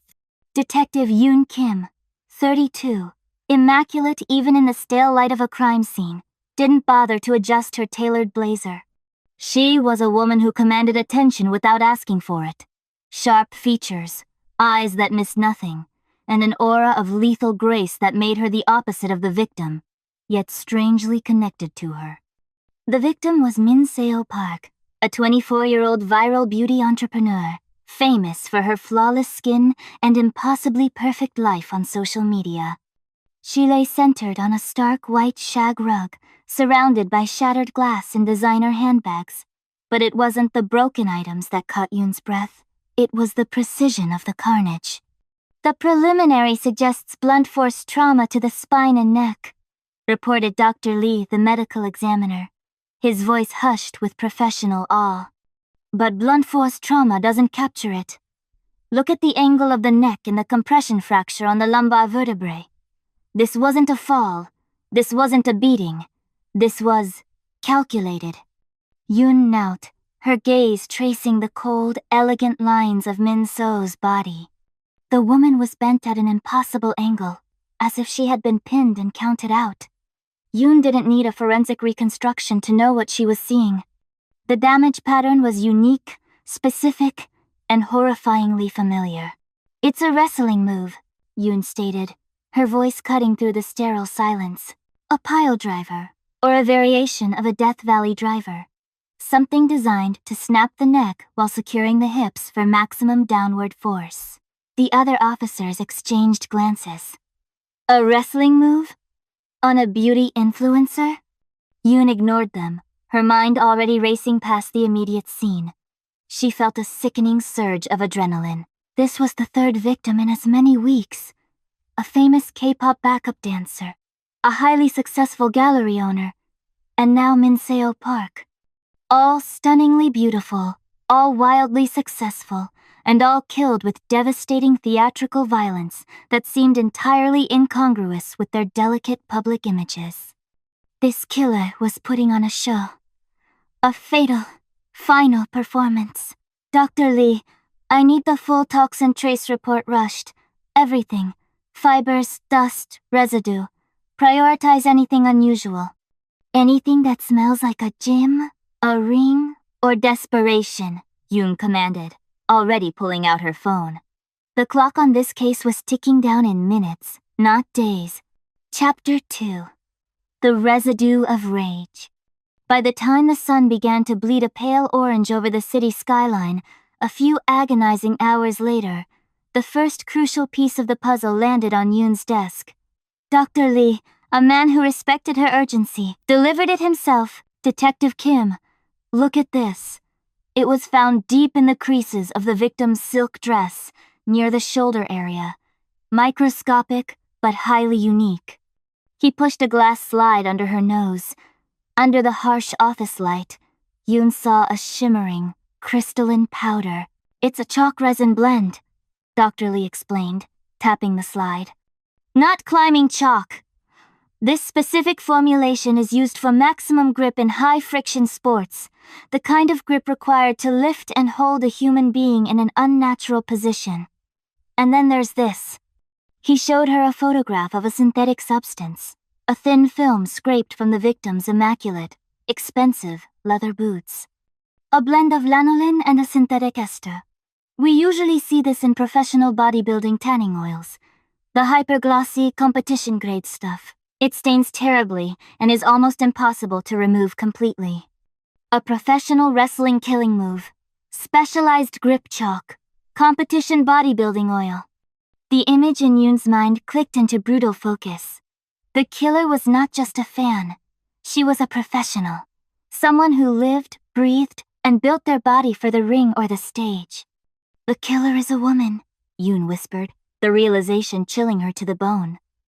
No amateur could execute that move with that kind of terminal precision, and the tanning oil suggested a physique competitor. Yoon immediately pulled up the files on the previous victims. In all cases, the women were known for their effortless, natural beauty and their rapid rise to fame, the antithesis of the grueling, muscle-bound path of a professional athlete. The motive is resentment, a profound, muscular hatred for those who achieved success easily. Yoon ran a search filter through the national athlete databases. Female pro wrestling. Bodybuilding plus. Career termination. Injury 2018 to 2023. Plus. Unsafe record. Discipline. The results were overwhelming, but one name screamed out from the screen, highlighted by a series of articles detailing a messy, controversial career collapse. Hana-jo, known in the ring as the Fury. The headlines told the story. Rising star banned. Peers vote her too unsafe to wrestle. Injury lawsuits pile up. Hana-jo banned from bodybuilding competitions for tanning oil contamination. The digital photo showed a woman of startling, almost grotesque, physicality. Every muscle was a corded weapon. Her eyes, beneath a harsh layer of theatrical makeup, held a coiled, furious ambition, and beneath that, a deep, corrosive failure. She was beautiful, yes, but her beauty was carved from pain and effort, not effortless luck. The killer wasn't hiding. She had left her signature in chalk and oil. Chapter 3. The Ghost of the Gym. Yoon's pursuit was relentless. She didn't wait for a warrant. She used her status to demand cooperation. The trail led to an abandoned industrial-era gym on the outskirts of the city, a place Hana-jo had been known to frequent after her ban. The gym was a cathedral of rust and decay. Dust motes danced in the single shaft of morning light slicing through a broken window. The air smelled of old sweat, iron, and desperation. In a back office, Yoon found a dilapidated whiteboard. It was a cryptic training schedule, mostly erased, but under the heading Finishing Moves, a single name remained scrawled in thick black marker: the anvil drop. Yoon knew the move. It was Hana-jo's signature move, a variation of the pile driver where the opponent was lifted, rotated, and driven straight down onto their head and neck, often breaking their own fall with her massive shoulder muscles, ensuring the victim took the full, unforgiving impact. The move was banned worldwide in most federations for its catastrophic risk of paralysis. As Yoon took a photo, a flicker of movement in the corner of her eye brought her up short. A shadow. A presence. Detective Kim.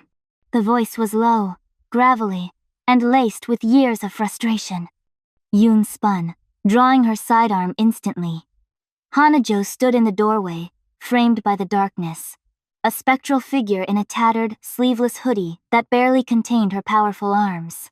She wasn't just big, she was imposing, a sculpted monument to pure physical obsession. Hana-jo, you're under arrest for the murder of Minseo Park, and 2 others.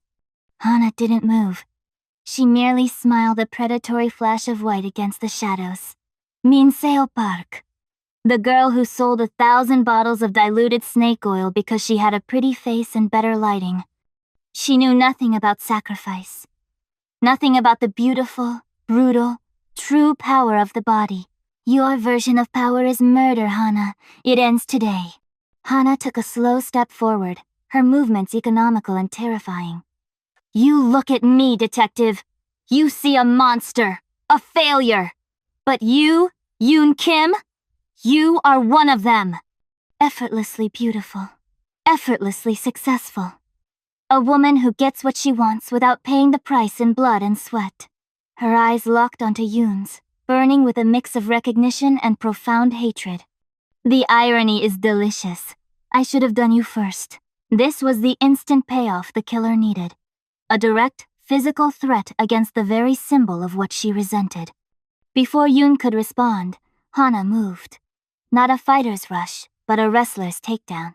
A lightning-fast low grapple, designed to unbalance. Yoon reacted instantly, dropping into a defensive stance. But Hana was faster than she looked. She didn't aim for a killing blow. She aimed for an exit. Hana slammed her shoulder into a stack of rusted weights, sending them clattering into the doorway, creating a wall of noise and distraction. Then, with a grunt of effort that echoed in the vast space, she used the chaos to sprint for a fire exit, shattering the emergency bar with a single, powerful elbow strike. Yoon chased, but the killer was gone, disappearing into the maze of abandoned industrial buildings, leaving behind only the metallic smell of adrenaline and a chilling personal message. She knows who I am, and she resents me. The hunt had just become deeply personal. Chapter 4. The Next Pin. Yoon knew Hana wouldn't stop. The brief, intense confrontation had fueled the killer's narcissistic rage. Hana saw Yoon as the ultimate target, the successful, beautiful woman who was also strong enough to fight back. The next victim would be a spectacle, a challenge, a definitive statement. The police force mobilized, but Hana was a ghost, blending into the city's forgotten edges. Yoon focused on what she knew about the killer's pathology. Hana needed an audience, and she needed the victim to embody the ultimate success. Yoon pulled up the schedule of every high-profile social event for the weekend.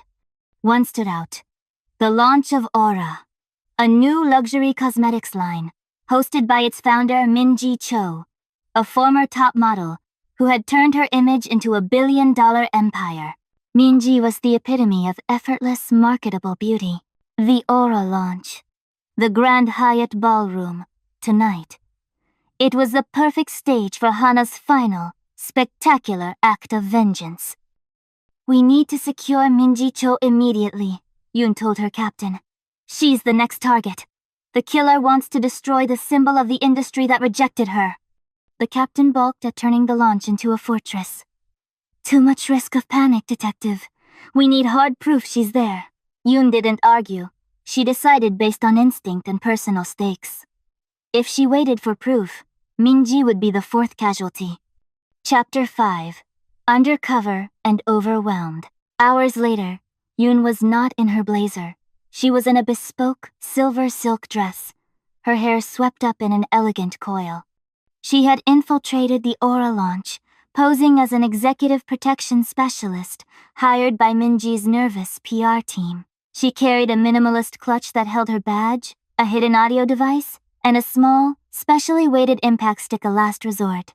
The Grand Hyatt Ballroom was a shimmering, suffocating ocean of success. Models, VVIPs, and media personalities drifted through a cloud of expensive perfume and flashing lights. Yoon moved like a panther in a cage of peacocks, her eyes scanning the crowd for any anomaly, a shadow that moved too heavily, a gaze that lingered too long, a muscle structure too defined for a typical socialite. The atmosphere was already reaching a fever pitch. Minji Cho was about to give her keynote speech from a low marble stage in the center of the room, the moment of maximum vulnerability. Yoon positioned herself near the stage, maintaining a professional distance but ready to intercept. Her heart hammered a warning drumbeat against her ribs. Hana wouldn't look like a celebrity. She would look like a weapon. And then, she saw her. Hana didn't enter through the main door. She descended from the service stairs usually reserved for catering, wearing a black stretch fabric bodysuit, not ring gear, but workout compression wear, highlighting the sheer, unnatural bulk of her shoulders and traps. She wasn't disguised. She was revealed. She walked with an intimidating, ground-shaking confidence, moving directly toward the stage, as Minji began her graceful speech about inner light and effortless confidence. The crowd initially parted, mesmerized, thinking she was some kind of avant-garde performance artist or a celebrity security guard. "Minji Cho!" Hana's voice boomed, raw and micless, drowning out the smooth sound system. "You call that light? You call that confidence? You've never worked for anything. You just woke up and the world gave you everything." The silence was absolute. Minji, professional to the core, faltered mid-sentence. Hana lunged. Chapter 6. The Canvas of Combat. Yoon moved first, a blur of silver silk and focused violence. She intercepted Hana just 2 steps from the stage, slamming her shoulder into the killer's torso. "Police! Freeze!" The impact was like hitting a granite wall. Hana grunted, momentarily stunned not by the force, but by the sheer audacity of the woman in the designer dress. "You!" Hana roared, her face contorted in a mask of pure, unleashed hatred. The detective who thinks she's special. The perfect little success story. You'll be the centerpiece. The crowd erupted in screams, stampeding toward the exits. Security guards, caught off guard, were useless. This was now a 2-person ring. Hana swung a haymaker, a massive bodybuilder's blow. Yoon ducked low, her police training overriding instinct. She was trained in restraint and control. Hana was trained in controlled demolition. Yoon knew she couldn't win a strength contest. She needed speed, leverage, and precision. She lashed out with a sharp kick to Hana's knee, forcing the powerful leg to buckle slightly. Enraged, Hana grabbed Yoon's silver dress, tearing the fabric like tissue paper. "You wear your privilege like a shield." She tossed the scrap of silk aside and grabbed Yoon's arm, rotating with impossible speed into a classic arm trap headlock. Yoon felt the pressure on her neck, threatening to cut off her air and consciousness. It was a crippling submission hold, delivered with professional intent. She rammed her elbow repeatedly into Hana's kidney area, a spot she knew was sensitive from years of intense training. Hana gasped, the pain momentarily breaking her concentration. Yoon used the millimeter of relief to drop her weight, pivoting her hips and executing a perfect textbook judo throw. The impact was sickeningly loud as Hana, all 200 pounds of dense muscle, hit the marble floor. It should have been over. It should have stunned her. But Hana was built different. She rolled immediately, coming back to her feet with the speed of a caged animal, fueled by years of repressed failure. "You're quick, cop, but you don't have the finish!" Hana screamed. She grabbed Yoon again. Not for a submission, but for the move that had ended 3 lives. The anvil drop. Hana lifted Yoon clean off the ground. The world spun. Yoon was hoisted overhead, held upside down, the floor rushing toward her head. This was it, the moment of terminal impact. Yoon, hanging in the air, her life measured in the fraction of a second before the drop, used the only leverage she had left. She knew the mechanics of the move. The killer needed to secure the legs and maintain a solid center of gravity. As Hana began the final downward thrust, Yoon tensed her core, used the momentum to shift her weight outward, and drove her knees up, striking Hana hard under the chin. The unexpected counterforce made Hana's massive hands slip slightly.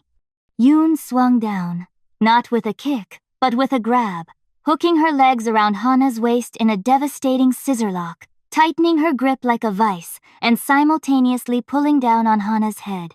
The move was the opposite of the anvil drop. It wasn't about slamming the opponent down.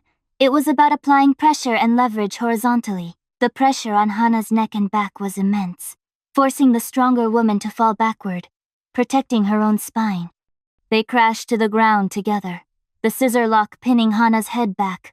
Hana thrashed, roaring in pain and humiliation. She couldn't apply the anvil drop if she couldn't stand. She couldn't fight back if her power was leveraged against her. Yoon, ignoring the searing pain in her own shoulders, pressed down harder, using every ounce of her training to hold the position. "It's over, Hana," Yoon gasped, her breath ragged. "You lost the match." Hana's eyes, still burning with insane fury, finally dimmed, replaced by a defeated emptiness. The muscle in her neck went slack. She had been pinned, not by a wrestler, but by a detective, using superior technique against raw strength. The fight lasted less than 60 seconds. It felt like a lifetime. Chapter 7, The Last Word. Yoon held the position until the first police officers, guided by her earlier warning, rushed in, finding the scene. The massive Hana-jo subdued beneath the slight, silver-clad detective. As they hauled Hana to her feet, cuffing her with 2 sets of reinforced restraints, she fixed her gaze on Yoon one last time. "You think you won?" Hana's voice was a low, guttural snarl. "You're just another perfect little image. They love you now, but they'll hate you when the first line shows on your face. You're lucky. You don't know what failure feels like. You don't know what it's like to break your body and still not be beautiful enough." Yoon looked back, her face streaked with sweat and a faint smudge of Hana's tanning oil. She felt the searing ache in her joints, the physical toll of the brief, brutal exchange. "I know exactly what sacrifice is, Hana," Yoon said, her voice steady despite the adrenaline crash. "The difference is, I chose to protect life with my strength. You chose to destroy it out of envy." The officers dragged Hana away, her desperate, angry cries echoing down the marble hallway, until they were silenced by the closing elevator doors. Chapter 8. The Reflection. The next morning, Yoon sat in her apartment, the city muted outside her window. Her shoulders were bruised, and she moved with a careful stiffness, but she was alive. The case was a lightning strike, startling, brutal, and over in an instant. The tabloids, the next day, would feature images of the chaotic scene, of Minji Cho being hustled to safety, and perhaps a blurry shot of the beautiful detective who saved the day. Yoon picked up her phone and looked at a folder she rarely opened. A single photo of herself, 12 years ago, standing on a wrestling mat, her face flushed with sweat after losing a local amateur judo tournament. She wasn't an effortlessly successful beauty. She had trained for years, endured countless failures, and chosen a career path defined by danger and sacrifice. She had failed the Olympic trials. She had failed a specialized forces promotion test. She knew the taste of falling short, of having her body ache from effort that went unrewarded. The only difference between her and Hana-jo was what they did with that pain. Hana had allowed her resentment to become a physical, destructive force, seeking instant gratification through the ultimate spectacle of fatal dominance over the symbols of her rejection. Yoon had channeled her own failures and discipline into protection and justice. She touched the bruise on her shoulder, the trophy of her victory over pure, unbridled rage. The pursuit had been fast, the confrontation lethal, and the resolution definitive. The instant gratification that Hana craved in murder, Yoon found in the immediate, final resolution of the case. Yoon stood up, feeling the familiar, deep ache of a job done right. The silver silk dress was ruined, but the woman inside was unbroken. She walked to the bathroom mirror, not to admire her face, but to examine her bruised body. She was successful not because she was beautiful, but because she was strong, disciplined, and refused to let others define her worth. She was ready for the next case. The curtain had closed on the fury, and the beautiful, lethal Detective Kim remained standing in the ring. The end. If you enjoyed this quick escape, hit the subscribe button for new stories twice a week. Until then, I'll see you at the next flip of the pages.